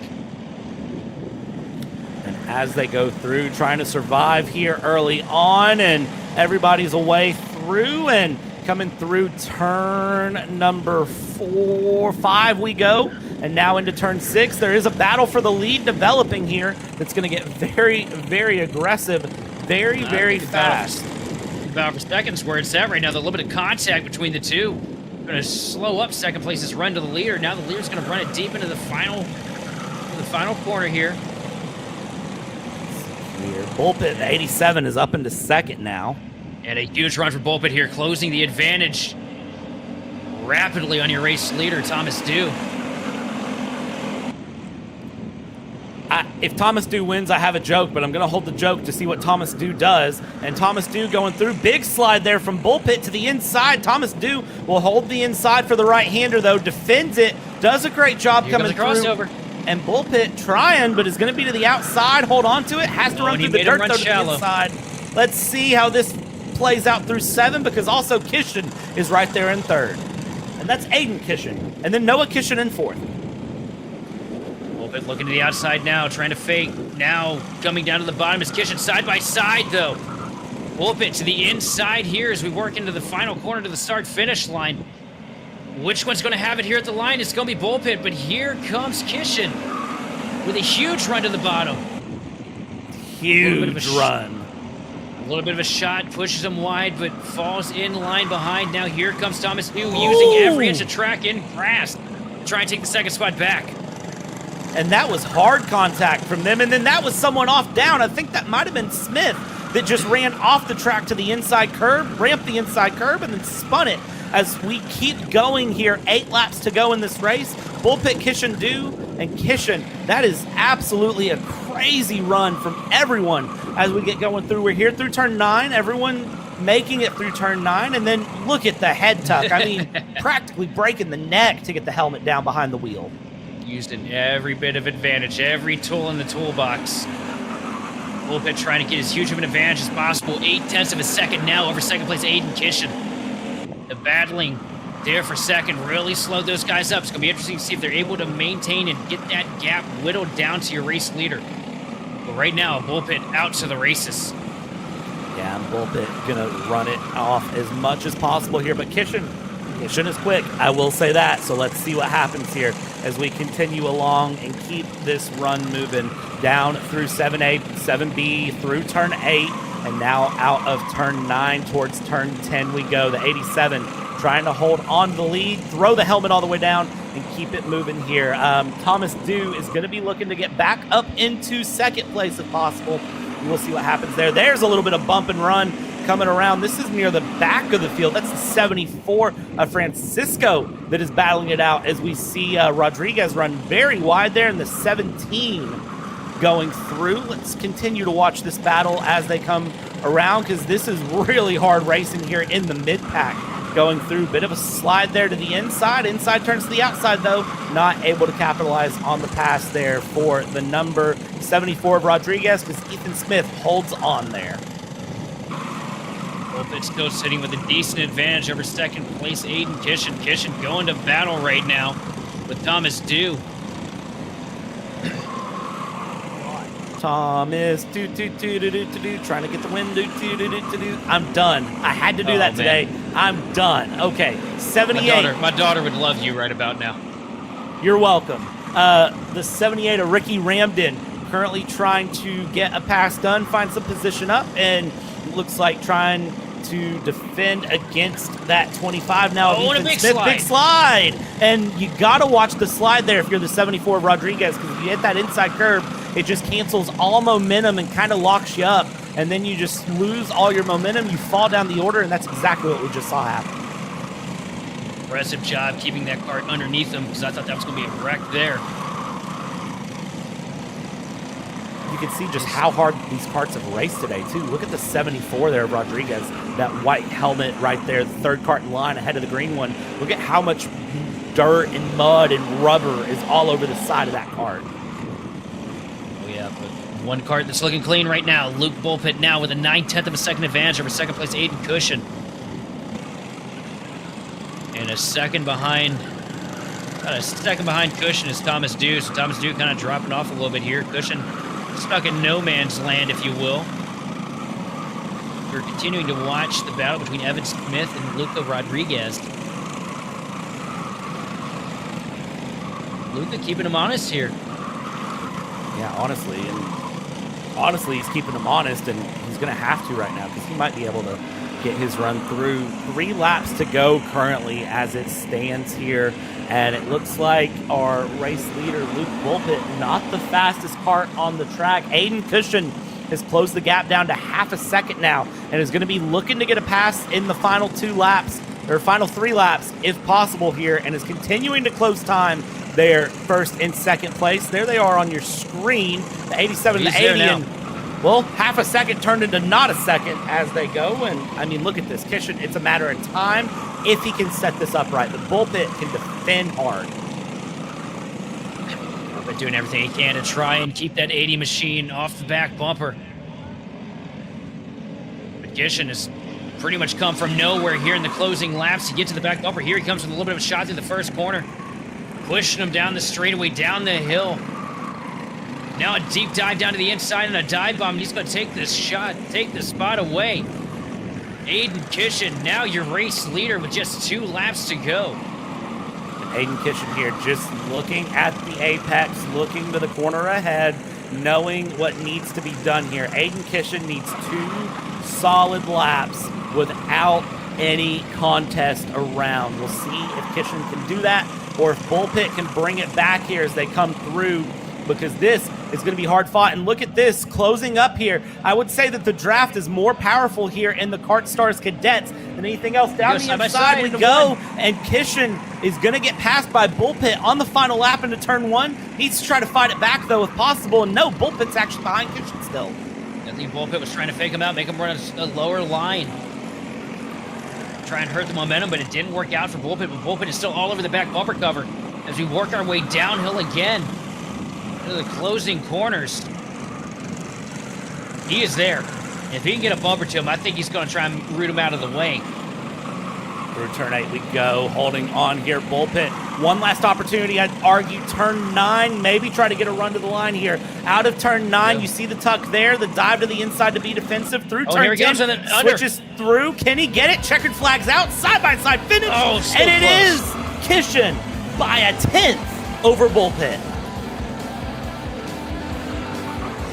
Tell you what, when Bullpit got passed by Kishin, I thought it was over, but Bullpit dug deep to find something to try and bring a fight back to the 80 machine.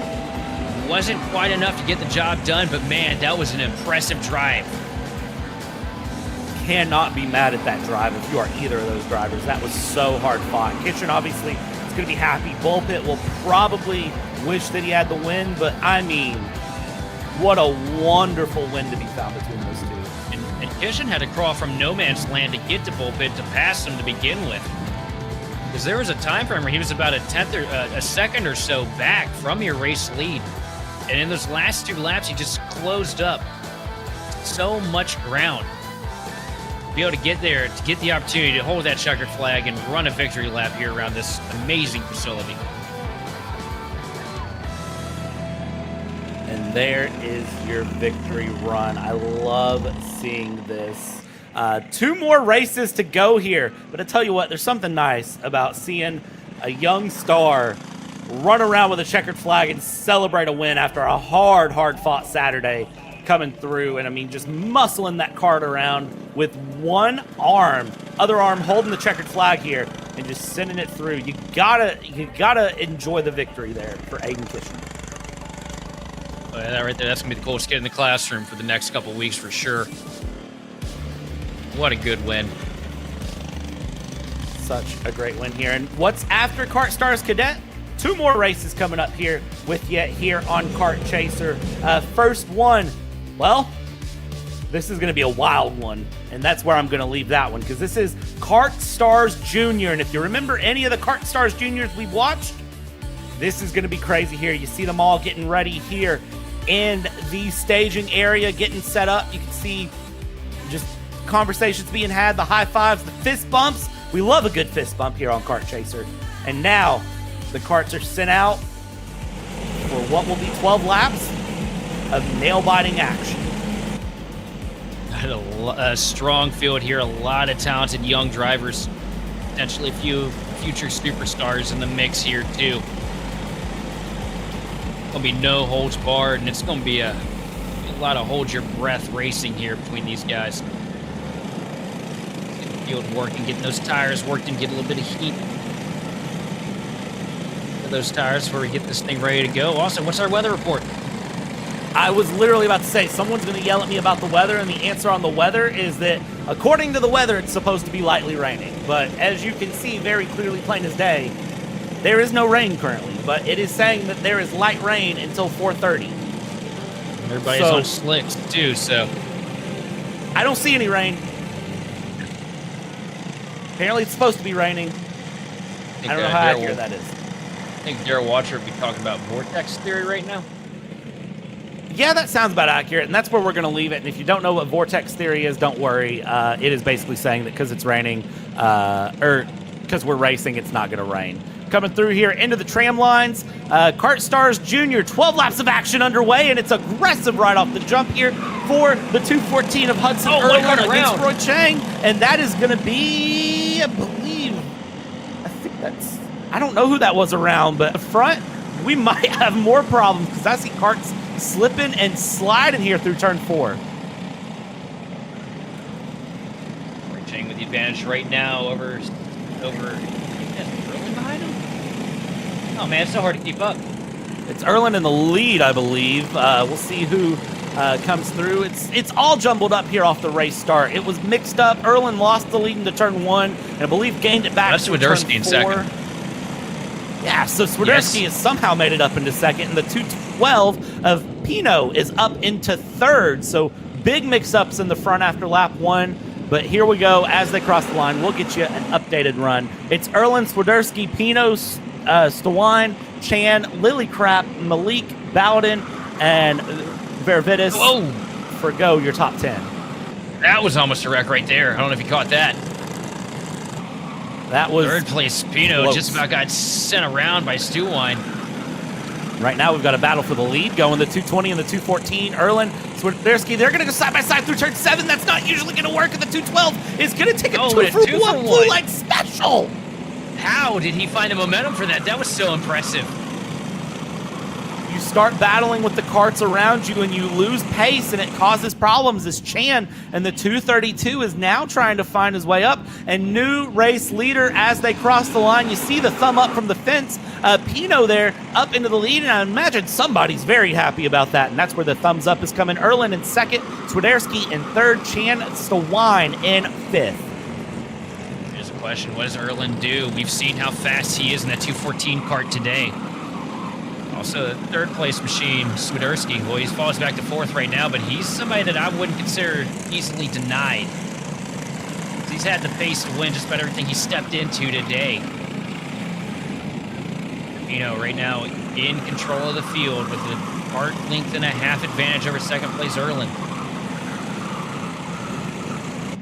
This is going to be very close, tucking up very close to the wheel here in KartStars Junior. Pino is Erlen is right on the rear bumper with the draft. The draft playing more and more powerful the later and later in the day we go. And Erlen trying to look for a move into 4. Is there a move to be found into 4? Not at this time, there's not. But I tell you what, I have a feeling it will be there soon enough as we go up the inside. The 232 and Chan trying to make it up the inside of 5. Doesn't make it stick. Now into the left-hander of 6. The 212 runs a little wide, but no harm, no foul. Use all the curb, use all the curb. Use a little bit of a twisty slide through turn 7, turn 8, and you look pretty good coming through. Everybody checking over the shoulder, trying to get an idea of who's behind where. As we have side-by-side action just behind them in fourth, Swiderski and Stawine going through side-by-side, and then 2x2 behind that, as well as they actually decide to settle it out single file now. Looking over the shoulder here as Stawine and Lilycrap get past Swiderski, and they go through, but top 3 separated by a 1/10.5 going into turn 4 yet again. Lap 5 of 12, 8 laps to go here. Right now, third place looking pretty racy. Ethan Chan all over the back bumper of Hudson Erlen. We're working ourselves through this grinding technical circuit. 232 making a look down to the bottom, not able to make anything happen of it right now. So you look a little bit further back in the pack. Erlen not able right now to find the pace that he needs to get to the back bumper of Pino. Pino put together a masterful drive up here at the point, but now using the slipstream to get up to the back bumper. I jinxed it as soon as I said it. Here comes Hudson Erlen. Fastest kart on track currently is Keegan Lilycrap, by the way, in P5, that 280. Currently the fastest kart of anyone on track by a couple of tenths that last lap. So battles will continue to run halfway through this race, this time by that 212 of Pino is doing a great job holding on to that lead and needs to just continue to hold a couple tenths of a second gap, be consistent. Looks over the right shoulder out of turn 8, going down into turn 9. Will look down and tuck down to try to keep this moving. Everybody behind needs to work together, though, to try to gain. As they come across the start-finish line here, it is going to be half race distance officially, half a race to go. And looking for second right now. Ethan Chan made a big move, wasn't able to make anything materialize of it, though, but he is definitely bringing a fight to Hudson Erlen in the 224 kart. And a huge shot to the bumper here, trying to dive down to the inside, not able to get the momentum to stick with him. Hudson Erlen going to hang on to second place as he's still trying to set his sights on your race leader, but everybody behind him is trying to take that second spot from him. He's got to get the pass done now, because the quicker he can get the pass done, the more he can try to get away. But if he's not careful, it's going to be a problem. You see Pino there kind of slide the hand forward and point forward, kind of saying like, hey, work with me. Let's get away from Chan and Stawine and Lilycrap. Let's get away from Swiderski and Malik behind. They want to catch us. And no friends to be found here as they go. Look at that as we go through top 3 separated by literally nothing coming into turn 4. I think this lap is going to be the lap that make or break something for someone. Bumper to bumpers, they work themselves through the corner here, down the straightaway. All over the back bumper is the 214 of Erlen. trying to find some kind of an advantage over Pino without throwing himself into a bad situation with the cars tailing him. As you slip one tire into the grass, you make one mistake, get hung up trying to pass somebody right now, and you've got about 3 or 4 cars just flying by you. And no contact up here at the lead. And that's going to mess it all up. Get together. Now there's a battle for 3rd place. That absolutely messed it all up. Side by side the line, it's going to fall to Ethan Chan for 3rd place here as we got one kart stuck, hung out to dry on the outside lane. Looks like that'd be Stewin. But it's not over for the lead.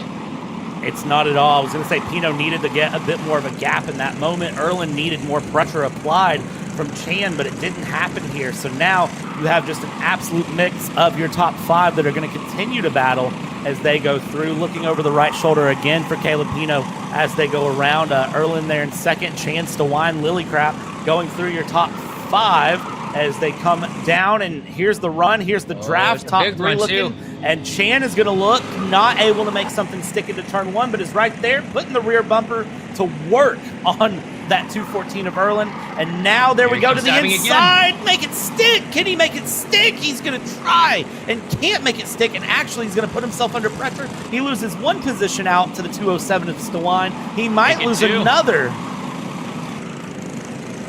Yes, he's going to lose 2 spots there. He was on the receiving end of the 2-for-1 combo, as we've been talking about all night. And every move that these guys are making behind him is just working in the favor of your race leader, Caleb Pino, as he's starting to stretch out an advantage over 2nd place. But we've seen how much the draft has been coming into play here in the later stages of the races this evening. And it's going to pull Erlen back up to the back bumper to turn 1. 2 laps to go. And these two have been the cream of the crop here since we dropped the green flag. Yeah, the cream of the crop, the creme de la creme, the Hershey sauce on your vanilla ice cream, whatever you want to call them. They have been absolutely amazing going through. And at this point for Caleb Pino, he just needs to be consistent for a lap and a half. That's one thing to do.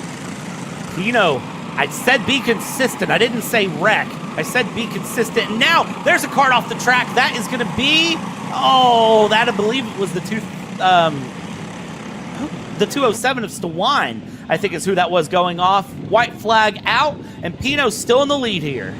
Trying to break the draft, do anything he can to keep the 214 machine of Erlen behind him. Working downhill into the first set of corners. Here comes Erlen with a deep dive down to the bottom, up to the curbing, side by side, down the straightaway. But Pino's going to hold strong for now, but here comes Erlen looking to the top as he's under fire from Chan. There's your battle for 2nd. A little bit of contact between him and Chan, but here goes Erlen with a huge shot to the back of Pino. He's going to take the lead here, and Pino is in a desperate situation right now as he's 3 wide. 3 wide through turn 7 and 8, not ideal. And for Pino, I mean, it's picture perfect. That lets Pino open up just enough of a door. The 232 of Chan finds 2nd when it's all said and done. But for Caleb Pino, he's going to win the final here in KartStars Junior.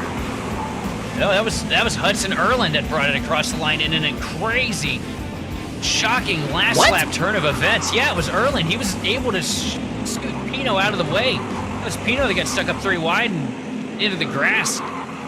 It's so difficult to tell because there was so much stuff happening on the camera here.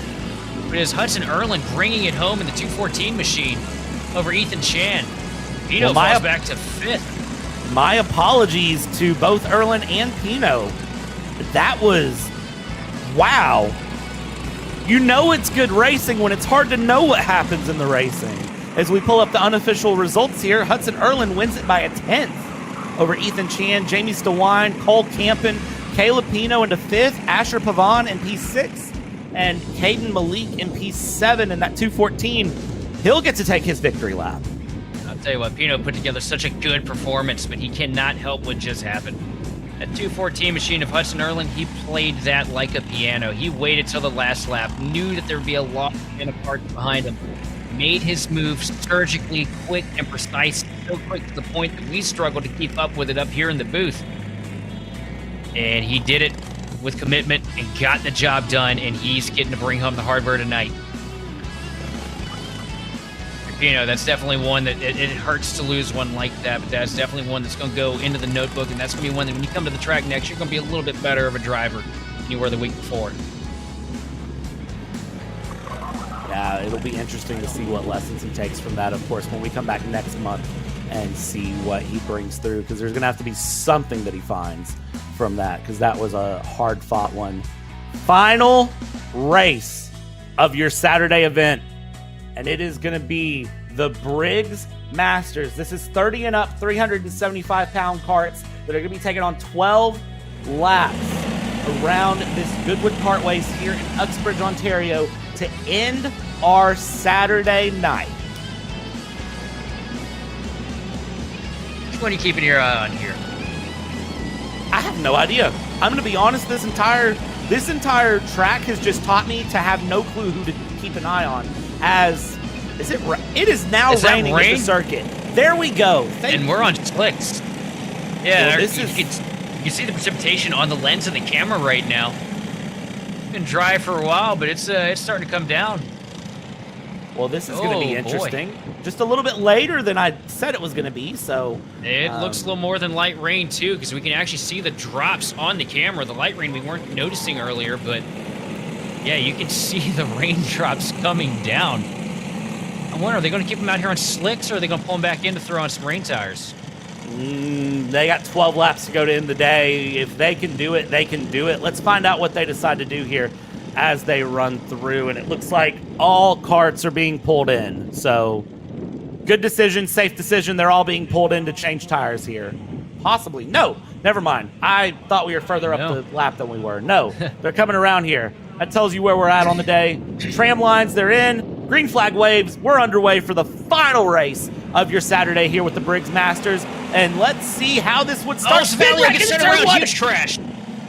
Oh! 6 carts off the track into turn 1. Nobody's happy about it. That's going to mix the entire thing up, and more carts off the track at turn 4.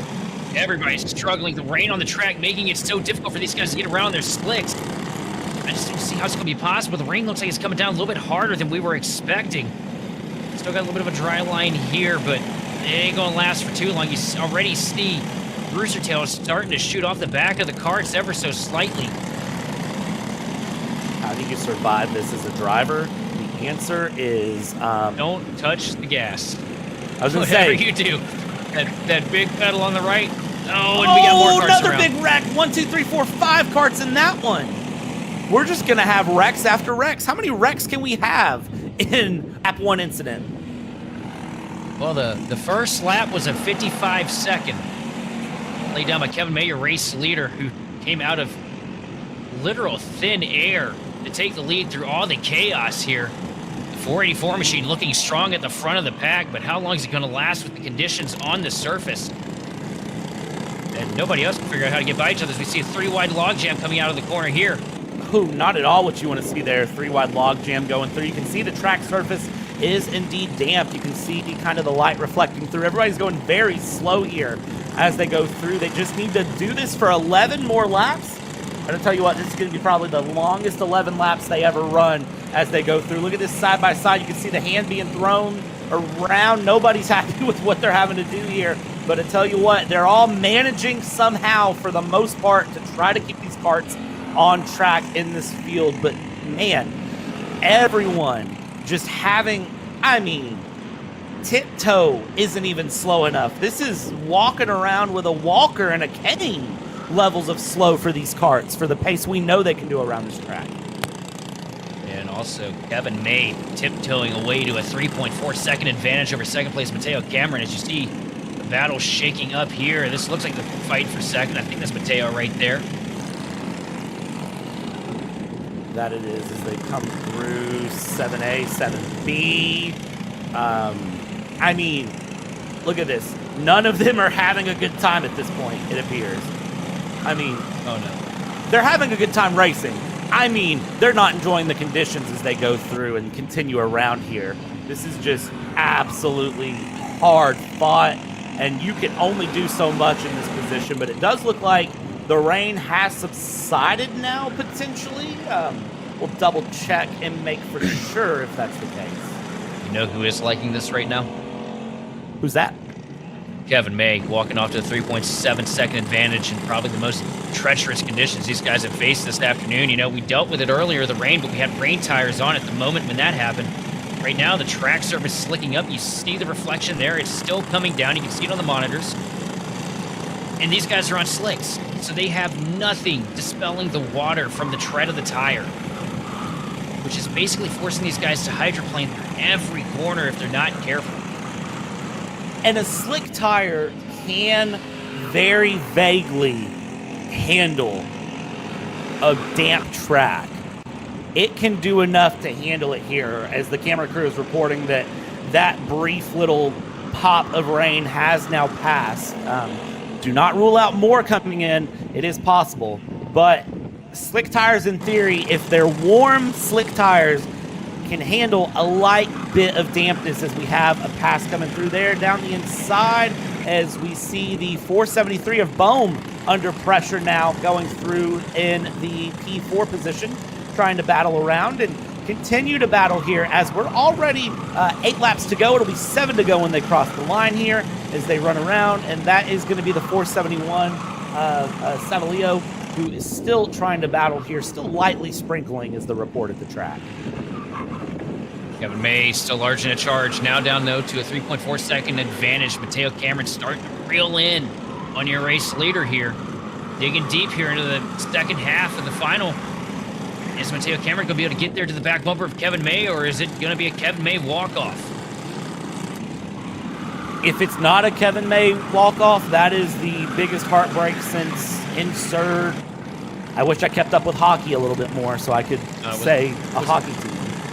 Was it the Falcons that blew a massive lead in the Super Bowl? I think it was the Falcons in the Super Bowl. Yeah, so, yeah, there we biggest go. heartbreaks is that, or I don't know how many of the numerous years that Tony Stewart went for a Daytona 500 that just came short due to something goofy happening.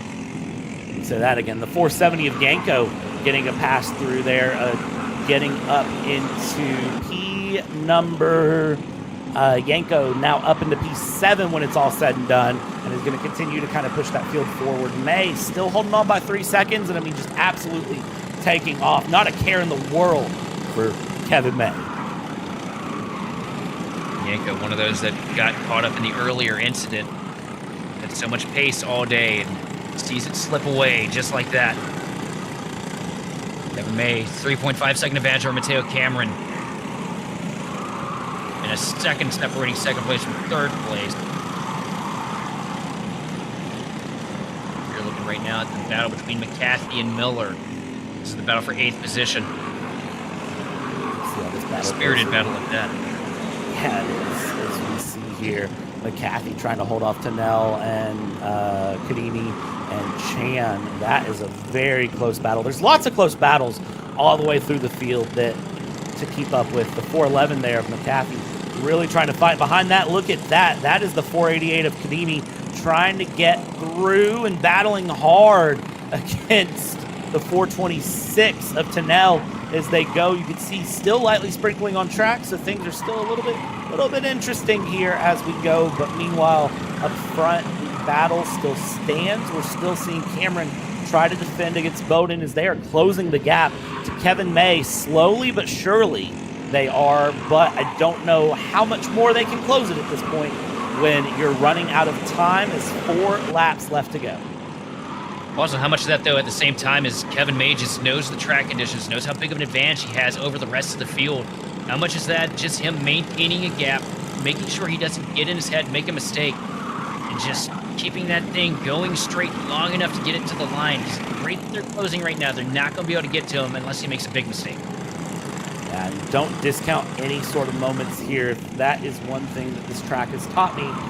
Goodwood Kartways can produce any sort of big moment at any time from any driver as they come through here. And look at... Lean it back.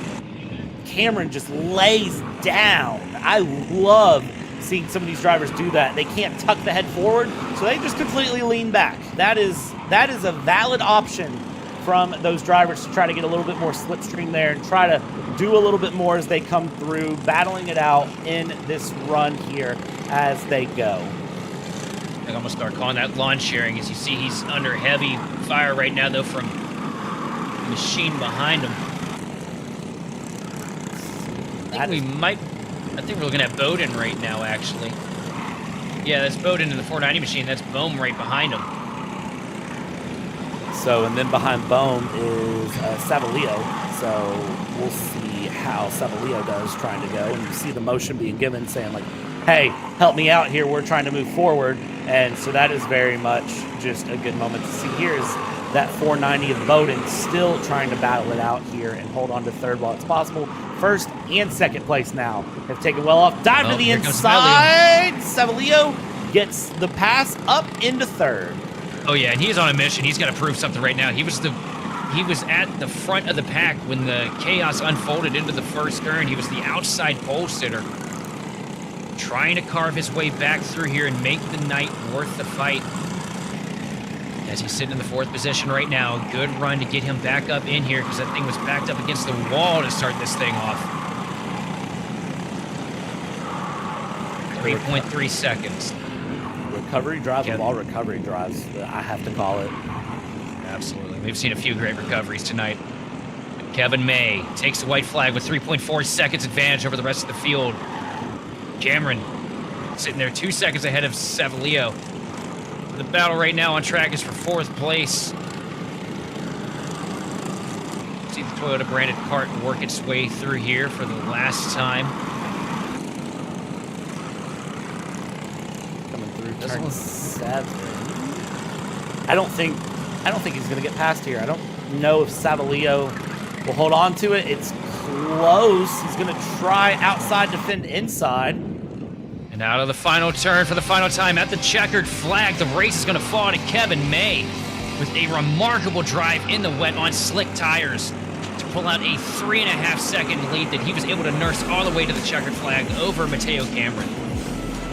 Amazing run, and then Savalio able to fight all the way back up into third with Levon Bowden fighting into 4th, Zach Bohm in 5th, Eli Yanko in 6th, 7th place Jason Rothman down into 7th, David Miller 8th, and Michael Tennell, the fastest kart on the track actually, in 9th place. Chris Martin in 10th, Stephen Chan 11th, Kevin McCarthy in P12, Igor Kisley in P13, Christopher Mitchell P14, John Cadini in P15, Rich Foligno, Skripnik, and Anderson, your 18 karts that finish things out. And the final person to take their victory run today will be Kevin May in the 484, who will get to run one celebration lap, waving the checkered flag, very happy. Everyone's excited to see Kevin May win this one and run the victory lap in that pink kart.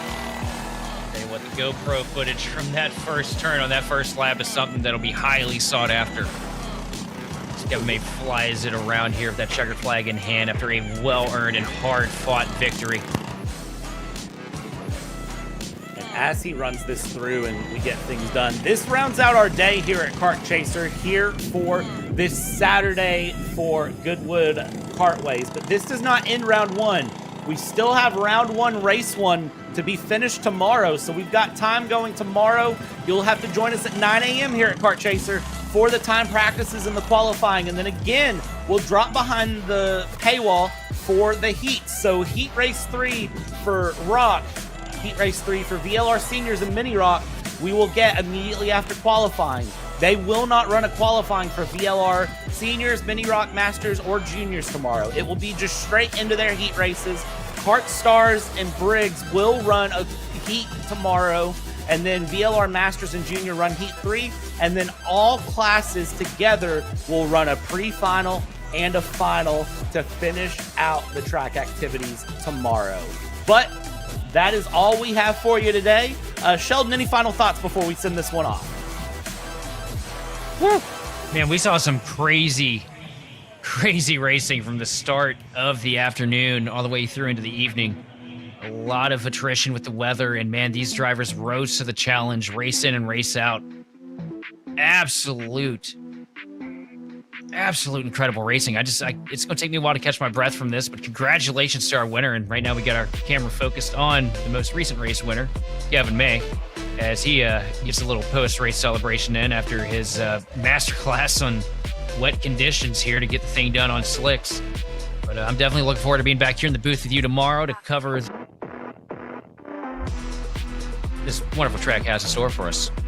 Absolutely. On behalf of Sheldon, on behalf of everybody here at Kart Chaser, my name is Brad. We've taken you start to finish. Join us in less than 24 hours, where we'll take you start to finish yet again. Good night.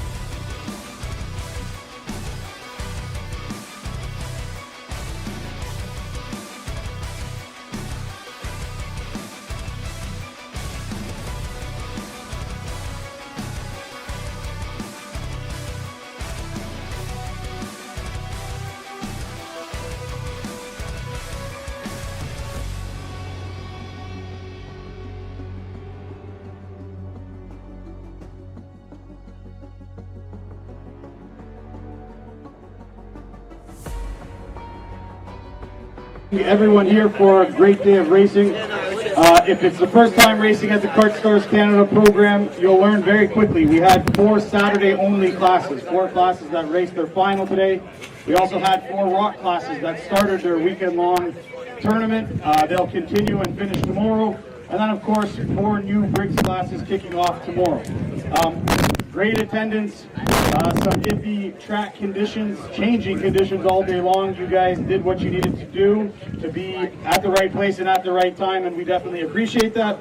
We're going to start with our Briggs Senior category. This category had 58 total drivers at the end, and they put on a show with all 58 of them on track for pre-final and final racing. In the final, finishing in 3rd place, the 316, Logan Paxa. In 2nd place, kart number 311, Eric Moore. And he's been KartStars champion before, and he started the season where he's left off. Congratulations, a great run from the 366, Jonathan Treadwell.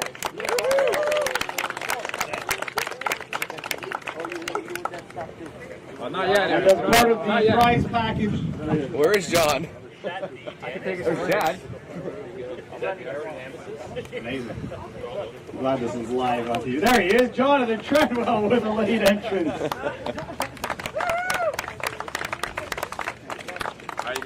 And new to the prize package this year, a driver himself, raced here at Goodwood Kartways for many, many years, many championships. He's got a brand new set of red Moranis winter gloves. So these aren't just any gloves. You can't buy this set. You can buy a lot of different pairs of Moranis gloves, but these ones are custom, made to size, customized for each winner in the KartStars series at each round. So we're going to call them the red gloves, and hopefully we start to see some of these drivers using the red gloves in competition. You had to earn these ones, so congratulations, guys. That's our Briggs Senior podium presentation. Congratulations. Hey, John, don't leave, okay? Next up, we're going to move to KartStars Cadet. Some good racing in this one as well. It was 3 carts early on, and then it sort of spread itself out. Finishing in 3rd place today, kart number 50, Thomas Dew. In 2nd place, I believe your pole sitter early on, the 87, Luke Volpe. Way to go, Lukey! And today's winner, at one point he was 1.4 seconds back, and then 1.2, and then 0.9, and we wondered if he was going to catch him before the checker flag drop. He did with a couple laps to go. Congratulations, your KartStars Cadet winner, kart number 80, Aiden Kishin.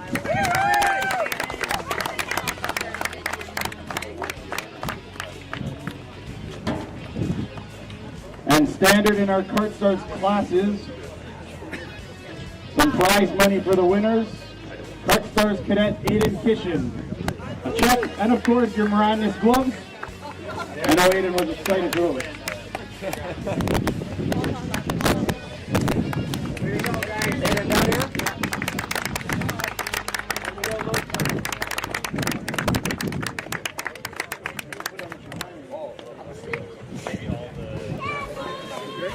Maybe guys, if we could have all the winners just stick around until the end. Don't take off just yet. Next up, we're going to move to the KartStars Junior category. 34 strong in this one. Finishing in 3rd place, the 207, Jamie Stevens. In 2nd place, the 232, Ethan Chan.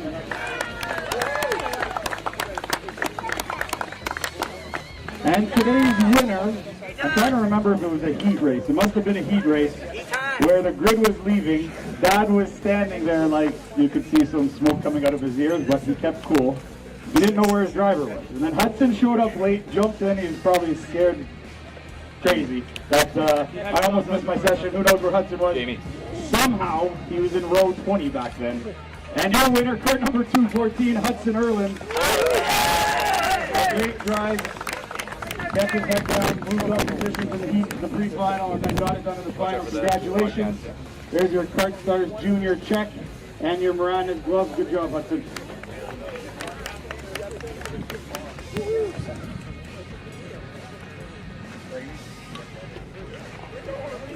Ethan!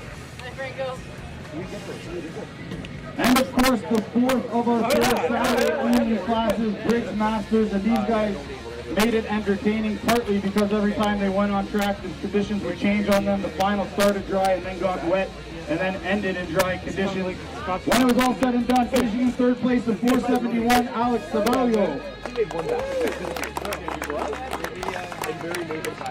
In second place, the 498, Mateo Cameron. And when everybody was slipping and sliding, he had a great couple opening laps, got it done on full tires, built a 3-second lead, and at the end, 3.494, the margin of victory. Congratulations, well deserved, the 484, Kevin May.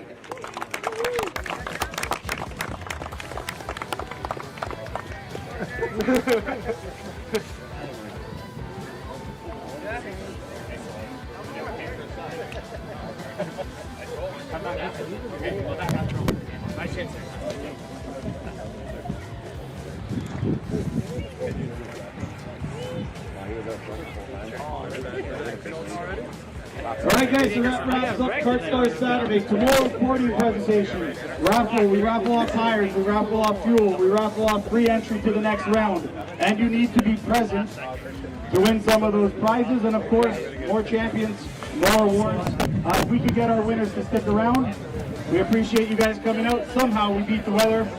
We'll see everyone tomorrow.